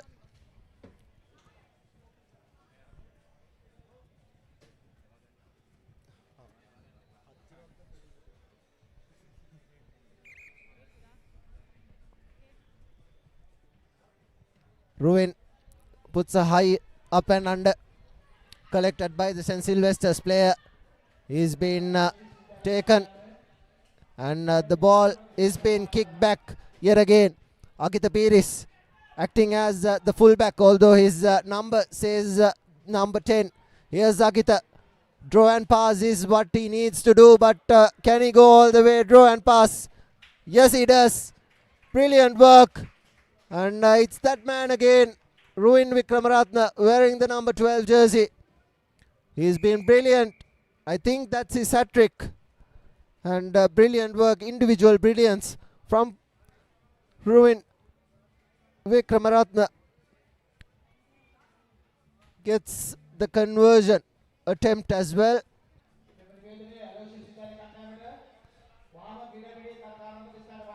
And the conversion is through as well. 52 points to nil. 2 minutes remaining. Trinity hammering St. Sylvester's here. Kingswood did the same. And Trinity now are looking at that 60-point mark. Zahira hammered Nugavela Central 61 points. And that's the highest score so far in the under 14 tournament so far. And here's St. Sylvester's player in space, and the counter-ruck is good as well. And here's St. Sylvester's with nothing to do, winning a penalty. Trinity need to retreat 10 meters, and they does exactly that. St. Sylvester's are down and out. They are not really sure of what options they have.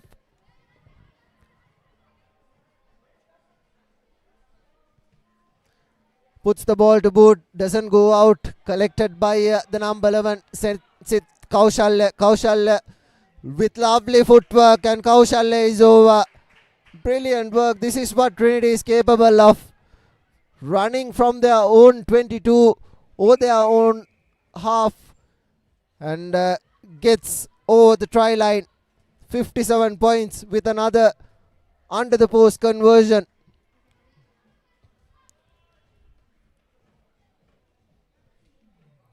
And the conversion is through as well. And that's the game done and dusted. 59 points to nil. Trinity College win against St. Sylvester's, as we now have Kingswood College taking on St. Aloysius as we see the full-time confirmation. 59 points to nil. Trinity hammering St. Sylvester's. here at Pallekele in their home grounds.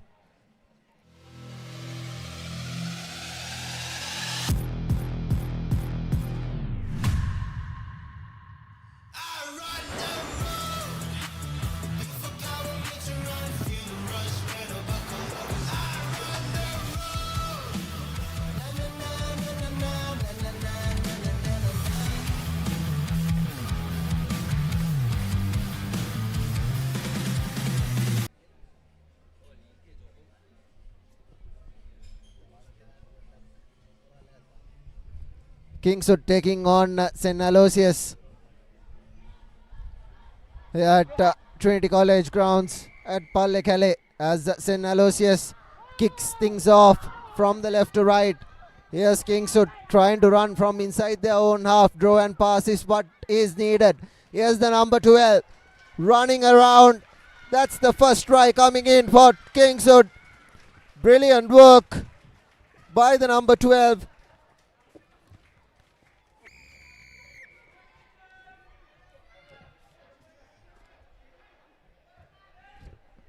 Brilliant work under the posts.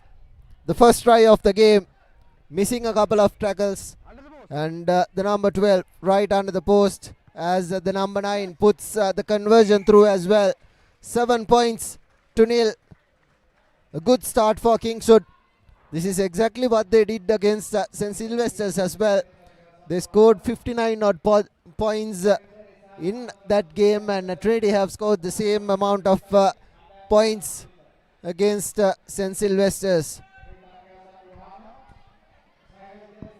Yes, absolutely, Kavinta. With that being said, Kingswood vs Trinity in the evening will be going to be an interesting game as Kingswood starts with a try, and now the restart, not 10 meters. Opportunity for St. Aloysius. They'll have to hold on to possession, cut down errors, but the Kingswood defense won't be easy to get through for the boys from goal. There's the tap taken, short ball to the big lad who fends off a couple of defenders who's still on the move. Gains some important meters, and Kingswood wins the ball, wins the penalty. Quick tap taken. Open play. Sends it out.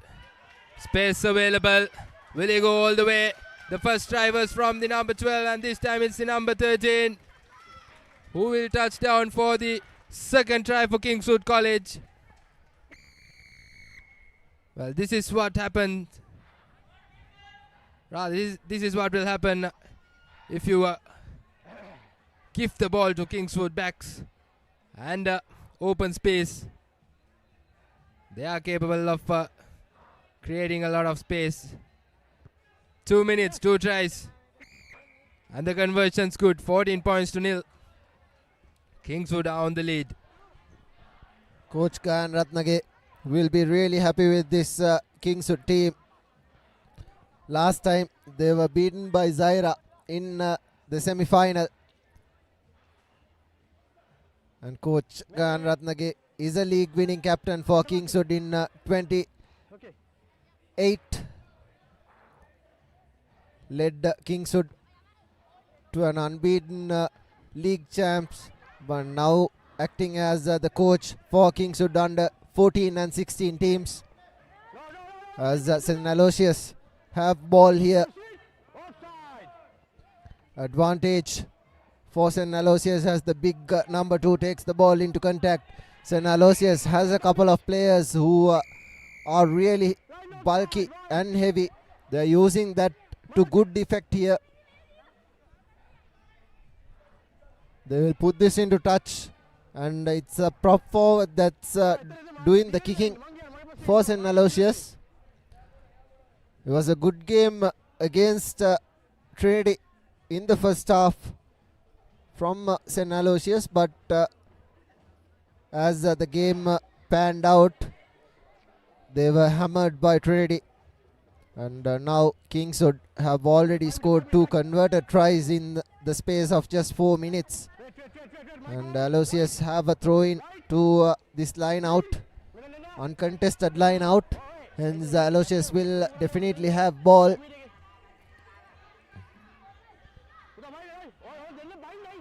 Throws in. Not 10 meters. Referee giving St. Aloysius another penalty. They will definitely put this into touch as well.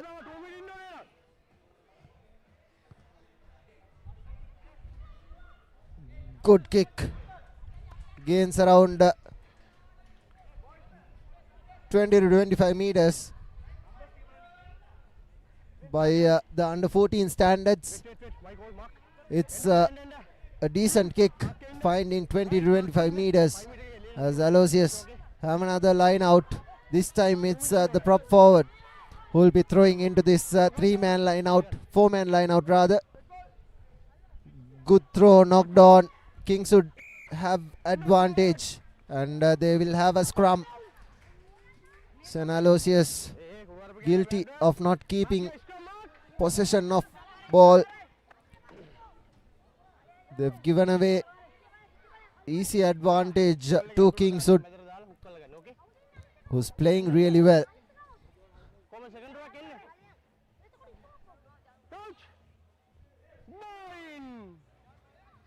Steady boy, steady. Okay.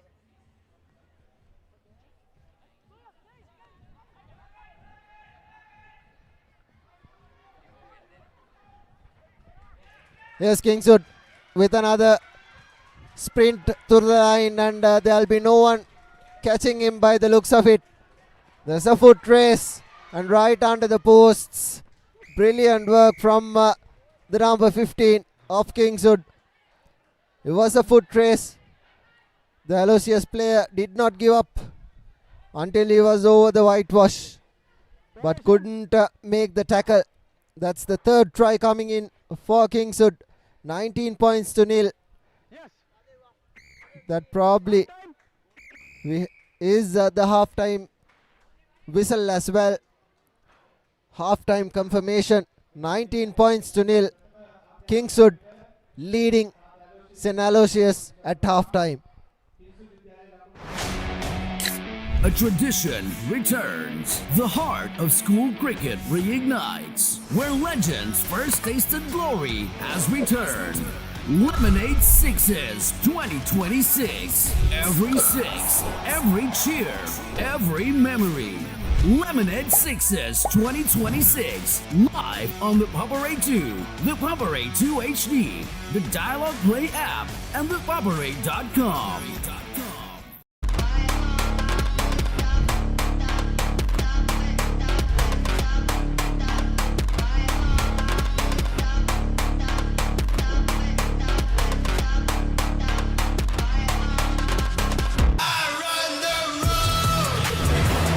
Isuzu D-Max. උස්වත්තු පවුලේ හඳුන්වා දෙන රස ඇබ්බැහිය චර්පි chips රිදෙන්නේ දැනෙන රස.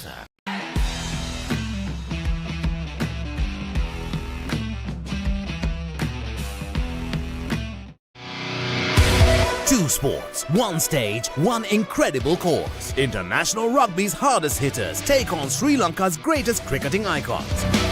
A night where rivals unite for charity, for community, for Sri Lanka.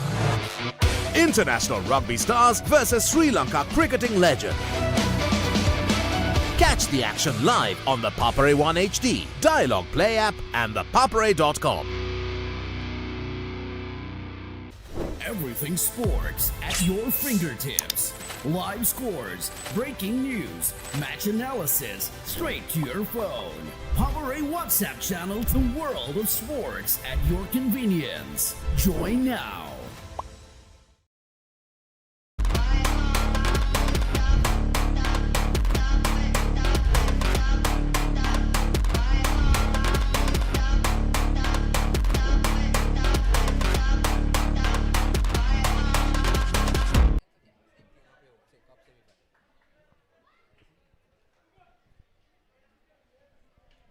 $19 points to nil at halftime. Kingswood leading against St. Aloysius here at Pallekele in the under 14 light schools tournament. St. Aloysius, the players trying to run through the middle, can't do so, and the ball has been knocked on. Kings would have a scrum in favor of themselves just outside the 22 meters. Another scoring opportunity for them. They scored 54 points against St. Sylvester's. And here's the number 9 feeding it in. Gives it to the fly half. He looks to run. Here's the number 12. Gives it to the number 15. Here's the speedster. The number 13 gives a lovely inside ball to the number 12. He's been taken down and the ball has been turned over. Brilliant work. I think it was the number 7 who was right over that ball. He wasn't the tackler, he was the jackler. And just like that, they've put the ball just 15 meters away and they have a line out. They haven't scored in the tournament so far. They've just played one game. This is their second game. St. Aloysius, they had a tough game against Trinity. 54 points to nil is how that game ended.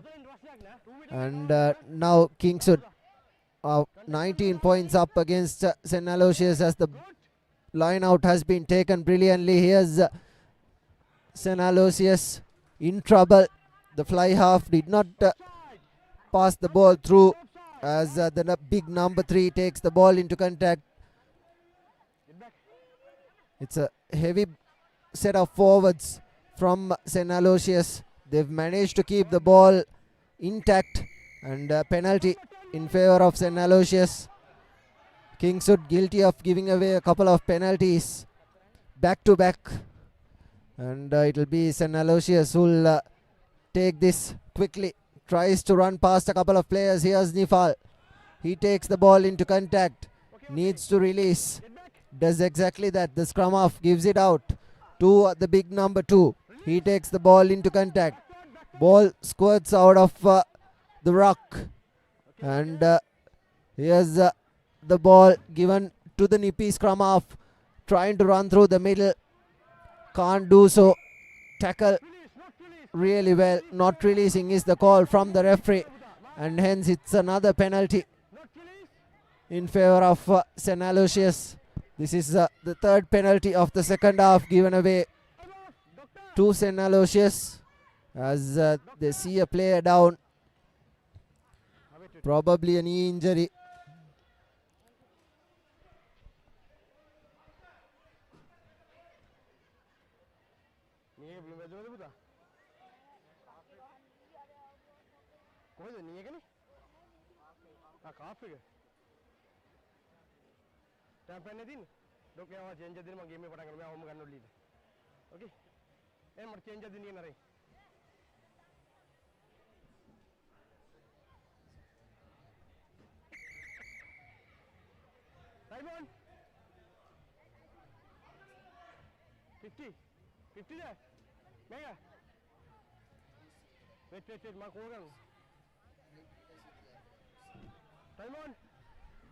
Penalty advantage for not releasing for St. Aloysius.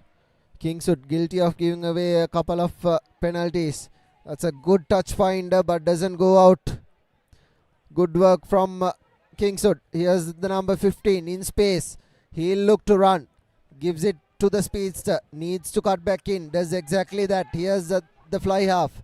Takes it into contact. A couple of substitutions have made their way into the Kingswood line as well.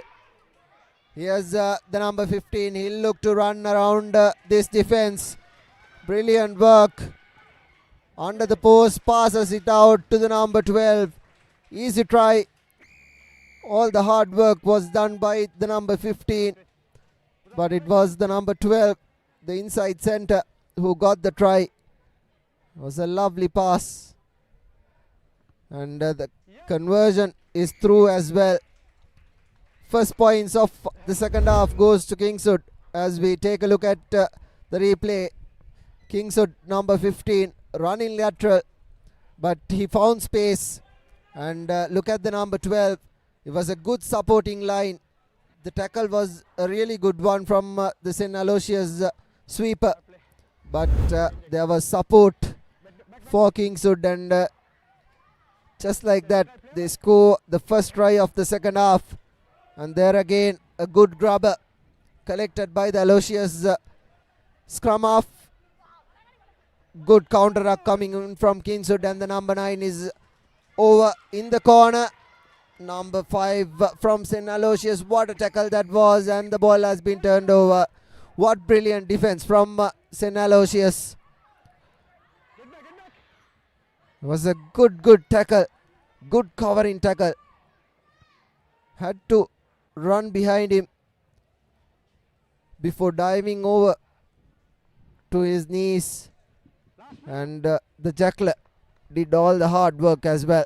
And getting St. Aloysius with another penalty. Kingswood have been guilty of giving away a lot of penalties in the second half. They have around a minute and a half to play. They scored 19 points in the first half, and they've just scored 7 points in the second. That probably maybe due to the fact that the bench has found his way into this Kingswood line. And there again St. Aloysius have numbers on the outside, but good rush defense coming in from Kingswood. Here's Nifal. Here's a foot race. Has one man to beat. Brilliant work from St. Aloysius. The number 15. Right under the post. The first try of the tournament for St. Aloysius. 26 points to 5. What a second half it has been from St. Aloysius. Kingswood gave away 5 back-to-back penalties, and the loose ball was collected by Nifal, and he goes right under the posts. The conversion is through as well. 26 points to 7, and that's the game done and dusted. It's a reasonably good game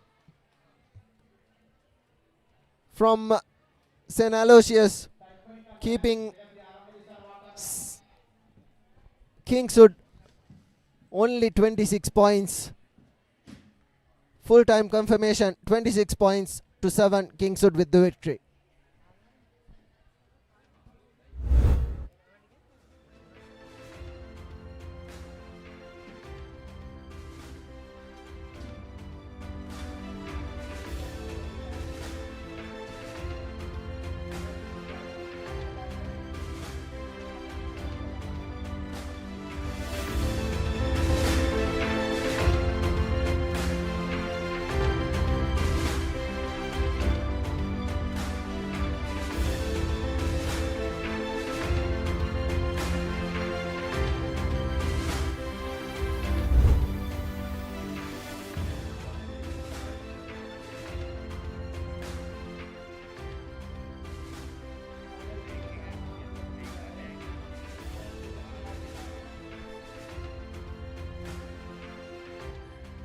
Zahira will take on St. Joseph's College up next.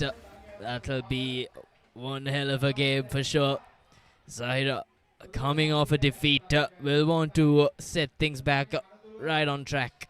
St. Joseph's College will have a point to prove it as well. Zahira won their first game against Nugaola Central, 61 points to nil, and then they lost their game against Dharmaraja, 5 points to nil, and now they have their third match in the group against St. Joseph's. St. Joseph's lost to Dharmaraja 19 points to nil, and they won against Nugaola Central, and now they have their last game in the group against Zahira. An important match. The team that finishes second will go to the bowl segment, while the team that finishes third goes to the shield segment. And Dharmaraja have won 2 matches against Zahira and St. Joseph's, and they have Nugaola Central next, and Dharmaraja probably will top the group and go into the cup quarters. That will be happening tomorrow morning, as the number 2 Shafruzla Amar takes the ball into contact, but the ball has been knocked on at ruck time, and St. Joseph's have an early opportunity. A scrum right inside the Zaira half. Here's a look at what happened. Amar takes the ball into contact. Good counter ruck coming in from the number 5 of St. Joseph's, Shalom Jayawardena. As Nathan Bolsing feeds in to the scrum, gives it to the number 7. Here's the number 8, the danger man. He is the one who has been carrying St. Joseph's all the way through. His breaks and physicality has been really good. Here's Shalom Jayawardena. Advantage being played in favor of themselves as well. Shalom still on his feet, 5 meters away from the try line. Bolsing asks his lock forward Chanul Pereira to take the ball into contact. St. Joseph's with possession. Bolsing gives it to his number 7. Here's the number 8. Has space on the outside, but the number 9 decides to cut back in. Finally brought down. Here's Nathan Bolsing. He tries to go on his own and brought inches down, but the penalty for off it has been taken, and the number 10 runs lateral and will score the first try for St. Joseph's. Brilliant work from St. Joseph's, keeping the momentum. It was Nathan Bolsing who is playing as scrum half. He asked Shalom Jayawardena and the number 8 Setura Jayatilaka to do all the hard work, and gave it out to Taruk Fernando, who finally came in and scored the first try for St. Joseph's. So, Christian will be given the kicking duties. So the early plans for St. Joseph's College going well. Christian doesn't get enough legs on the ball, but what a passage of play for St. Joseph's College, putting early pressure on Zahida. Here's the number 10, Taruka Fernando, who ran laterally but eventually went over the whitewash to touchdown for the first time for St. Joseph's College, and this will definitely put pressure on Zahida College. Zahida College, on the back of a loss, will want to win desperately against St. Joseph's College, and that will definitely put a lot of pressure on them. Christian Etrich with the restart, the kickoff rather, in the second the second passage of play. Here's Zahira, gives it out. The number 9 gives it to the number 10 as the number 22 takes the ball into contact. The number 5 rather takes it into contact. Space for the winger. Here's the number 8 in space. Still on his feet is Saqib. Here's Sajad. He acts as the scrum half. Number 2 gives it to the number 5, but it's a forward pass from Shafrullah to Sahibu.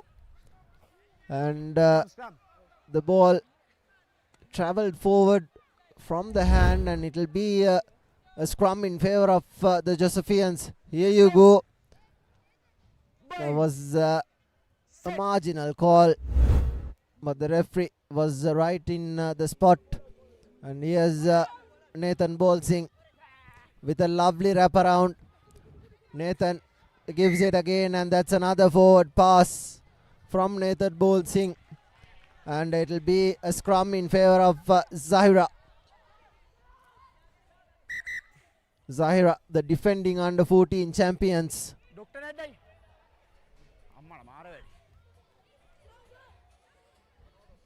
There's a player down in this near side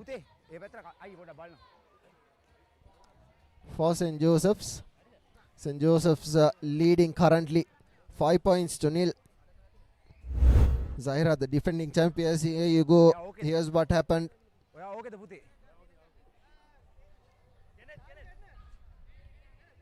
Landing on the ball, and the shoulder of that Zairian player, and it'll be a scrum in favor of Zahira, and it'll be the little number 8 Ishan Saqib with the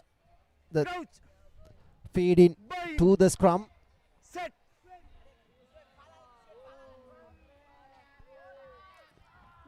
Fly half gives it to the center. Lovely wrap around yet again. Here's the danger man, the number 11. He has plenty of space, and here he goes. The number 11, Sajad. He gives it to the number 12 and gets the ball back. Cutting back in is Sajad. Here's Saqib. Gives it to a Zahira player who runs lateral in space, and the ball has been knocked on by Zahira. That's the second attack that has gone to waste. First, it was a forward pass from Zahira. Now it is a knock-on from them. Most teams looking to run lateral, and this is what Zahira did. Running lateral. There you go. Trying to get on the outside. It's a good tackle from the Josephian number 3, Jaden Novidu. And it'll be Nathan Bolsing with the feed in for St. Joseph's. Gives a hospital pass to his fly half rather, who puts the ball out into touch from inside the 22 meters. Hence, it will be a line out in favor of Zahira. The fragileness in Zahira all of a sudden showing clear signs of frustration for them, as it'll be Ammar with the feed in for the line out, and they'll want to take full use of the position they're in. Zahira trying to get into that rolling ball, but not on the cards, as Safar brought down by a thumping defense from Josephs. But here's Zahira on the move laterally. Is an opportunity for them. That's the number 22 for Zahira College, but is brought down. So Zahira are in a good position. Now can they make use of it? Here's Safrullah. Gives it to the number 5. Yahia. He gives it to the fly half. Here's Zahira. Here's them running lateral yet again. Needs to straighten the line, and that's another forward pass. It's another forward pass, and that's half time. It's another closely contested game. 5-0. St. Joseph's leading Zahira in this all-important game. And at half-time, St. Joseph's leading 5-0 against Zahira.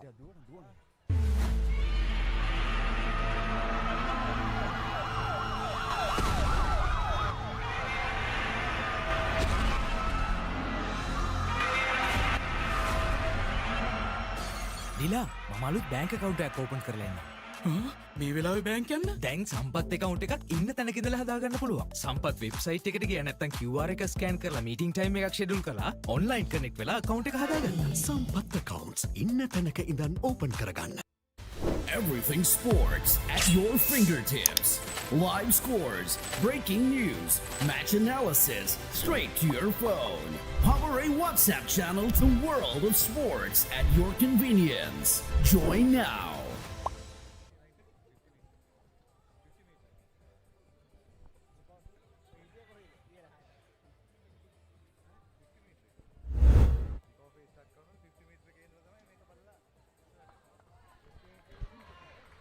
These are the highlights of the first half.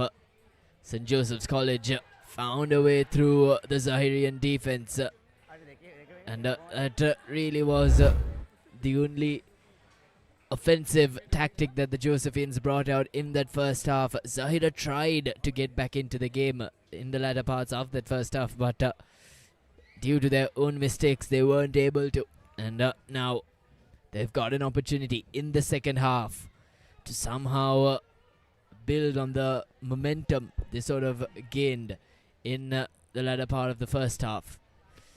Mind you, they're coming off a loss and they need to get this win. They're desperate to get this win. They have to stay focused.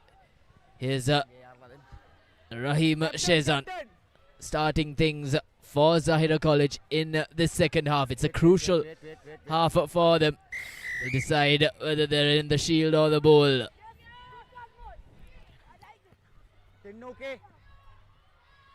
Kickoff just finds the 10-meter mark, and here's space on the outside. Running lateral is Zahira yet again. They have been guilty of running lateral a lot of times than not, and the ball has been turned over. No, gives it to the number 39. It's another very good tackle coming in from the number 3, Jaden. Ball available with St. Joseph's.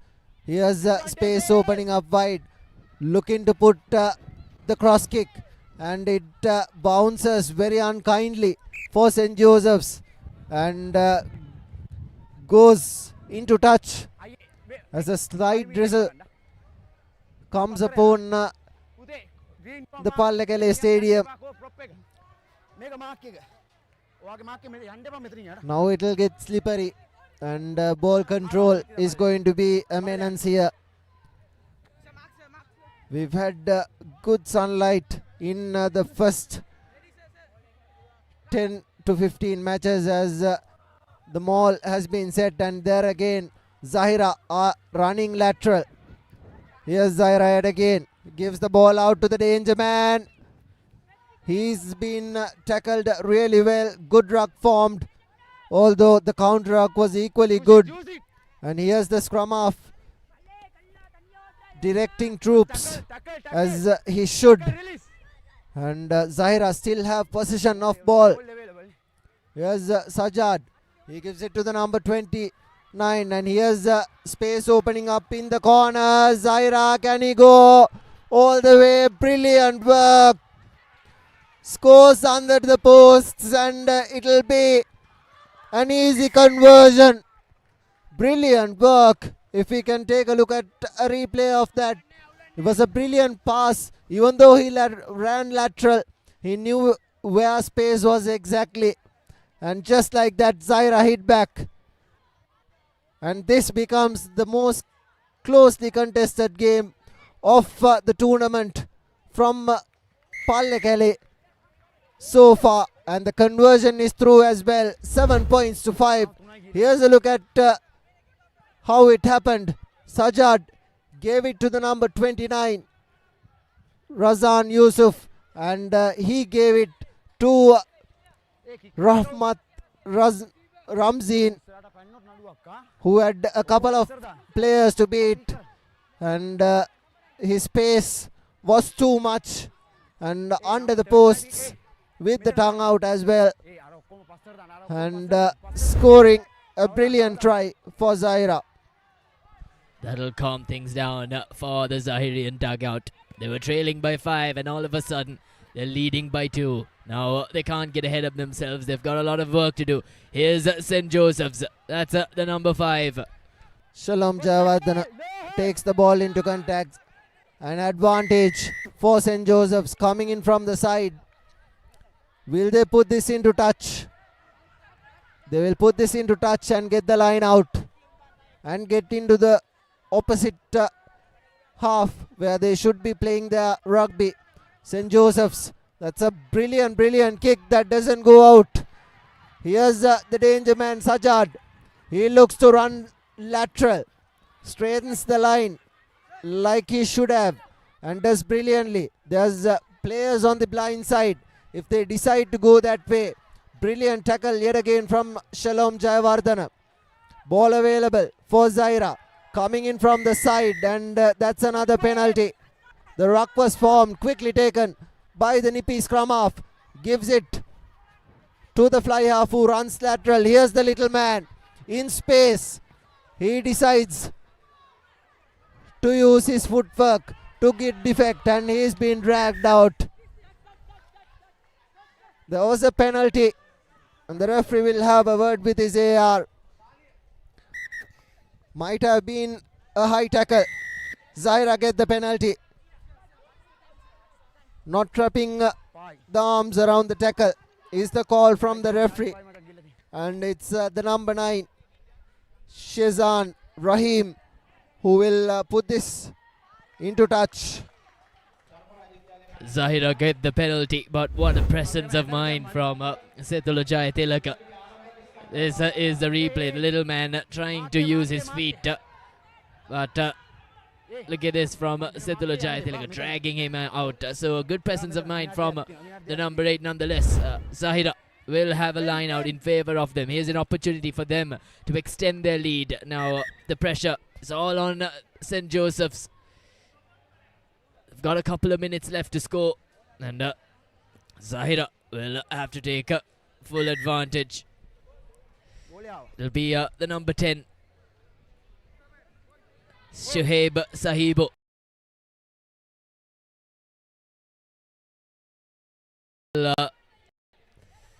Throw it in. Here's the rolling maul for Zahira College, and it's underway. It's still on the go. The Zahira College rolling maul, but it's been contested by the Josephians. Ball available for Zahira, just outside the 22 meters. And the number 1, the try scorer, breaks from the back of that ruck. Ball available. Another pick and drop. Advantage for an offside for Zahira. Zahira have their tails up. Gives a lovely inside ball. And a penalty advantage for an offside for Zahira. They'll put this into touch. They'll eat as much time as they can. It's the number 9, Shezan Rahim, with a beautiful touch find. Just 5 meters out now. And it's the number 10 for Zahira, Sahibo Shuaib, who will be throwing into this line out. And last time they formed the rolling maul, and probably they will opt for a rolling maul or a driving maul. Clock back on. Probably the last 30 seconds of play. Just 2 points separating these two teams, Zahira and St. Joseph's. And the game against Zahira and Dharmaraj finished 5 points to nil, with Dharmaraj winning the game. And this group is by far the most contested group of the lot, this group A. And Shuhaib puts in and forms the driving maul, and collapsed by St. Joseph's. They only need to put this out. They don't need to play this. They don't need to give a penalty to St. Joseph's. They need to kick this out, and they do exactly that. Brilliant work, brilliant game sense from the Zahirians, and they have managed to defeat St. Joseph's 7 points to 5. And Zahira will clinch the second place, while Dharmaraj will top the group. This is the full-time confirmation. Zahira winning the game 7 points to 5 against the Josephians from Mardana.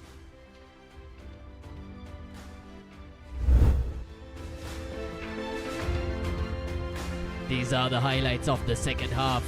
Zahira got things underway after a small drizzle scare, but that had nothing to do with them, because the Zahira number 1 had all it takes to touch down right underneath the posts, allowing them to convert. So it was a tense battle that was. And up next we have Dharmaraj taking on Nugawela Central College. Now Dharmaraj have already topped the group. Now they need to beat Nugawela Central College to go into that cup segment, and trust me, they've definitely taken things in their favour.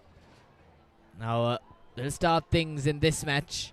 They'd want to pile up as many points as they can, as Nugawela Central College have a lot of work cut out for them. Dharmaraja winning 2 out of 2, and Nugawela Central losing 2 out of 2. And Dharmaraja are the favourites, but we'll have to wait 14 minutes before we can decide. And the first knock-on of the game gives Dharmaraja with a scrum just outside the 22 meters. The Nugawela Central boys have their morals down.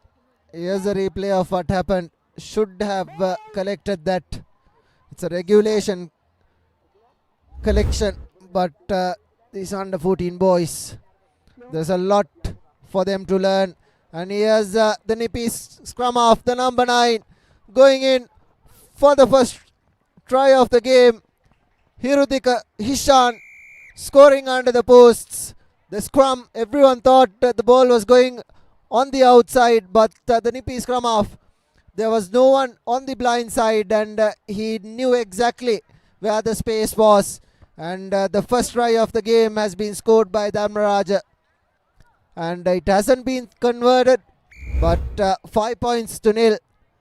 Dharmaraja leads this. There you go, the number 9 knew exactly where the space was, and his opposite number wasn't even looking. And Hirudika Hishan goes in under the posts. So an early statement by Dharmaraja College as they restart things with already 5 points on the board. Not ideal start, so it hasn't cleared 10 meters. That'll allow Nugawela Central a free kick.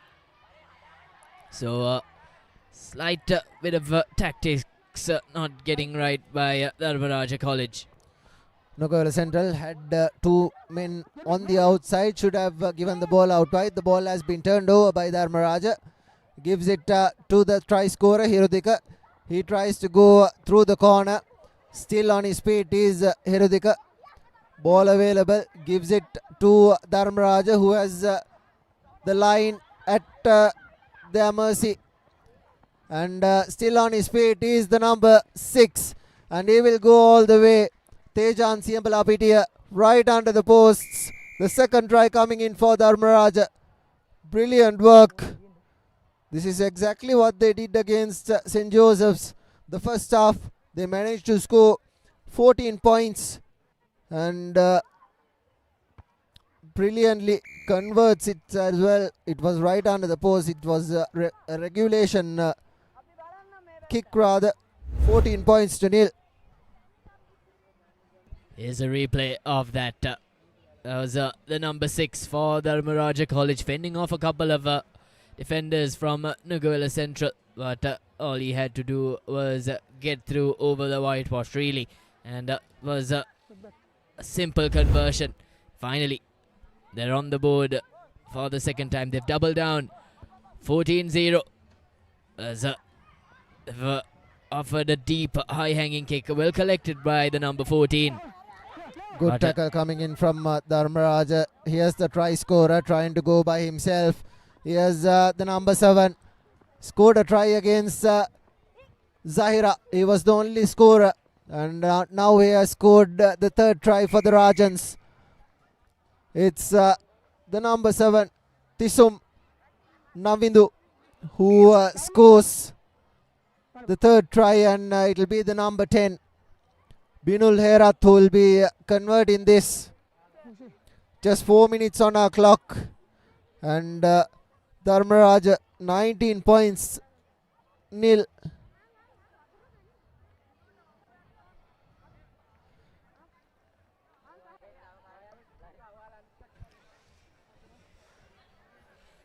There are signs of medical treatment for Nugawela Central player. That'll hold up proceedings for a while. Now Dharmaraja College are looking to pile up as many points as they can. They're 19-0 up against Nuguela Central come the 4th minute. And, an easy conversion away. It's Dharmaraja right underneath the posts. They've converted on a couple of occasions that they were given. They've got to continue. Yes, and at first Dharmaraja College 21-0 against Nuguela Central. We've got 2.5 minutes left in the first half. This is the replay. The number 6 who scored the try initially, setting it out wide to the number 7 who made no mistake in fending off a couple of players of the opposition. And it was a breeze for him as he made his way to touchdown easily underneath the posts. Another high-hanging catch. Not collected by Nuguela Central on the first time, but did manage to get the ball. Puts the kick through as well. And collected by Nuguela Central yet again. Ball was turned over and another kick charged down. Collected by Dharmaraja this time around. Ball available. Needs a scrum half, does Dharmaraja. Goes to the open side. Here's Tisum Navnindu. Gives it to Binul Herath. Binul Herath has a beautiful backhand pass. And not collected by the Dharmaraja player. It really was brilliant.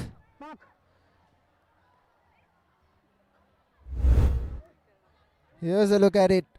Inside step. Had his opposite number, and that was should have been collected by Tisum. Had he done that, would have been his second try.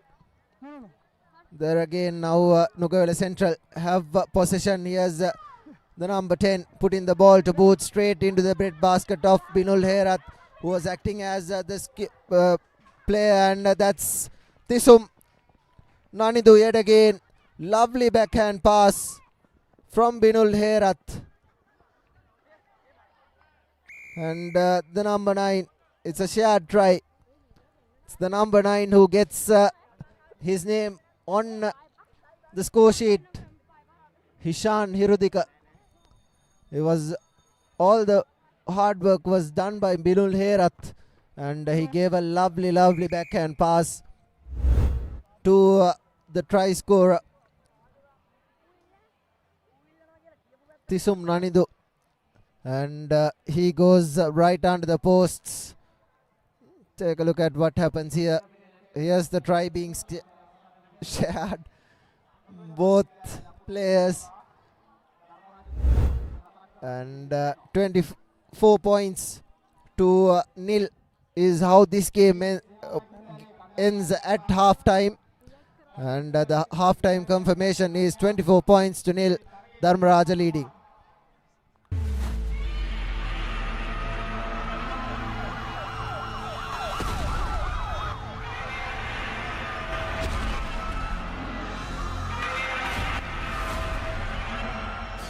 නිලා මම අලුත් bank account එකක් open කරලා ඉන්නවා. මේ වෙලාවේ bank යන්න? දැන් සම්පත් account එකක් ඉන්න තැනක ඉඳලා හදාගන්න පුළුවන්. සම්පත් website එකට ගියා නැත්නම් QR එක scan කරලා meeting time එකක් schedule කරලා online connect වෙලා account එක හදාගන්න. සම්පත් accounts ඉන්න තැනක ඉඳන් open කරගන්න.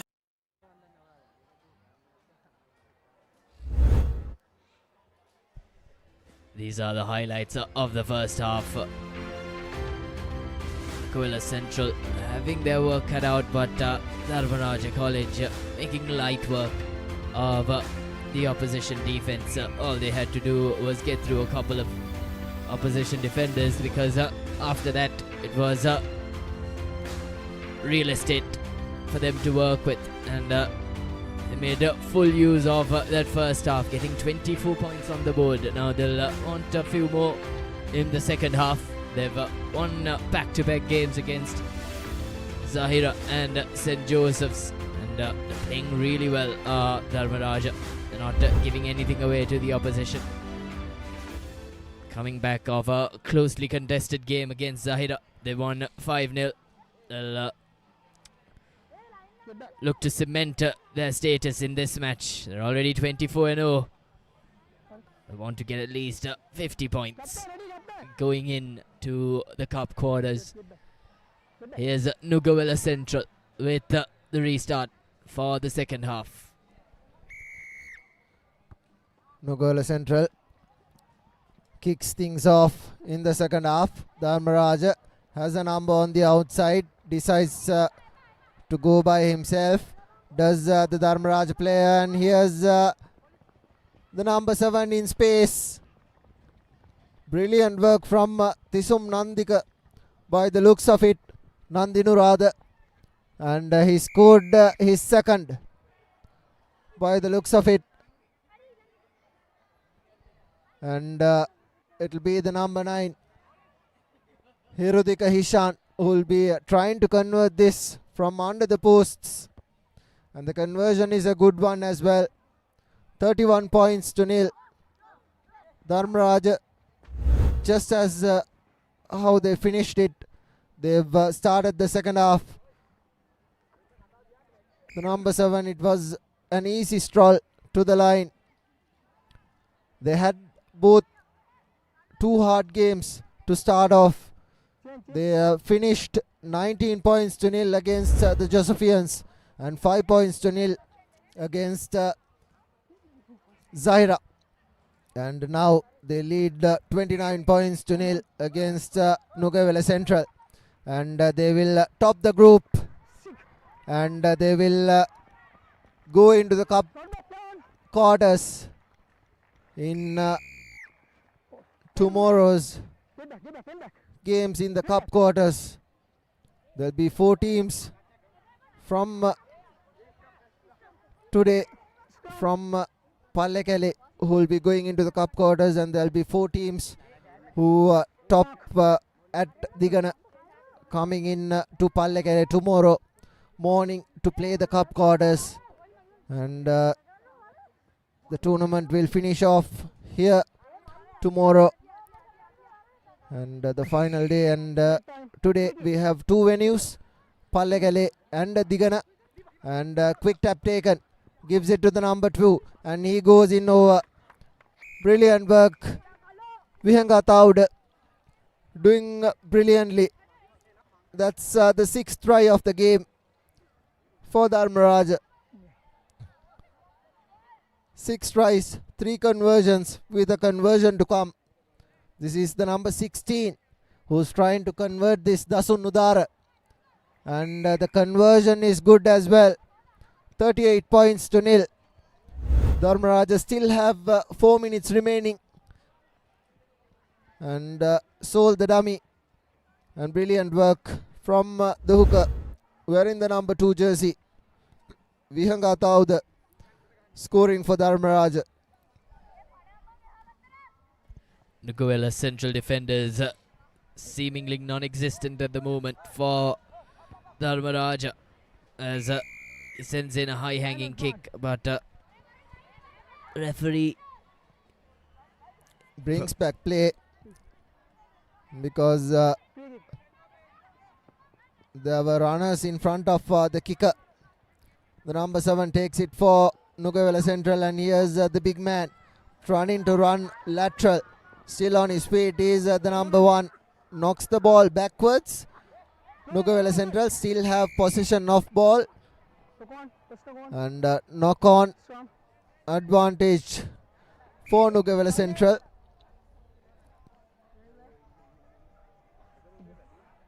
As we see the big prop forward down with an injury. Here's a look at what happened. Fending off a couple of players from Dharmaraj, but initially good fend off. I think the knee got stuck into the ground. But after that he took a slight tumble forwards, which probably injured his side or his shoulder. Right there. Just a little tumble which would have probably injured his side. Yes, sir. And that'll hold things off for a couple of minutes. Is certainly in pain. Is the big man for Nugawela Central. So he's been taken out, and that'll be a big blow for Nuguela Central as they've lost a key player who is actually showing signs of game for Nuguela as we go into a scrum in favour of Nuguela Central in the half of Dharmaraj. It'll be a scrum in favour of Dharmaraj with that tackle. Dharmaraj with an opportunity to take things away from their half into the opposition half, and seemingly touchdown once more, but it's just been a little sloppy from them. Nuguela have taken possession. Play on is the call from the referee, and Nuguela Central have possession.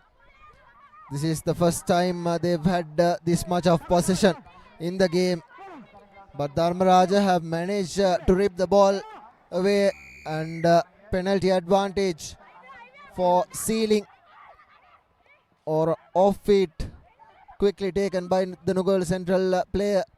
Puts the ball to boot. There's no one at the back. Dharmaraj has no one.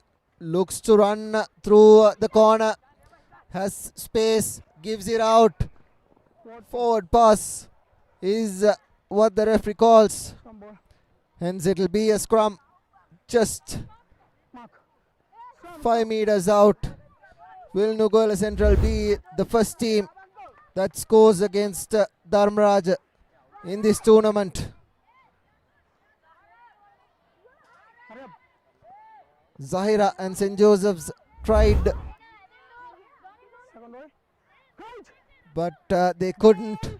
Now Nuguela Central have another big opportunity through the blind side. Here's an opportunity. Here's the number 10 going through a couple of defenders. Ball being turned over. Penalty advantage yet again. Has to retreat 10 meters. Quickly taken by Nuguela Central. Stepping past a couple of players is the number 19. Ball available for Nuguela Central yet again. Trying to run lateral. Good defense coming in from Dharmaraj. Holds him up. And that will be a scrum in favor of Dharmaraj yet again. Good defense coming in from the forwards. And they have a set piece. Just 5 meters out of their own try line. Can they go coast to coast? Will Dharmaraj be able to finish things off with a try? And here's an opportunity. Gives a lovely cutout pass collected by the Dharmaraj player. Space opening up wide, cutting back in. Still in play is the Dharmaraj player. Needs to roll away, does the Nuguela Central player. Tries to go through the blind side. Will he be bundled into touch? Yes, he will. And that probably will be the game done and dusted. There's still time to be played, and it will be a line out in favor of Nuguela Central. 38 points to nil. Here's a look at what happened. Should have gone on the open side. Tried to go through the blind side. There was 3 men defending that man. There was plenty of space in the open side, but Dharmaraja did not use it. And hence, Nuguela Central has managed to drag the player out. And it will be Nuguela Central trying to score their first try of the tournament so far. Needs to release. Ball being turned over. Good work by Dharmaraja. And trying to go through the blind side yet again is the number 6, Tejan Siambalapitia. Ball available. And penalty advantage for an offside call from the referee, and a correct call as well. Quickly taken by Dharmaraja. Here's space opening up wide. Lovely cutout pass collected by number 5. Here's the number 9. Gives it to the speedster. Will he get all the way? Yes, he will. Will he? The number 10 in pursuit. But the little man is right over the whitewash. That's the second try of the second half.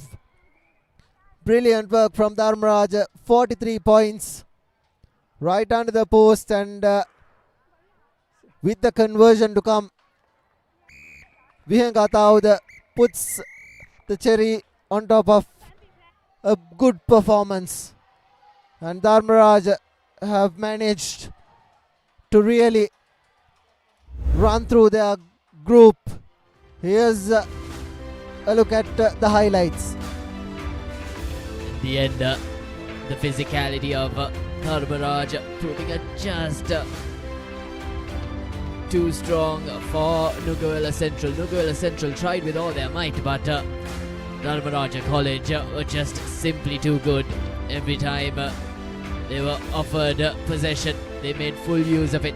This is that last try of the second half.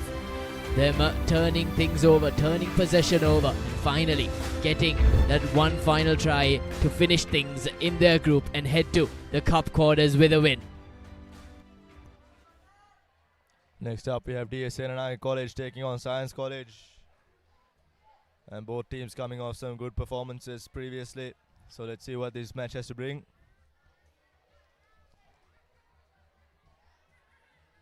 DSNNI to kick things off from right to left. The whole stadium anticipates this big match. A very decisive one, I would say. And I think the winner of this could cruise through the rest of the tournament.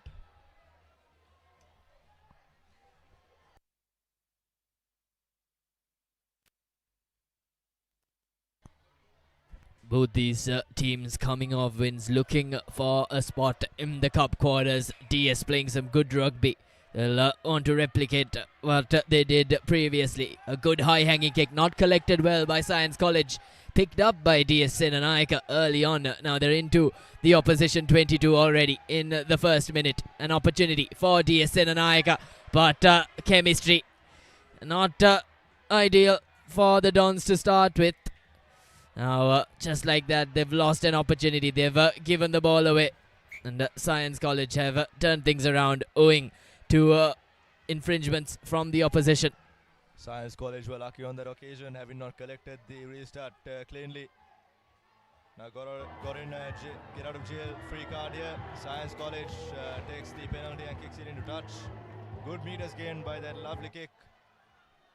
And now Science College will have the throw into the line out. It will be Iyad Falil with the throw-in. DS will be kicking themselves. They had possession. They had the ball in the right areas. It's just a matter of execution that hasn't really been pinpoint for them in the opening seconds of this game. But they've got to regroup, regather quickly and take the ball on, take the game on from this position. Absolutely. A slight delay till the rugby ball is returned into the field of play.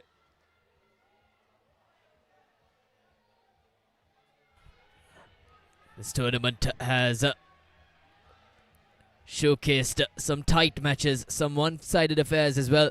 But there's no doubt this battle between DS and Science, this is a rivalry that goes all the way. We've had some exciting matches in the Dialogue Schools Rugby League as well. And this game is bound to bring the best. Absolutely. I think speaking of today, we had some amazing close games as well. The match between Dharmaraj and Zahira, for example, just showcased the class of these under-14 rugby players. As we get ready for the throw-in, Falil with the ball. Science College, a little bit of dancing around in the line out to get it in from number 2. Ample of space from the outside. Beautiful wraparound, but it doesn't go according to plan for Science. Still, they've got the space on. And that's Krishikesh, who gets tackled near the 22-meter line. That is beautifully turned over by DSNNI College. A textbook jackal there, and awarded the penalty for holding on. Now DSNNI College get their chance to attack through a penalty kick here. Good touch finder. As you can see here, Karikesh with a beautiful break, met by a huge DS defense coming in through Zenith. And then that was the number 13 of DS, Chalin.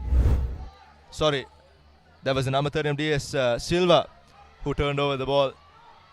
Here's DS with a chance of their own with the ball in hand, but met with a thumping tackle by Science College. But DS still in possession, setting the ball out wide, and an instep from DS Sinanaik. Looking to take the ball deep is DS. The big man trying to run through the Science defense, but Science defense on measure. Here's DS again, setting things out wide. Here's a chance for DS Sinanaik with open space. But very well. But unfortunately gets through the hands of the Science player. But DS play on here. Karikesh once again took the ball into contact, and now DS with ample space outside. They got an extra man. He needs support.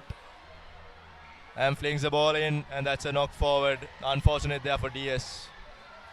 He'll be kicking himself after that. The backfield was completely open. Had he got that pass accurately, that's just a walkover try. Science College lucky on that occasion. Now we'll have the put into the scrum, and we'll try to make the best use of this attacking position. Not too far away from the 50-meter line. As you can see in the replay once again, the pass just not going to the hands of Metsara. A scrum in favour of Science College after that infringement. Now it's only a matter of execution for DS. They're getting themselves into good positions.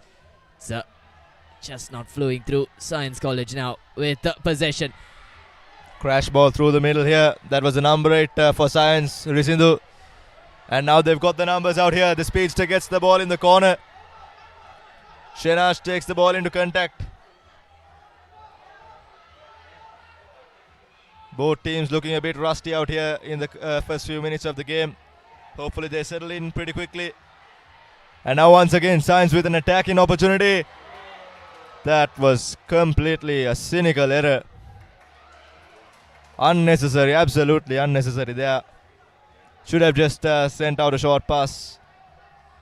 This is the second time we see this game. First mistake being done by DS just a couple of seconds ago, and now Science as well, repeating the same infringement of not getting their pass to hand. Cynical indeed, Rayan. And now DS with that line out will try to take the game forwards, but met with a thumping tackle. Well taken. Now an opportunity for the number 11. Beautiful cover defense coming in. Absolutely wonderful. The exact type of defense you'll see professionals do. That was Chenula on that occasion. Chenula with that beautiful cover defense. Absolutely wonderful. A treat to watch. We've seen Ion Metsara in action the last match. He was instrumental for DS to score a couple of tries. Science have done well in defense. They haven't allowed the DS to penetrate them. Here's Science. Look for that touch finder. Finds touch, and that gives Science College a little bit of breathing room in Not their a own very half. good touch finder there. Just gives a line out in the exact place where DS had their previous one. Should have just kicked a bit more further. He had no pressure coming on him as well. Let's see what DS can do now here. They've not made the best use of the attacking opportunities they've got so far. But let's see what they can use from this 22-meter line. Perfect attacking opportunity for DS indeed. Faliliad will throw it in for DS Sinanaika. Now, good position for DS Sinanaika to use in the opposition 22. Here's DS with the ball in possession, setting it out wide. Sashrika Pereira handing it to the number 13. Here's number 11, Ion Metsara, with an opportunity. Met with some good defense. Once again, the Science defense hold the ground. Beautiful pressure by Aditya Shinash there. Beautiful pressure. As you can see in the replay once again, DS working the line, their back line pretty well here. Sending the ball out in the correct time. Meets the final receiver perfectly.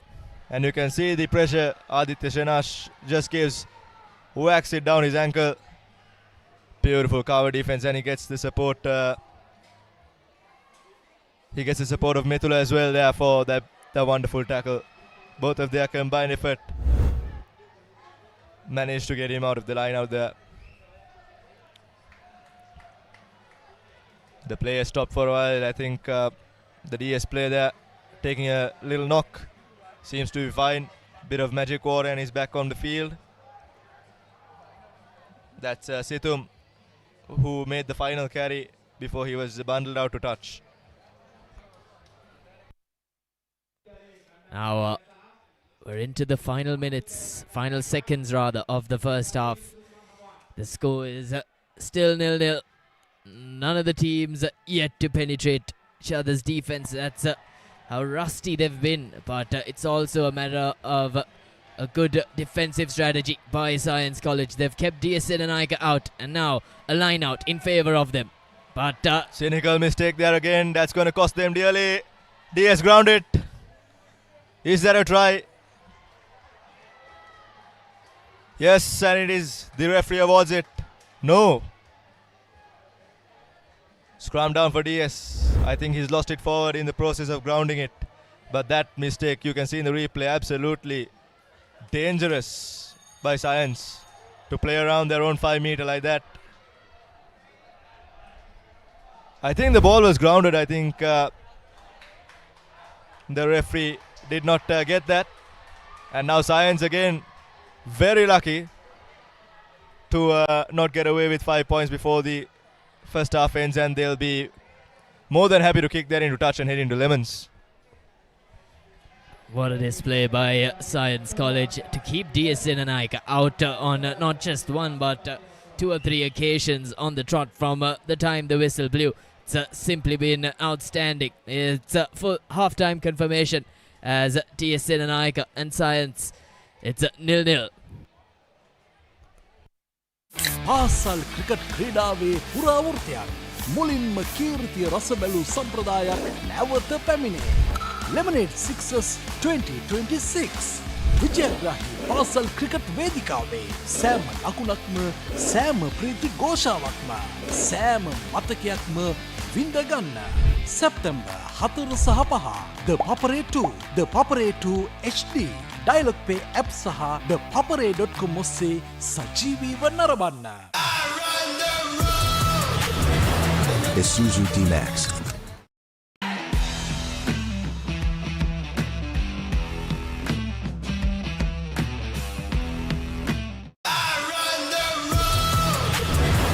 Isuzu D-Max. උස්වත්තු පවුලින් හඳුන්වා දෙන රස ඇබ්බැහිය චර්පි chips රිදෙන්නේ දැනෙන රස.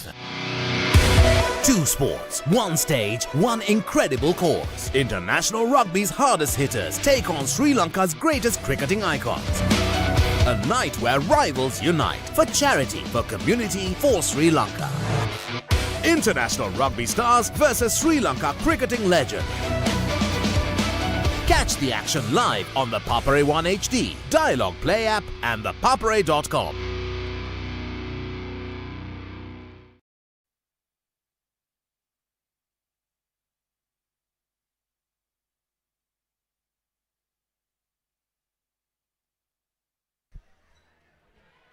We're bound to restart things in the second half. We saw an exciting first half with both teams just shaking off their rust because TSN and Aika looked to be on the offense but just couldn't get their executions right. And Science have been wonderful with their defense. They've enforced TSN and Aika to make the errors, and that's really cost them in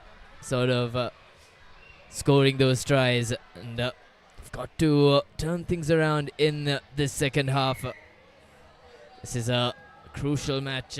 Both teams looking to secure their place in the top quarters. We'll test them both to the limit. Here's Science College. This is Residu Dinod trying to get Science College off to a good start.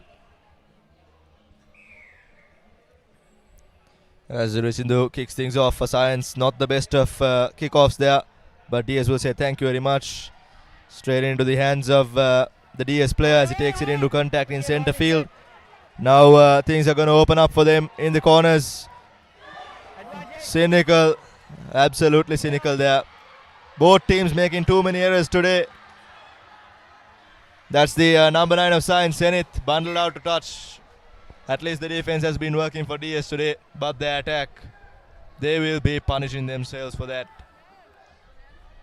Plenty of space out there, just needed this basic catch and pass. Unfortunately, the player just managed to slip it off. As you can take a look at the replay, that's number 9, Zenith, trying his best to make the meters, but that's a beautiful bit of defense coming in from Metsara.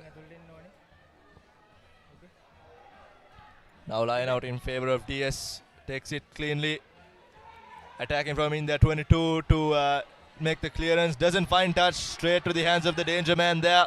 Chenula now with the ball, sends it out, cuts back inside when he had plenty of space out there, but now Science will look to attack from this spot, trying to send it out. No man in front of him, just has to beat him with his footwork. Nice defense coming in from Science again. Karikesh was up to the mark. Science College now working their big forwards in the middle, trying to open some space for the corners to get their speedsters into the wings. Once again open. DS has to cover a lot of ground. Once again we see why the scoreboard remains 0-all. It's because of the many mistakes that both sides make when they're attacking. On every occasion they come so close to the 22 meter, and then as soon as they're in it, I think they lose their cool, isn't that? Certainly, Ryan. Too many errors for both the teams. And they've sort of just given up the good positions they've constantly been getting themselves into. And now we have a scrum in favour of DSN and Aika in their own half, of course. They look to put things out of the danger zone. Here's DS setting it out wide, looking to penetrate the opposition half. Here's a chance for DSN and Aika College. That's the number 13, Binur Silva. But eventually brought down by the Science defense. And that's been a constant showing, to be fair. Science College have been up to the task in terms of their defense. They haven't let DSN and Aika carry the ball forwards too far. And you have another scrum, I suppose. No, a line out in favour of Science College. 10 minutes into the game and still the scoreboard has not budged an inch. One of these sides have got to step up if they want to win, to gain the advantage when knockout time comes. Science College with the line out, dancing around a bit to form a maul. DS is up to the mark with their good maul defense. Science better get that ball out of there. They've got space on the outside. Good rush defense coming in from DS. Has no option but to go by himself. Was the number 7 for Science. Chenula isolated, and the turnover won by DS.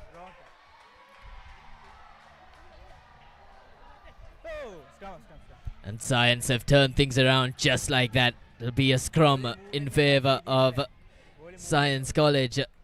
DS are perplexed as to what happened. Here's a replay of that. I think the ball knocked off the hand of Pereira as soon as he took the quick tap. That's what happened. If you watch closely, I think the number 12 of DS, Pereira, who takes the quick tap, just misses the ball. Yep, and there we go. Scrum aborted to Science. Absolutely cynical errors you can't have in games like this. Now Science with the feed in. Opportunity for them to take the ball out of their own half. Brilliant backward pass by Science College, and now they've got to make use of the room. But DS defense up to the task. Still on his feet is the number 8. Science with an opportunity. Charged down by DS though, and now it's DS on the counter attack. Ample of space in the backfield. Still planning to hit the heavy forwards in the center. Absolutely the wrong option, I would say. And Science College now, they need to make best use of this opportunity. They have lost so many so far. Every time they come into the DS Senanaga half, they win a penalty and then they lose the ball. They cannot make this happen this time. Good touch finder there. Exactly on the 22-meter mark is where the flag has been put up. So they'll have the line out there. And this time they'll make sure that it ends up in a try. But DS on the other hand need to defend with their hearts on the line. Too many errors in this match, I would say. But the defense of both teams have stood up to the mark. Here we go. We await the restart now. Referee says play on. And it's going to be Science hooker Gayudu. Gayudu with the throw in for Science. Science with this little dance of theirs in the line out, gets the ball out. Now working the line is Science, but the rush defense of DS is up to the mark. Number 8 with a beautiful ward off there. Beautiful back of the hand pass as well. Takes it into contact in centre field, and there's numbers on the right side. Scrum half doesn't look for options, he sends it out to the left. Now Science is running off the blind side and bundled into touch. DS Senanaga know that they have less than 1.5 minutes to go. Beautiful defense. And Science had absolutely no option there but to run out of the tram lines. DS take the line out quickly. Beautiful show and go by the number 10. DS now hitting through Metsara. Metsara takes it into contact. And DS plays advantage as well. There's Pereira now. Pereira looking for support. Has nobody. Has to go to ground. DS Senanaga guilty of not finding support play. That's Hirosha once again. DS trying to use their heavy forwards to hit down the middle, getting their numbers into the blind side, and this time they got their speed in space. Science College have managed to stop it. The attack that looked so promising stopped in its tracks by the defense of Science. And I think this would be the last move. Science College have one last shot of trying to grab the game by the whisker. Here we go. Gayadu now. Huge responsibility with the throw in. Science once again feeds it to Methula. Gets it out and he just kicks it into touch. That's it. The game ends in a deadlock. 0 for DS, 0 for Science. What a game. But both teams need to up their attacking spirits up if they want to somehow spark something miraculous in this tournament. But on the other hand, their defense has been spectacular. Full-time confirmation here. TSN and Aganil, Science College, Dale.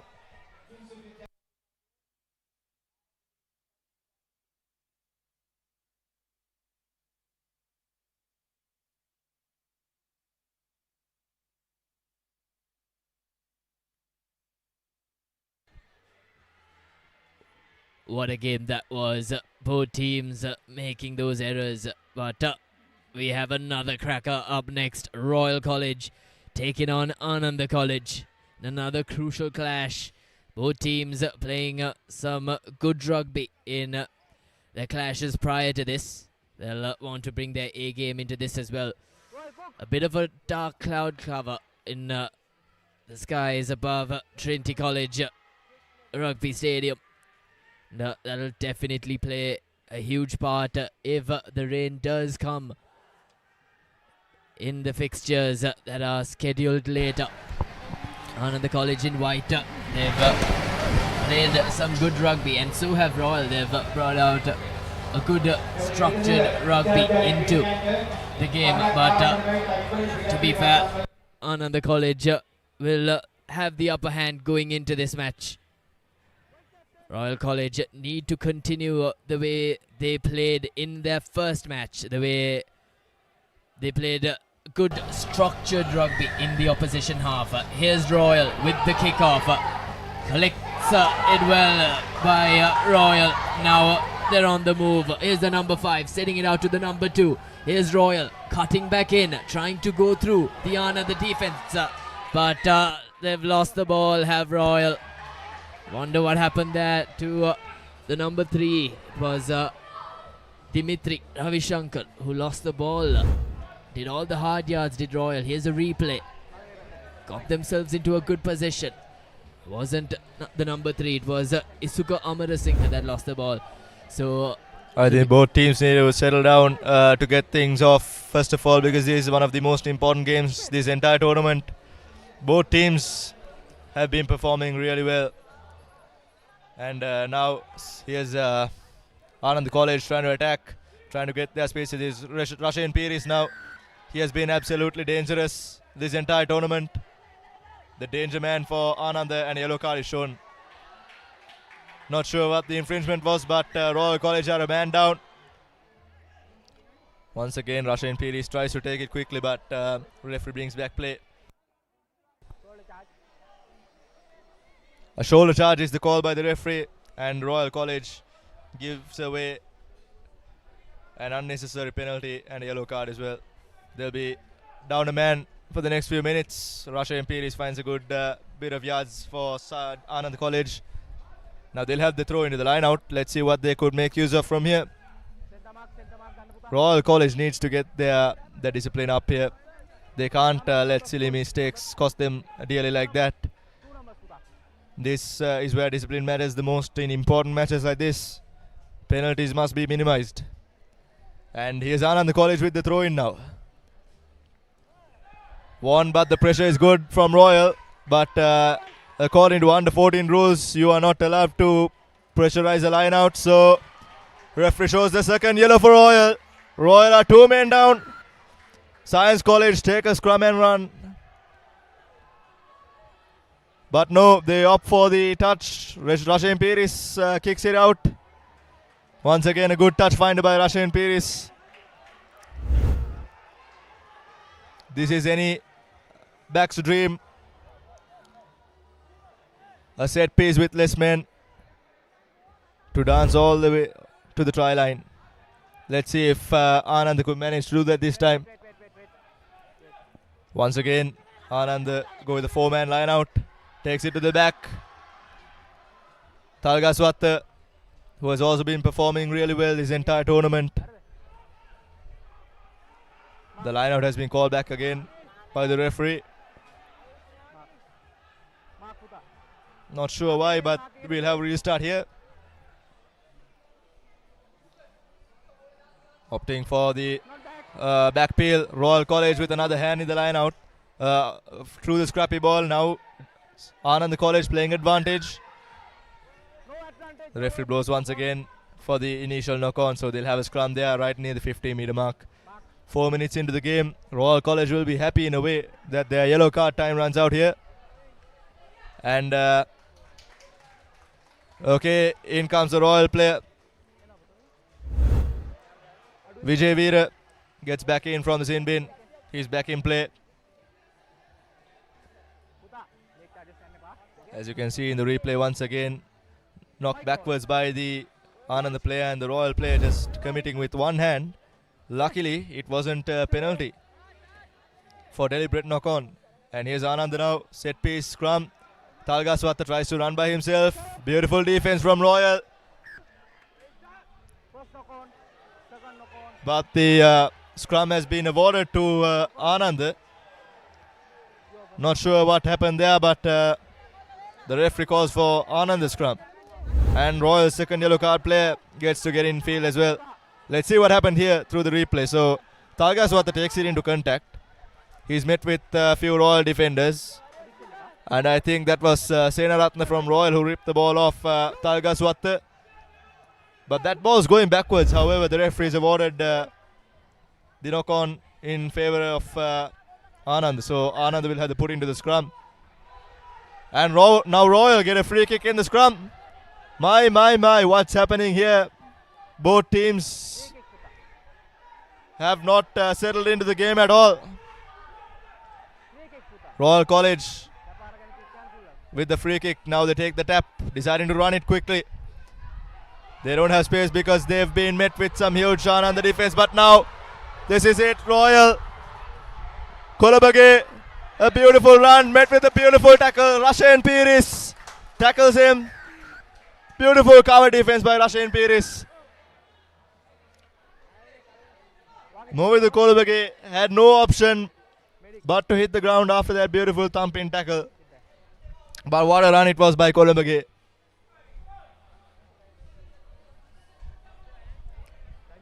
Let's see what the referee has blown for here. I think it's a penalty towards Royal.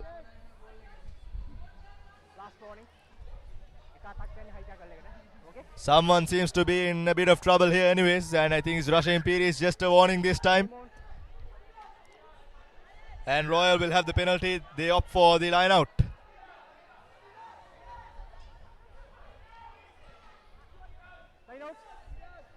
Here we go, Royal with the perfect attacking opportunity here. As you can see here, that was Kolobage beautifully getting the ball somehow into the 50-meter channel. And that, look at Rashan Piris. What a commitment there. Here we go, Amar Singh. He touches down for Royal's first try. Royal College finds their row here at the Lions Den. Beautiful work there by Amar Singh. Dashes his way across the whitewash. Now Royal College, all they need to do, keep calm, survive this half and recollect in the second half. And Vijay Veera needs to get this conversion right. A really important one. Just measures not enough power on that kick. He'll be kicking himself for that. You can see the replay here. That's Amar Singh breaks through the back of the maul. Wards off Jai Singh of Anand and dashes over the whitewash. Beautiful work there by Amar Singh. A typical number 8 style break there. A good bit of rugby from both schools. Anand will be kicking themselves for not making use of an 8-man Royal, but another slip up for Anand College as Royal have advantage. Now Royal in the move once again. That's Philip Bravan making the hard yards, but Royal getting themselves into good positions. Royal trying to go wide but steps back in. Here's Royal once again setting it out to the number 3, number 4 with lots of room to work with, but good defense by Anand College. The skies have opened up here at Pallekele. And now it's a matter of who could keep the ball longest in the rain. Royal College, another yellow card. And Science College, with the final move left in this half, decide to kick the ball into touch for a penalty, gaining valuable meters here.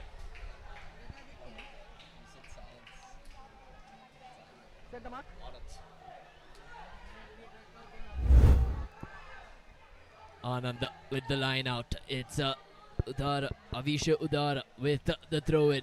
An opportunity for Anand now with Lemons looming. Here's Anand. That's the number 5 making inroads into the Royal defense. But we know how good the Royal defense is. The big man brought down, thumping tackle that by Royal is Anand setting things out wide. Lots of room for them to work with. 8 men down. Here's Rashan Piris. Beautiful step there. Rashan Piris scores again. No one can stop him. Rashan Piris just 2 meters short. Anand College, what can they do now? They've knocked the ball forward. Royal College survive the first half blitz of Anand. You can see how pumped up the players are.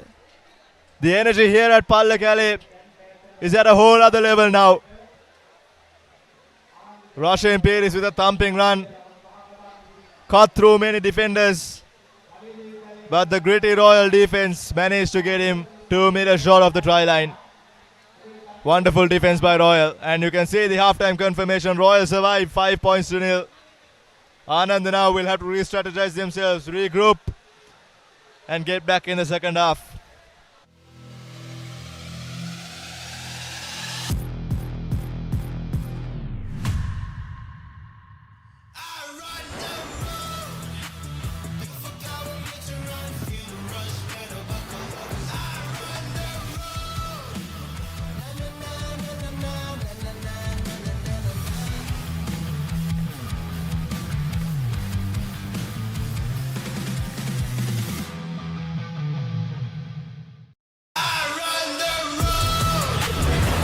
Isuzu D-Max.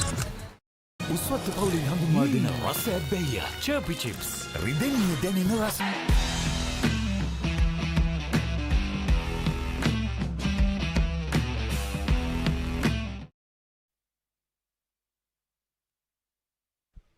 We're back live as it's pouring down at Trinity grounds.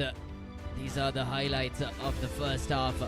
Royal managing to get that first try. It was Isuka Amarasinghe that managed to cross over that whitewash. Ananda College later in the first half trying to find room of their own. It was Rushin Piris who almost managed to do it all by himself, but it was a good defense in the end by Royal College to keep him out of that whitewash.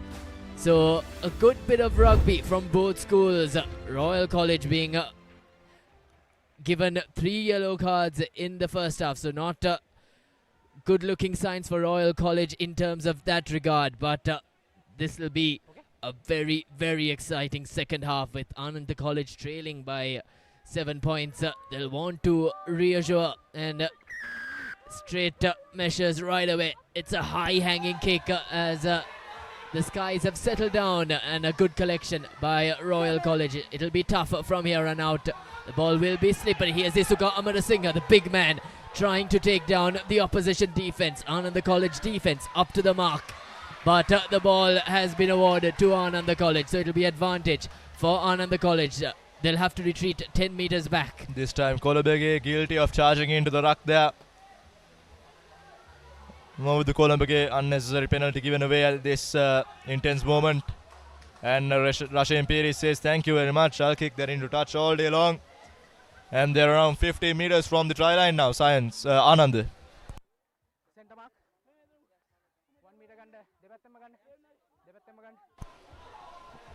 Here's a line out now. Anand College will want to make best use of this, because they are not sure of how many times they'll visit this 22-meter mark again. Whenever they come in, they should have in mind to leave with points now. There's Anand, goes to the back. Talgaswatta met with a good tackle by Udare of Royal. And now they have to work the line. Piris sends it out to the number 13, Metsara. And he scores. Touches down. Beautiful try there. Amit Metsara, take a bow. Had a lot of work to do. 2 defenders chasing on him there. Saw the try line, and he just reached for it. Beautiful work by Amit Metsara. Rushin Piris did a beautiful job of creating that gap for him as well. And now he has a huge job on his shoulders to convert this one, to get Anand in the lead from the corner. Rushin Piris. Is it good? Nope. Had the power but not the direction. Both teams are all even Stevens here at Pallekele. And the rain is just pouring down here. You can see in the replay again. Amit Metsara. Beautiful work there. That's going to give some morale in the Anand camp. Rushin Piris gets ready for the restart. His restarts have been wonderful. Huge hanging kick there. Collected cleanly. This is a Royal player. That's a beautiful run by Kolabege. Kolabege puts a little chip in. Unable to recover, but they have support. The referee blows for some infringement. The advantage has not been played here. However, Senaratne had been given a last warning for arguing with the referee. And I don't think he'll open his mouth again. Here we go, Royal now with a wonderful chance to attack, regardless of what happened there. Let's look at the replay. Kolabege chasing that own punted ball. Rushin Piris, a little shove on him, and I would say that's why the penalty was given. But after this, yep, that's fair enough for the referee to blow the penalty instead of advantage, because Rushin Piris touched the ball there. So fair call by the referee. And now here's Royal. Wins the line out at 2. Amarasinghe has it at the back. And the Royal Mall. The ever famous Royal Mall finds its roots here at the under 14 as well. Amarasinghe breaks through the back. Anand defense up to the mark. Now the Royal forwards go rumbling. The pick and goes. Sent out. This time to Vijay Veera. Sends it out to Senaratne, who drops the ball. Recollected by Metsara, the try scorer. We just saw him a few minutes ago. And he unfortunately loses the ball forward. But what a passage of play that was there. Another yellow card shown. This time, who is that? Senul Leelaratne. Shown the yellow. He'll have to spend some time at the Nordisha. Anand College very lucky on that occasion. The Royal attack was just building momentum before that cardinal error there.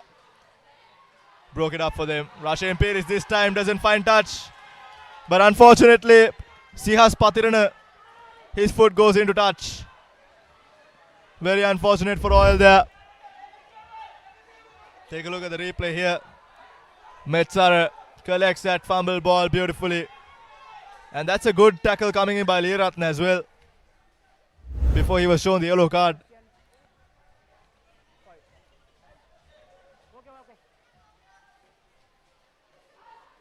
And now Anand has the throw into the line out. A very crucial line out here. Just across the 50 meter. Anand has space on the outside. They just need to work this ball. But no, Rashe Piri says, I'll go by myself. Met with a beautiful tackle there by Kolabage. What a match this has been. Senaratne up to the mark in his defense today. He has his work cut off for defense. Here Spiris tries to go by himself. He needs support. Royal given the penalty, jumping over the player. You cannot do that, son. Yellow card shown to Rashan Piris. Anand have just lost their key playmaker. Rashan Piris will be gone for the rest of the game. It's all even here at Pallekele still. 5-all. And Royal has possession at the line out in their own half. Let's look at the replay here. Unnecessary jump over the player. A dangerous move there by Piris. Referee straight away puts his hand up. No way you're jumping over anybody. Royal have Leelaratne back in the side now. His yellow card time is over. So it's going to be 10 against 9. Royal win the throw in. Patrina works the ball through the line. Here's Royal, but the Anand defense. Beautiful rush defense by Anand. Once again a penalty. I would say if you have a good kicker in your team, go for the drop. Get the 3 points. That's it.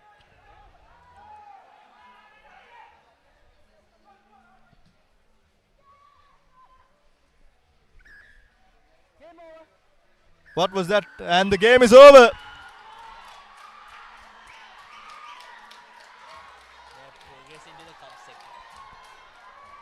Anand, regardless of this, the scoreline, they will progress into the cup segment.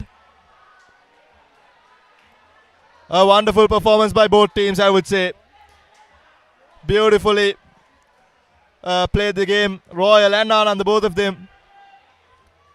We've seen some lovely line breaks and formidable defense as well. Absolutely amazing rugby from both sides. The score sheet reflects on it as well. What a game of rugby that was. Neck and neck, Anand and Royal. And at full-time confirmation. 5 apiece for both the teams. But it's Anand that books their place in the cup quarters. Royal will have their work cut out. This is the replay of that second half.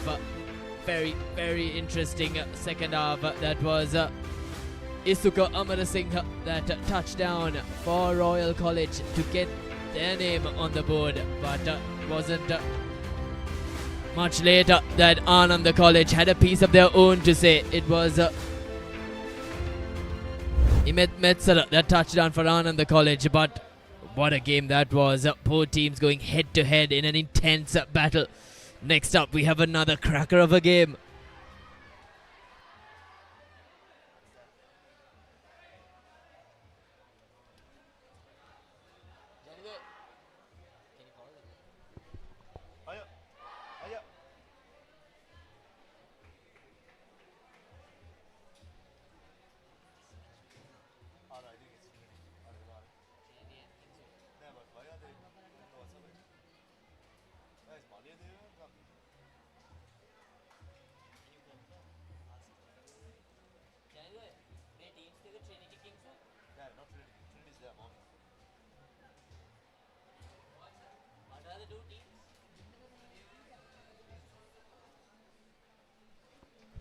Malayadeva locking horns with Sri Sumangala College Panadura.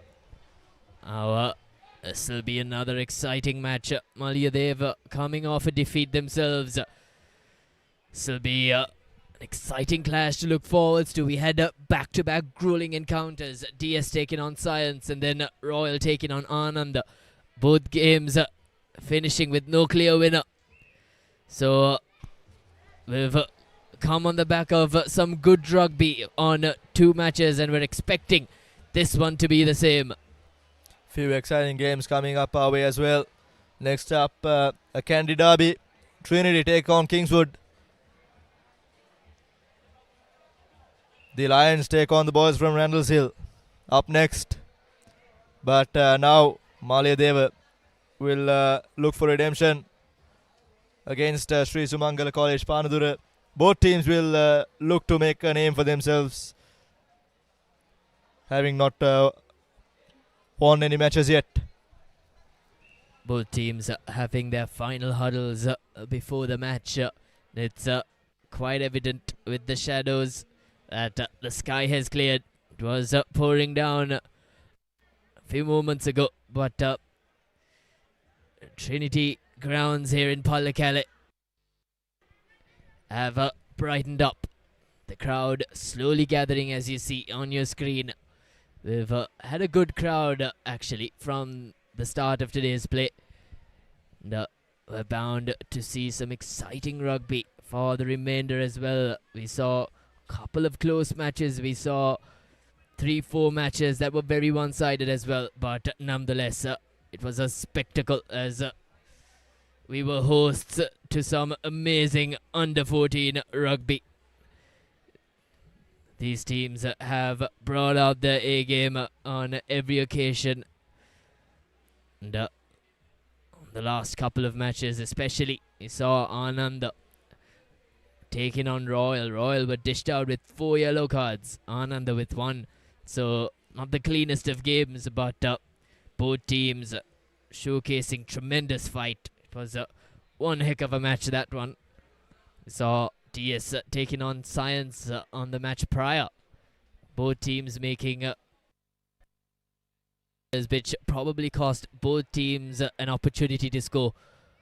But this game is also set to bring you some very good action. Malayadeva taking on Sri Sumangala College Panadura. Both teams with a lot to prove. It'll be Malayadeva that starts things in this match. They'll want to kick off well, Malayadeva. The referee blows the whistle as it's time for kickoff. There will be a small hold in play for whatever reasons, but finally play will be bound to resume as Malayadeva look to kick things off with a high hanging kick. Collected cleanly by Sri Sumangala Panadura. Good tackle coming in by Malayadeva now as Panadura Sumangala have it in centre field. Options on both sides. They decide to go close with their forwards to punch holes in the defense. Crowded in the ruck, Sri Sumangala Panadura, and now they send it out to their wide men outside, and he makes a hole.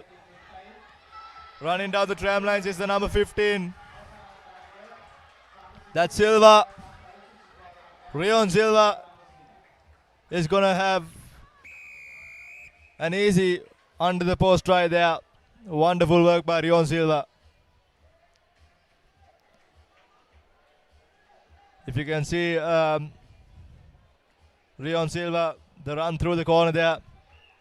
Absolute speed. Conversion successful this time by Gagan Binaksha. Look at the replay once again. That was Sanuka Vihan who cleared things up for Rion Silva. And Silva wards off one player and beats the other with his speed. Absolute speed there by Silva. And he touches on for the first try of the game.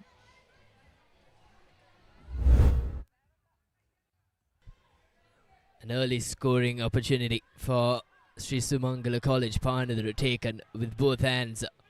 Malayadeva College have a lot of work to do with a clean collection. They look to penetrate. The number 8 almost pushed out of the tram lines as the referee does call it. It was the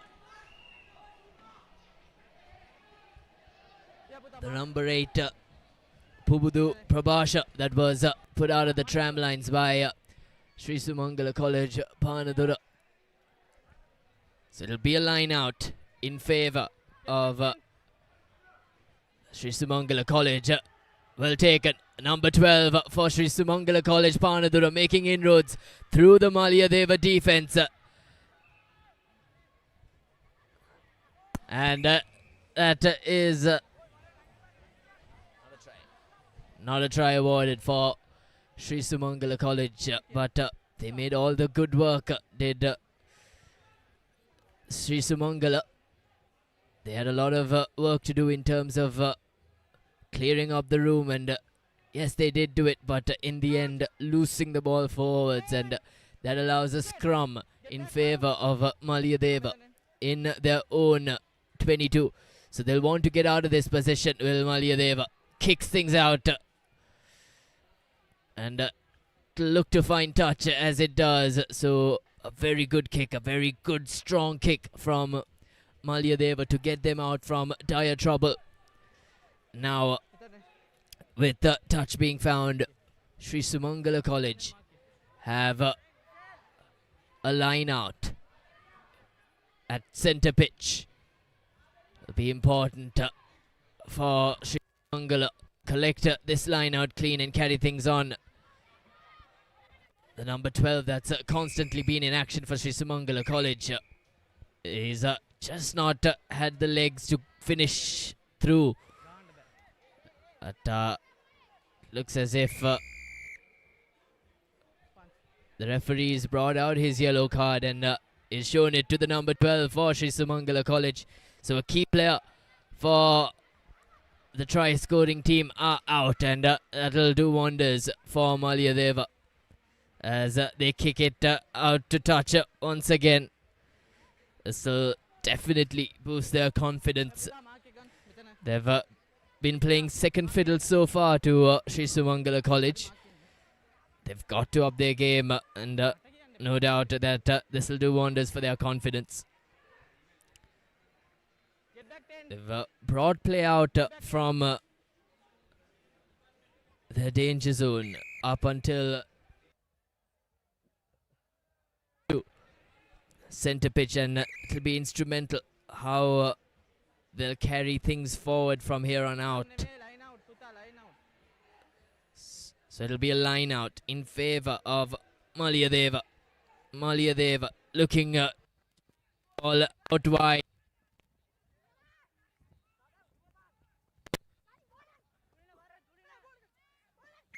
Sri Sumangala. They still have possession. Malayadeva.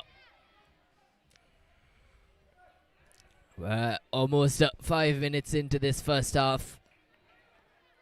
And Sri Sumangala College leading by 7. So a lot of work to do for Malayadeva as he looks to kick it out to touch, but not enough legs on that one. Well collected by the number 15 for Sri Sumangala College. Rion Silva, the try scorer on the previous occasion, is Sri Sumangala College trying to access that region. Not having the legs, met with some strong defense by Malayadeva. Here's the number 23 in action, the little man. Not enough legs to go all the way, but making some yards up front. The ball still with Sri Sumangala College. Good pass as is Rayon Silva, who scored the try on the previous occasion, but he's lost the ball. So the referee is pointing out the infringement. These are some crucial calls as the referee halts play. Wonder what the infringement was.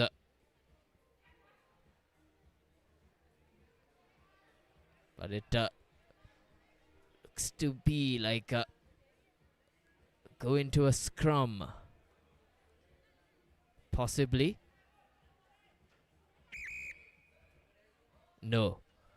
Rayon Silva, the fullback for Sri Sumang, will be proceedings.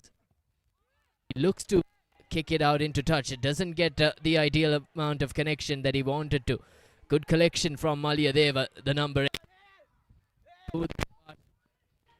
Looking to run away with it, but defense from the opposition. Trying to run laterally, Malayadeva. They just haven't found enough space to work with. He's still on his feet, is the number 3. Binara Hansen, but is eventually brought down. Malayadeva trying to take the game to Sri Sumangala College. But not a lot to play with. The referee brings play to an infringement. As we're possibly in to the final play before Lemons. Sri Sumangala College are 7-0 up against Malayadeva. Now they'll be pleased with their position in the game, but they've certainly lost a bit of gameplay with their passes. But look at that. The referees dished out a red card to the number 15. The number 12 rather, who was initially sent out with a yellow card moments ago. So that'll be very disheartening for the number 12 and Sri Sumangala College now. They're down to 9 men. Here's a replay of what happened. Grabbing him by the collar, that is certainly worthy of a red card and is deserved. That was guilty. The number 12, he was the recipient of a yellow card early on. Now Malayadeva look to run from their own half in the final play of the first half. Here's Malayadeva trying to find gaps through the corners. Sends it out to Pumudu Prabhash there, who takes it into contact. They need to work the line here. Malayadeva looks to go by himself. Is the number 19, Atugalpur. And now Malayadeva just rocking the ball back and forth on either side. Good strong carries though by the Malayadeva players. Now Priyadarshan takes it into contact. And the halfback sends it out towards the short side. Pumudu Prabhash this time as well finds a couple of meters for Malayadeva as they slowly inch towards the Sumangala Panadura boys half. There's ample of space on the outside, but they decide to keep hitting on the middle. Still they've got numbers here. They've just got to work the line. And then number 9, Kodikara, being tackled there, met by a huge tackle.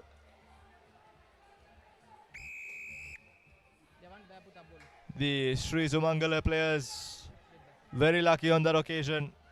There was good momentum towards a good build-up for attacking play for Malayadeva there. But now Sri Sumangala with a chance and opportunity to start their attack. A good touch find there. Brings them near the 40-meter mark.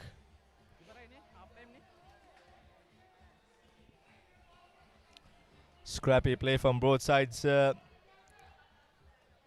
Still, either teams trying to find their best foot, trying to keep their best foot forward.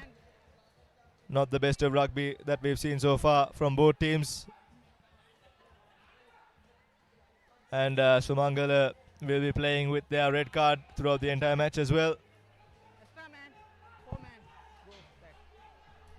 Free kick awarded to Sumangala, taken quickly by the little man. Good side step in there by Silva. Silva is still going, finds the offload, finds his number 11. Jenuka Netul touches down for Sri Sumangala's second try. Beautiful work there. Wonderful offload by Silva. And Netul just had to dash through the whitewash to score Sumangala's second try of the game.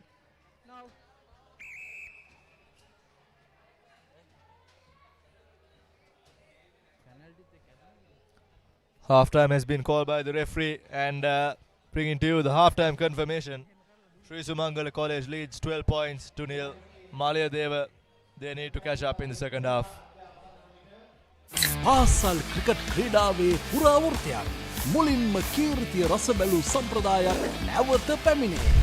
Lemonade Sixers 2026 විජයග්‍රාහී පාසල් cricket වේදිකාවේ සෑම ලකුණක්ම සෑම ප්‍රීති ഘോഷාවක්ම සෑම මතකයක්ම විඳගන්න. සැප්තැම්බර් 4 සහ 5 The Papare 2 The Papare 2 HD Dialog Pay app සහ thepapare.com ඔස්සේ සජීවීව නරඹන්න.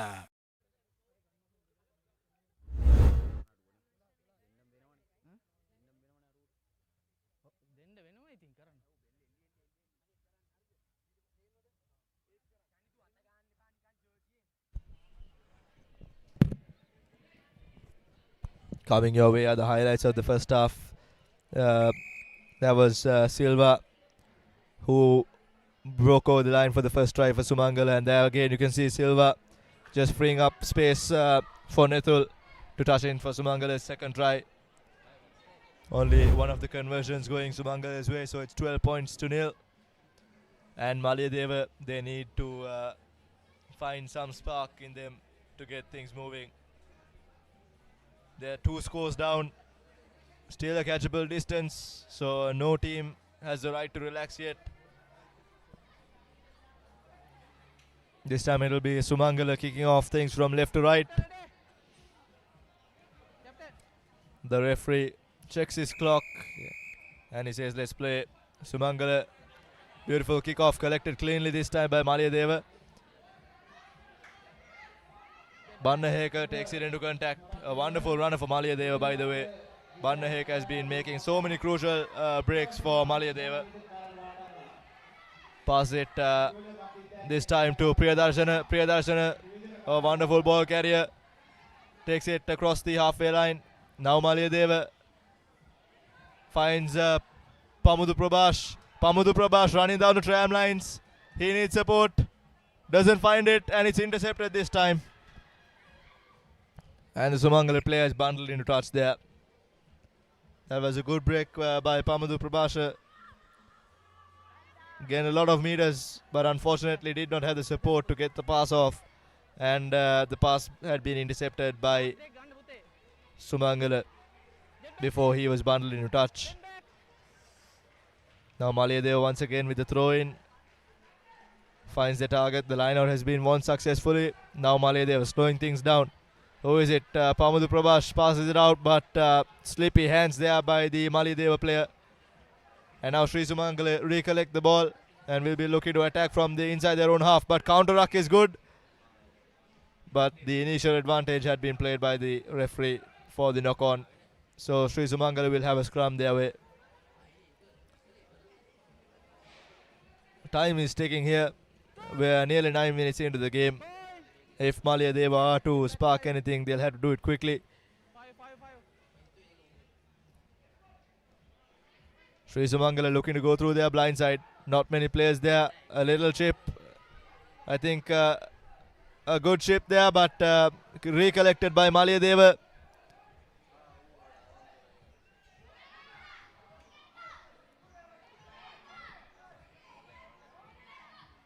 A pick and go once again. That was Veera Vikrama with the pick and go. Now Malia Deva sending the ball out wide. They don't have much support, but the players are folding across. Hits it in the middle again. This time, Adhikari was the man who ran with the ball.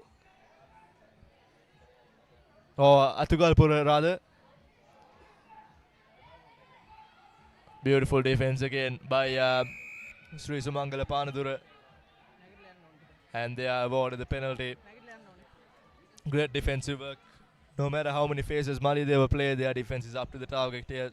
Sumangala now have their chance to kick and restart a couple of yards in front. But the kick doesn't find the touch. So it's Malayadeva brings back play to where it had last stopped. This will be a very crucial passage of play here. They have to score as soon as possible to get the game on live. 12 points down is Malayadeva, but they are finding good meters now. Every phase they are finding meters. It's a bit of scrappy play, but still ball is in with Malayadeva. Now you can see the players bunching up in the center. And there we go. Pamudu Prabhasha touches down. And Malayadeva 11 minutes into the game with 3 minutes to go. And a conversion yet to come. We'll now bring it down to just one score to catch up. What a player he is, Pamudu Prabhasha. Has been a key player for Malayadeva this entire tournament. This is the man in the number 8 jumper you see on your screen. He will have to somehow convert this very important conversion. Unlucky there, very unlucky. Finds the post on the way through. Absolutely unlucky. Pamudu Prabhasha will be kicking himself after that. And now Sumangala, after that missed conversion, will be a bit more relieved. Malayadeva kicked things off, but the ball hasn't travelled 10 meters. Collected by the number 6, Kodaguda, who has been bundled into touch there. So Malayadeva will have to put into the line out, and they have 40 meters to go towards their try line. And 2 minutes to do that as well. It's not impossible. Malayadeva still see light in the end of the tunnel. 7 points to catch up. Can Malayadeva do it? They have to be cautious while working the line here. Here's Prabhash now. Pamudu Prabhash using his speed to beat the defenders out there. Pamudu Prabhash tackled well. Beautiful tackle coming in by Silva. Rion Silva saves the day for Sumangala. Stops the danger man from running through the corner. Beautiful work by Rion Silva there. You can see in the replay, Pamudu Prabhash just needed to beat Rion Silva, and the try line was gifted in front of him. But a slingshot tackle there. Beautifully done there by Rion Silva. Now Sumangala just need to slow things down, kick this into touch, and play on from there. Let's see what they do. I think the referee has awarded a free kick to Sumangala now. A free kick to Sumangala, yes. A quick tap and referee calls black play here.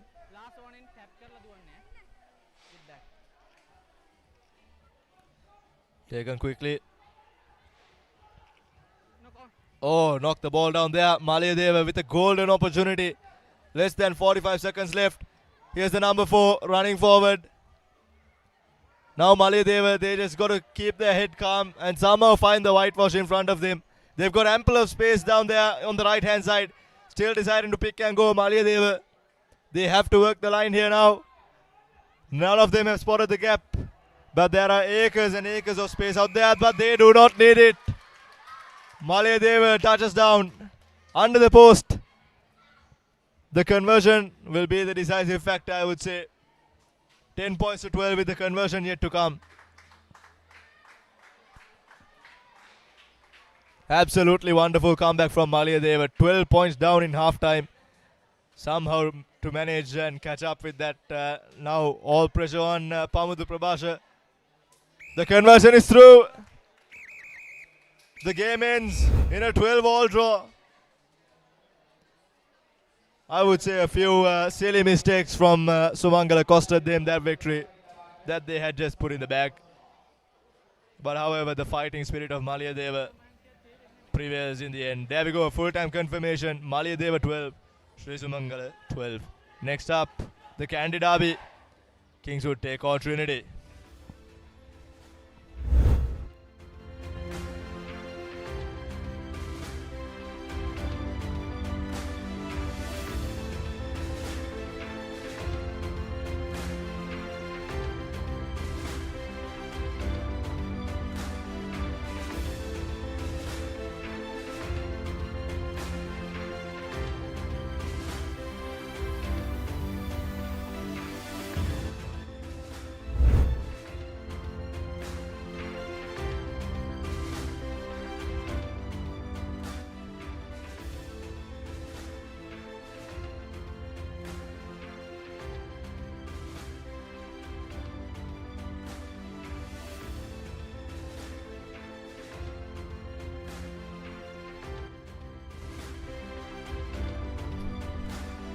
The next game, Trinity College taking on Kingswood.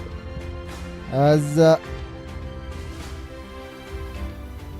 Ryan said, it's going to be a Candy Derby and an all-important game. Two unbeaten teams in this group will lock horns up next, and Trinity and Kingswood hammered both St. Sylvester's.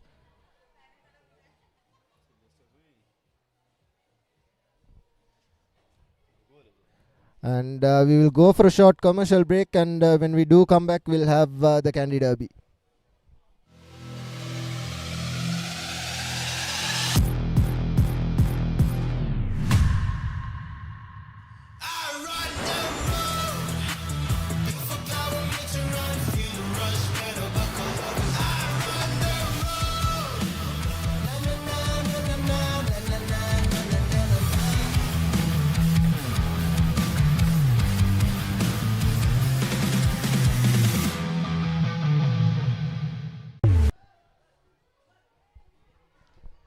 Welcome back to Pallekele as Trinity College under 14 team takes on the Kingswood College under 14 team. It'll be Puneet Silva to kick things off from the left to right for Trinity. Trinity playing in gold, white and red stripes, and Kingswood with the traditional colors maroon and dark blue. It will be Puneet Silva to kick things off from the left to right, collected by Kingswood, sends the ball out, does brilliantly, good tackle coming in. Here's the number 12, gives it out, and here's the number 18 in space. Will he have the legs? Good tackle coming in from the Trinity defense. The sweep, was he offside? Advantage being played in favor of Kingswood, and the need to go 10 meters quickly taken by the Kingswood player, the number 9. He needs support. Here's the number 15 taking the ball into contact. Good work from Kingswood early on. The scrum cap takes the ball into contact, the number 4. Good ruck time, and here's the ball being given to the open side. Good defense yet again. Here's the number 12, gives it to the number 22. Ball available, and the ball has been turned over. Brilliant work from Trinity. Quickly taken, not 10 meters, and it probably will be a yellow card for Kingswood as well. Did not go the 10 meters. Very cynical from Kingswood. Absolutely. In a game like this, in a game as heated as this, you cannot afford to make mistakes like that. And now Rovin Vikramaratne will have the opportunity to find Trinity some valuable meters and get them out of trouble here. A good touch find there by Rovin Vikramaratne. just outside the 50 meters of Kingswood's half. Trinity will be licking their fingers now to get their backs to run out wide. Here's what happened. It was a good turnover by Sharon Veeraratna, wearing the number 14 jersey for Trinity.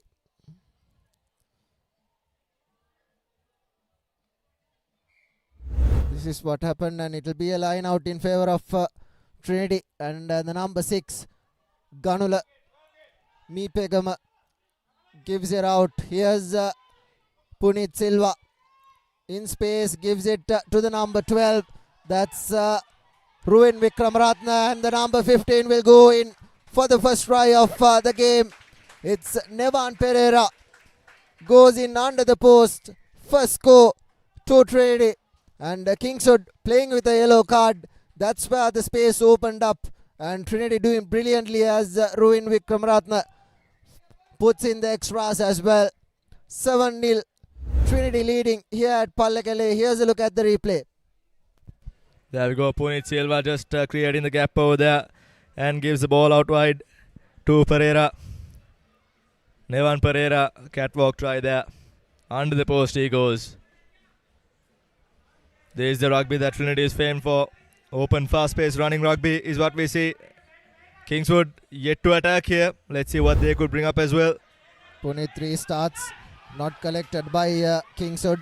Ball led to bounce here, and the number 9 has to stumble backwards, and he's tackled near the 5-meter mark. A dangerous place for Kingswood now. They would look to clear the tram lines out here, but no. Takes it into contact is the number 4 for Kingswood. Advantage being played in favor of Kingswood. Here's the number 9 working the line, but the referee Aaron Correa will go to the penalty for not releasing away and not rolling away. Kingswood a little doubtful of what they will do, but they will put this into touch, probably get around 15 meters, just outside the 22 meters, and a line out in favor of Kingswood. These are uncontested line outs, hence Kingswood will have clean ball, and it will be interesting to see what Kingswood does with a yellow card as well.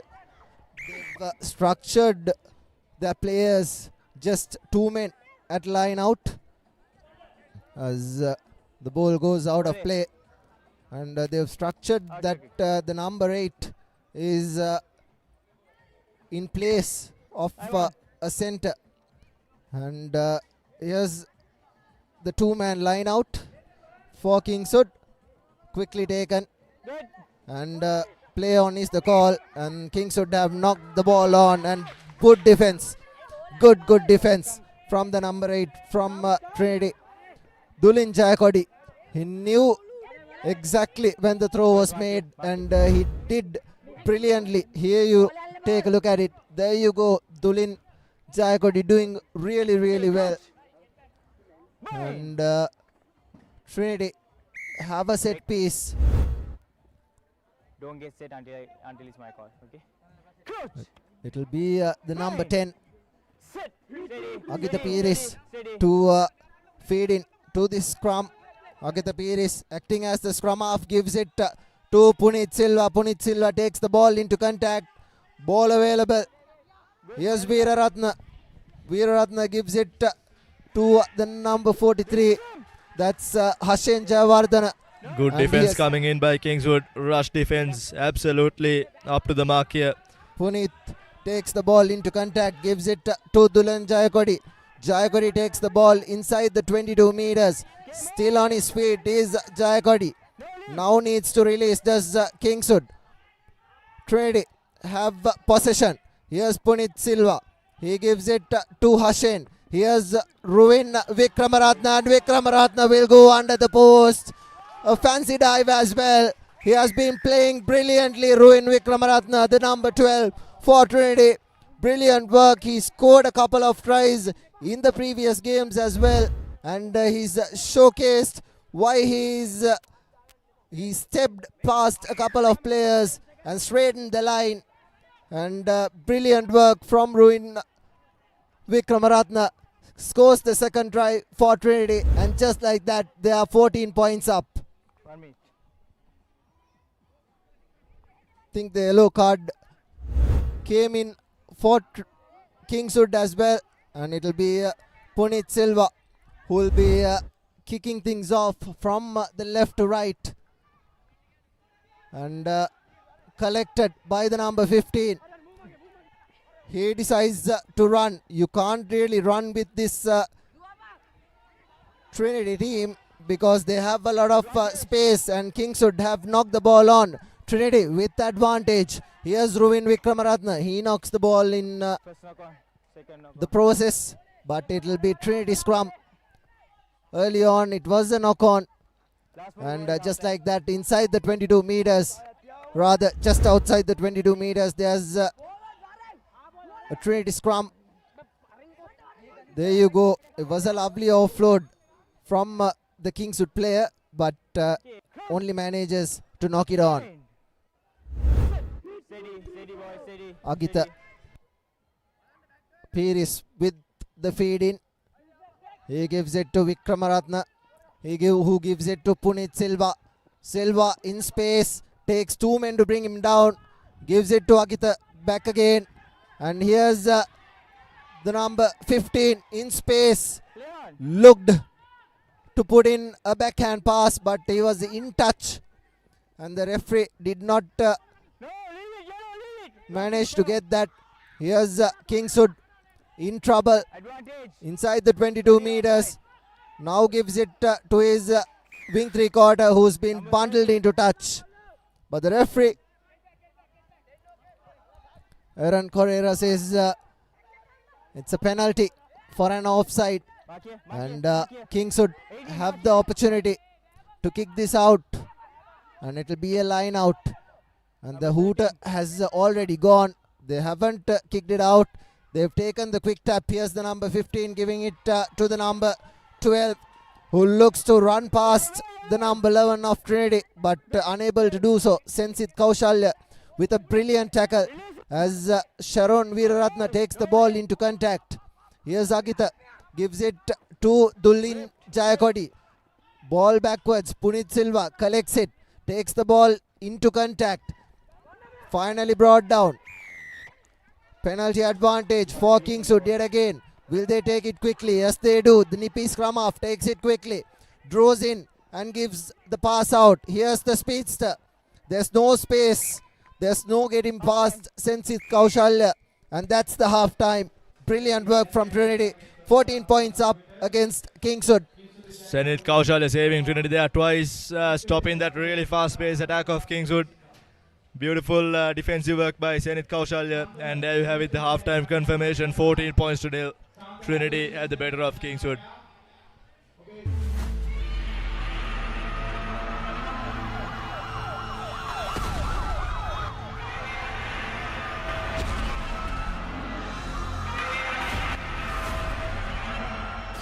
නිලා මම අලුත් bank account එකක් open කරලා ඉන්නවා. මේ වෙලාවේ bank යන්න? දැන් සම්පත් account එකක් ඉන්න තැනක ඉඳලා හදාගන්න පුළුවන්. සම්පත් website එකට ගියා නැත්නම් QR එක scan කරලා meeting time එකක් schedule කරලා online connect වෙලා account එක හදාගන්න. සම්පත් accounts ඉන්න තැනක ඉඳන් open කරගන්න.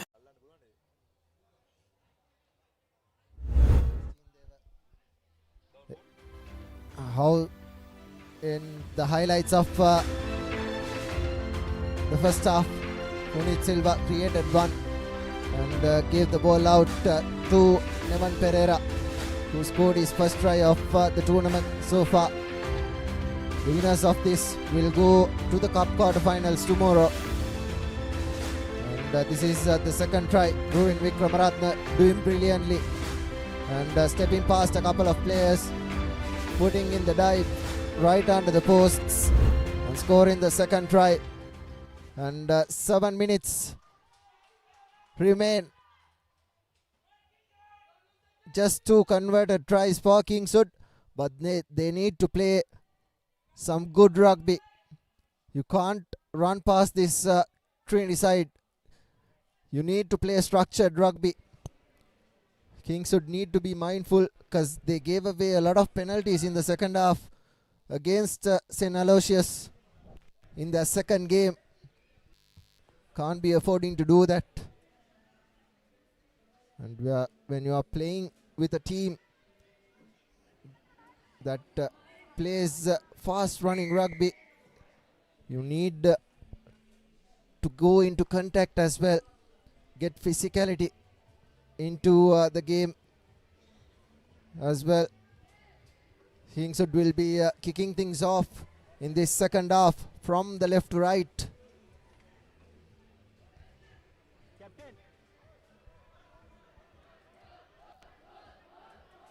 Here's the Kingswood number 9. Kicks things off. Doesn't go the 10 meters. Cardinal error in the start of the second half. Kingswood need to be 10 meters back. Agita, rather it was Timothy Krishna Kumar giving the ball out to his wing 3/4 Sharon Veeraratna, and this is Dulan Jayakodi, the big man. He is the one who crashes through the middle. He crashes ball. Here's Punit Silva. He'll look to run. Good pass to Sharon Veeraratna. He gives a lovely pass to the number 11 and he's over. Brilliant work. Sensit Kaushalya, after making 2 try-saving tackles in the first half, in the latter part of the first half, he's managed to go under the posts and score a brilliant try. Sensit Kaushalya, the number 11 of Trinity, and the conversion is through as well. It's 21 points to nil. And a brilliant pass from Punit.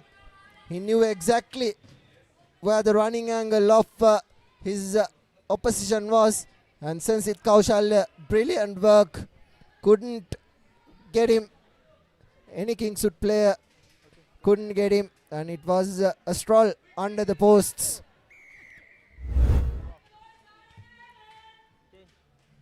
Substitutions being made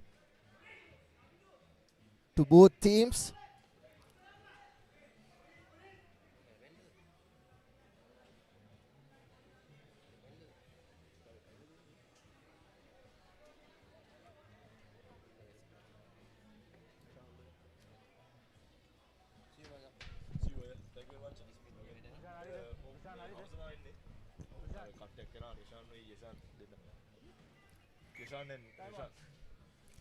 Punit Silva,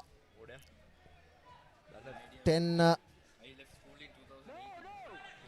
meters travel, and the ball has not been released. Kingswood takes it quickly. Was Trinity 10 meters back. Good counter coming in as well. Here's space opening up for Kingswood.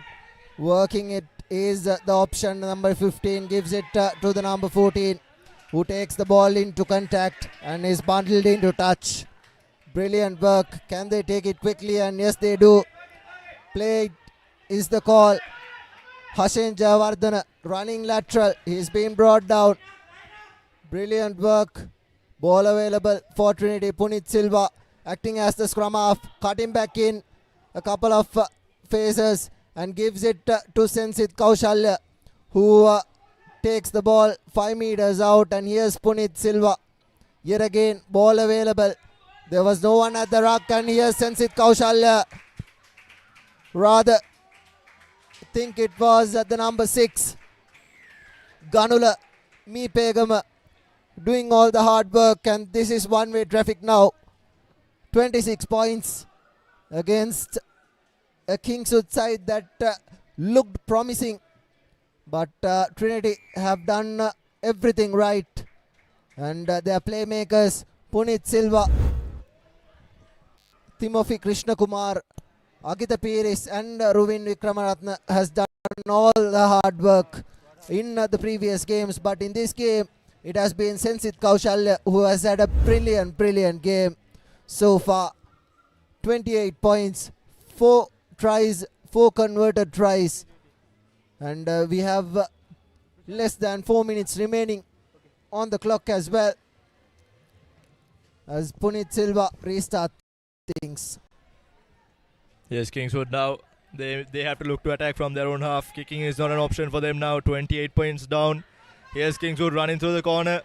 Once again, Trinity's defense absolutely up to the mark. Wonderful defense coming in by Trinity. Kingswood, they need to reorganize. They need to rethink about their strategy. If running through the corners is not an option, what do they do? Here's a look at that tackle. It was a brilliant tackle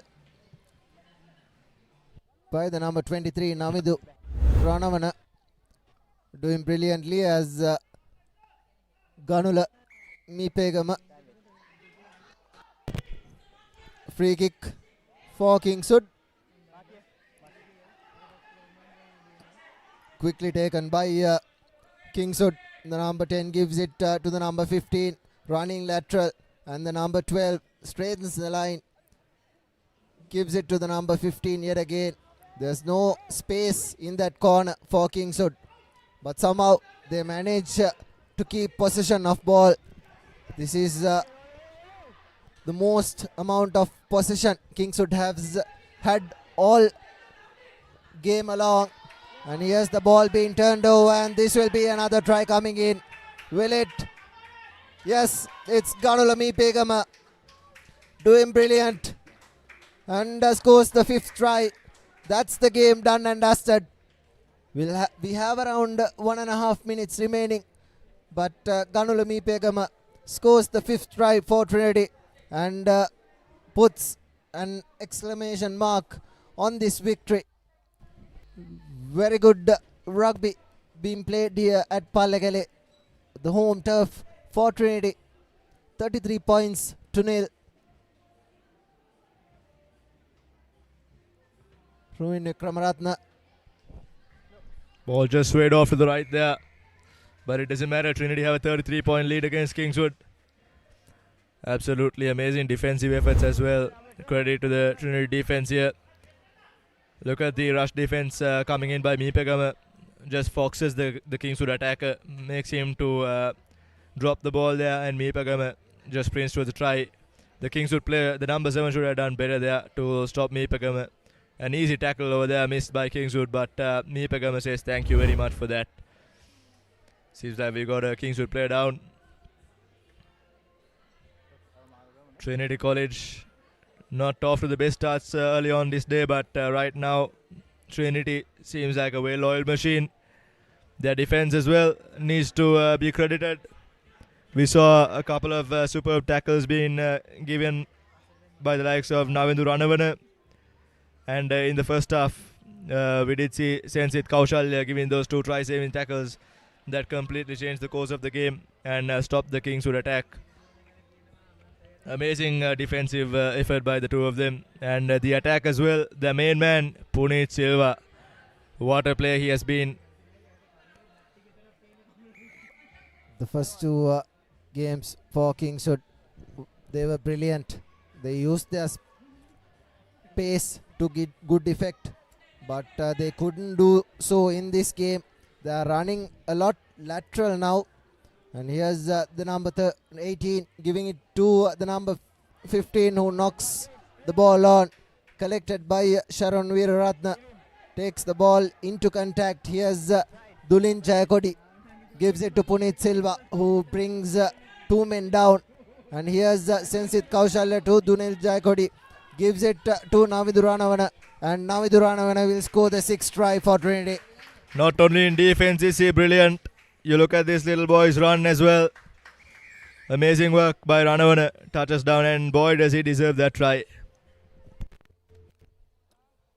Good work from Trinity to finish things off.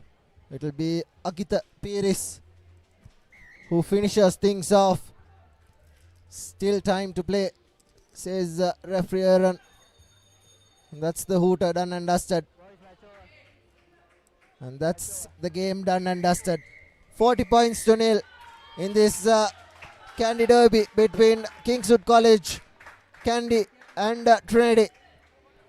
Brilliant work, brilliant 6 tries from Trinity. They did not start off well, but the last game against Kingswood, they have shown what they are capable of. Here's a look at the highlight. This was Sensit Kaushalya going all the way, scoring a couple of tries in the second half. And Punit Silva, what a pass it was for Sharan Veeraratne, and this was the second try by Sensit Kaushalya. And this is Ganula Neepegama doing a lot of hard work, gave it to Dulin, and this was Navidu Ranavana running across and has pace and pace, finishes things off with a comfortable victory. As we bring you the next game, St. Sylvester's College taking on St. Aloysius. This is the last game of the day scheduled to be, and St. Sylvester's and St. Aloysius haven't really won any games so far, and it will be an interesting game because the winner of this will go to the Shield, and in the morning tomorrow we will have the Cup quarterfinals and the Bowl quarterfinals as well, also the Shield quarterfinals.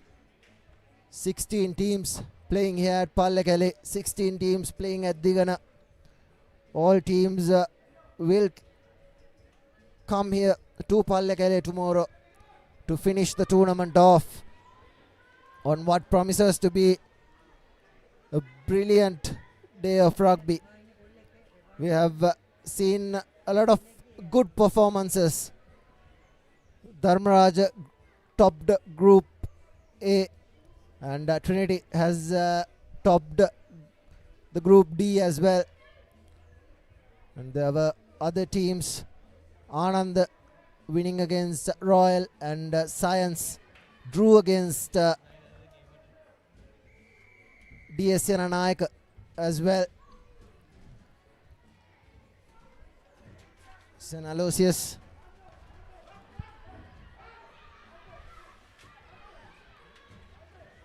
takes the ball into contact, finally passes. Ball available with St. Aloysius. Takes the ball into contact in the far corner. Here's the big man. He needs to pass the ball out wide.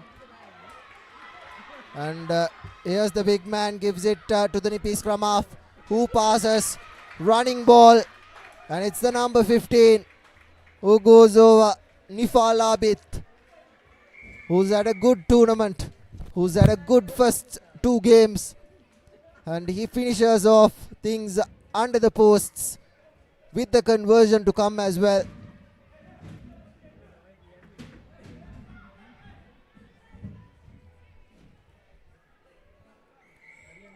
The conversion is through as well.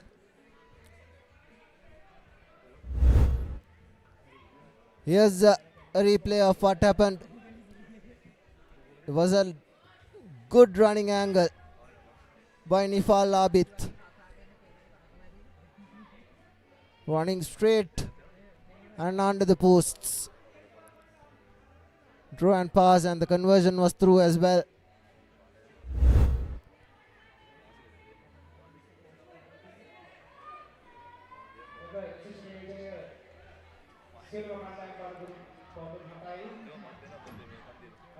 Hassan Idris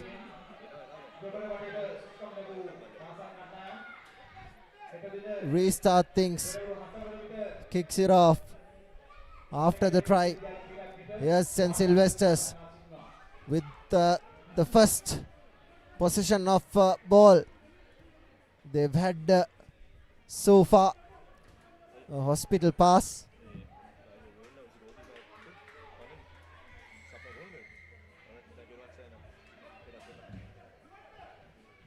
Holding on is the call. Nifal Abid has the ball.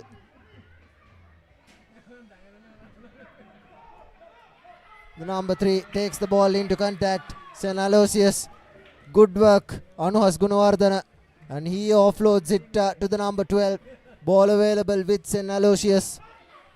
This is the number 2, Situm Tantri.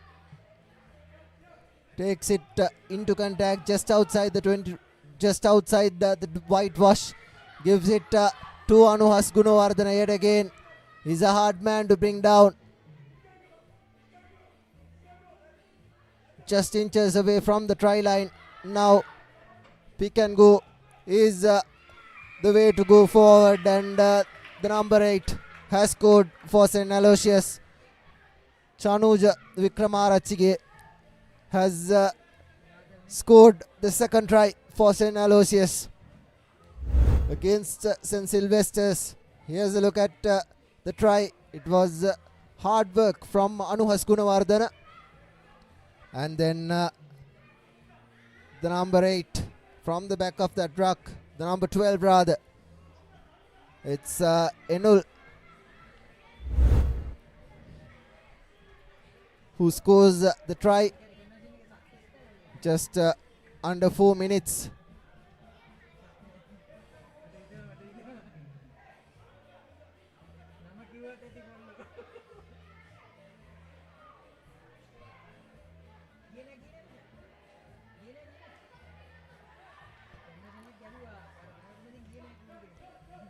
Restart things does St. Aloysius, knocks the ball on, collected by Aloysius, and straight through the middle is Nifal Abid, right under the posts. What a tournament he's had. He's been St. Aloysius' best player. He scored 2 tries in this game as well. Brilliant work from Nifal Abid. This is the number 16 trying the conversion.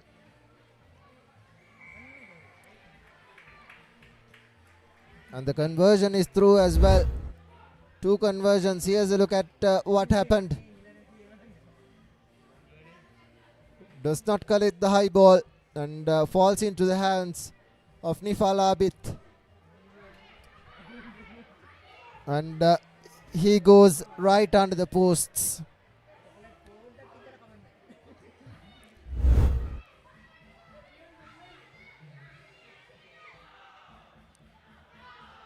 Yes, St. Sylvester's knocking the ball yet again right into the hands of Nifal Abid, and he will go for the hat-trick.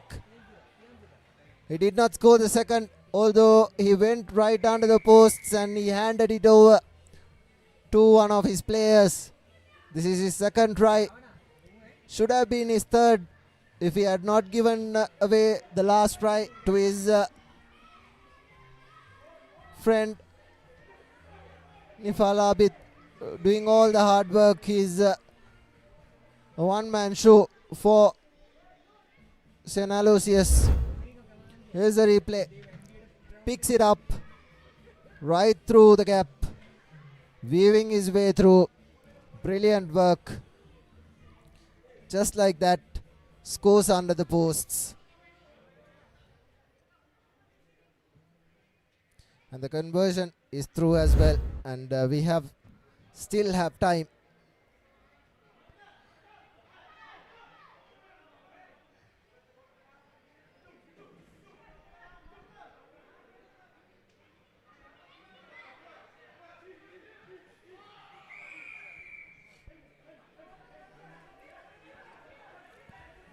Runners in front of the kicker. Quick tap to be taken by St. Sylvester's. Quickly taken. Quick tap taken. Goes straight into contact.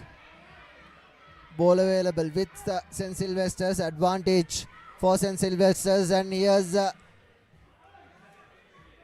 St. Sylvester's player stepping past one player, but ball has been turned over by Nifal Abid. He is the one who's doing all the hard work. Nifal Abid. Here again, now he will get his hat-trick. Under the posts. It has been this young boy, Nifal Abid, with 3 tries. Would have been his 4th, but he presented one try to his companion, and the conversion is through as well, and that will be half time. 33 points to nil. St. Aloysius hammering away against this St. Sylvester's defense, and that's the half time confirmation. St. Aloysius 33 points to nil against St. Sylvester's. 2 sports, 1 stage, 1 incredible course. International rugby's hardest hitters take on Sri Lanka's greatest cricketing icons. A night where rivals unite for charity, for community, for Sri Lanka. International rugby stars versus Sri Lanka cricketing legend. Catch the action live on the Papare 1 HD, Dialogue Play app and the papare.com.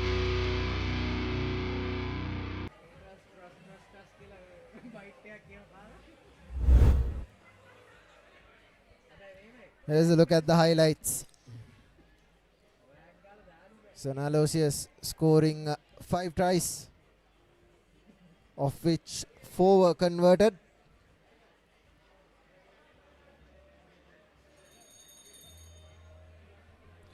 Nifal Abid scoring a hat-trick and creating the other try.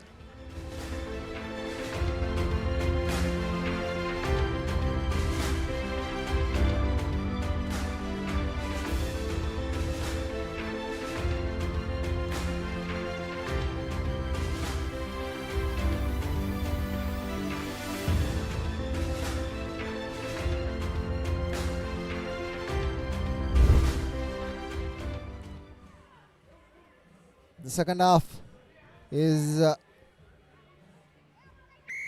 to begin with Anuhas Gunawardhana's kick.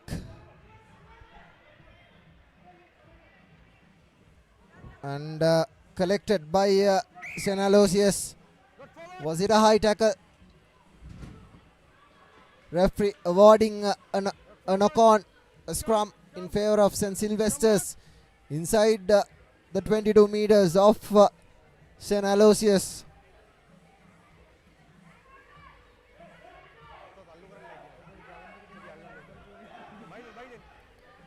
These are uncontested scrums because they are under 14 boys.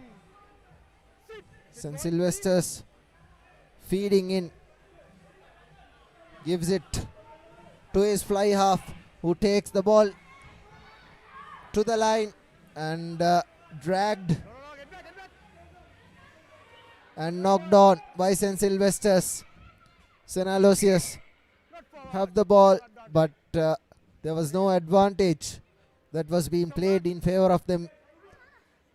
Hence it will be a scrum in favor of Aloysius.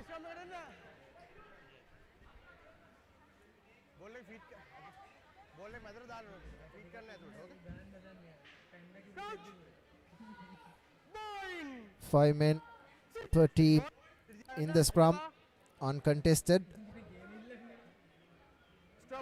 And here's the Aloysius fly half, giving it to his kicker, puts the ball to boot, collected, and knocks the ball on. Very bad play from St. Sylvester's. However, they manage to keep St. Aloysius, and that will be a yellow card. A stray hand to the neck. Things getting worse to St. Sylvester's. They've not scored any points in the tournament so far. Quickly taken by the number 7 of St. Aloysius. It's Chanuka.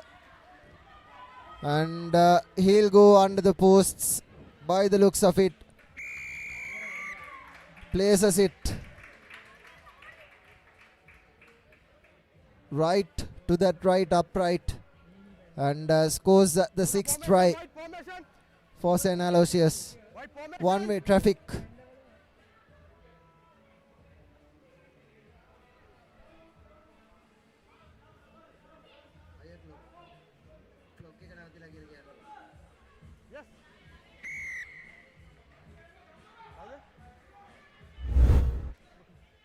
Here's a look at what happened. Fending past a couple of players. It was a jersey tackle, but the player couldn't hold on.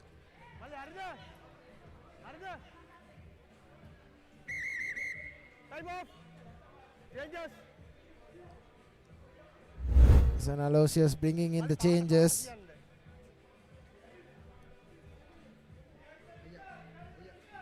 Number 9, number 4. Green, number 9, number 4. Out there. Time on. Your time, play on.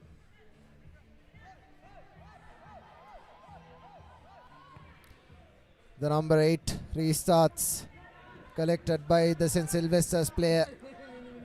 And the number 6, by the looks of it, puts a wavered forward pass. It's a scrum in favor of St. Aloysius. St. Sylvester's are playing with a yellow card as well.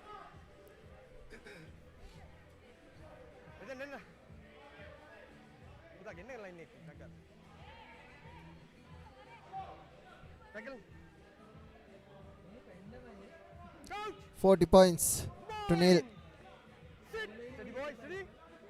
The number 17, Idris, feeds in for St. Aloysius, gives it to his fly half.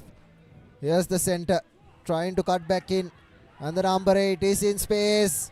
He takes a couple of men to bring him down, but the penalty has been given for holding on to St. Sylvester's, quickly taken. St. Aloysius need to go the 10. Tackle well made. Here's the St. Sylvester's player. This will be the first try for St. Sylvester's. Brilliant work from the speedster. Can he round it up under the post? Yes, he can. Brilliant work. That's the first try of the tournament for St. Sylvester's. With the conversion to come, it's 44 points, 2-5. They're playing with a yellow card as well.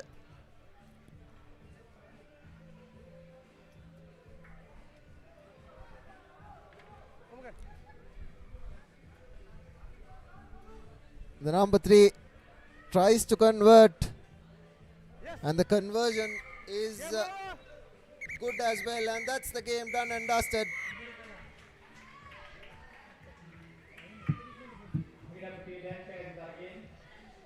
St. Aloysius winning the game 40 points to 5. That's their first victory, and they will go into the Shield quarterfinals.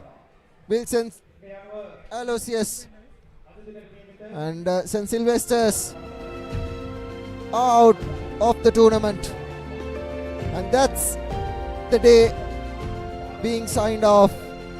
All games completed in the venue of Pallekele, and we have 16 teams competing at Digana as well, but all games here at Pallekele has ended. There were 3 walkovers because Maharagama Central did not take part in the tournament. This is full-time confirmation. 40 points to 7. St. Aloysius winning against St. Sylvester's. Let's now take a look at the highlights of the second half. Here's how things started off. Number 7 scoring an early try, Chanuka Vitana. In the second half, St. Aloysius scored 5 tries in the first half, and this was the solitary try by St. Sylvester's in the whole tournament. It was a good run. Goes under the post, and the conversion was through as well.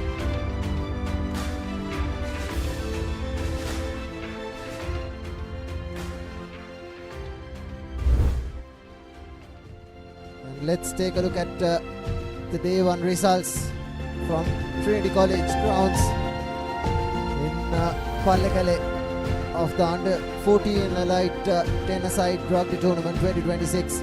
Zahira started things off 61 points to nil against Nugala Central, and Dharmaraj defeated St. Joseph's 19 points to nil, and DS Senanayaka won the game against Maharagama Central as a walkover, and Science College hammered 43 points against St. Benedict's, and Royal hammered 45 points against Sri Sumangala Panadura, and Anand convincing winners 36 points to nil against Maliyadeva, and Trinity 31 points to nil victors against St. Aloysius, and Kingswood putting 54 points against St. Sylvester's, and Dharmaraj winning 5 points to nil against Zahira, and St. Joseph's hammered 62 points against Nugavela Central, and DS Senanayaka hammered 31 points against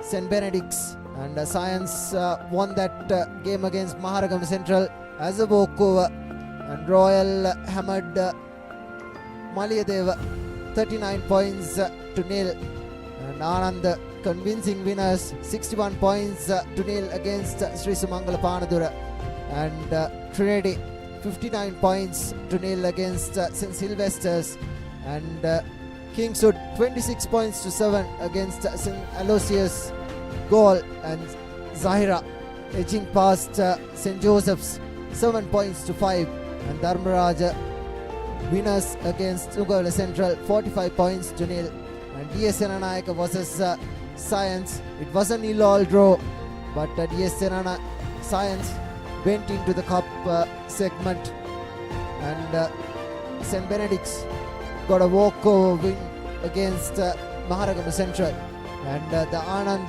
Royal game was a really good game. 5 points all is how that game ended, but Anand will walk in to the cup segment tomorrow, and Maliyadeva and Sri Sumangala Panadura ended in another draw, 12 points all, and Trinity hammered Kingswood 40 points to nil, and St. Aloysius against St. Sylvester's 40 points to 7 is how that game ended, and that is the day one results from Trinity College grounds here at Pallekele of the under 14 elite 10-a-side rugby tournament 2026. And tomorrow we have all teams coming here to Pallekele. Early morning we have the cup segment quarterfinals, and next we have the bowl segment quarterfinals and the shield segment quarterfinals, and after 2 o'clock tomorrow there will be the shield and all finals that will be played tomorrow, and that's a wrap from Sri Lanka's #1 sports channel, the Papare TV, as we brought you the under 14 elite rugby tournament 2026 from Pallekele.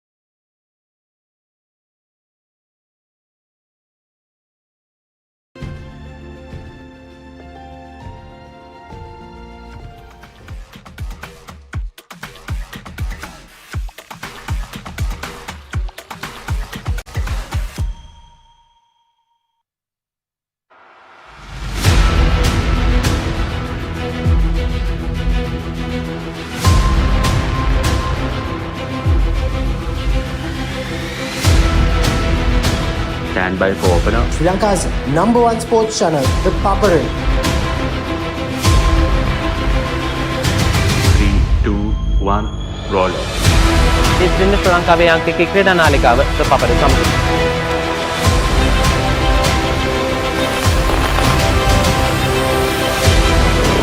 Welcome back to the Papare. Welcome to the live broadcast from the Papare.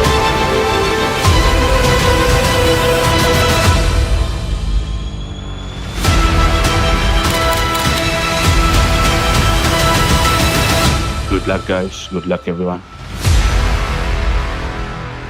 The Papare, Sri Lanka's #1 television sports channel.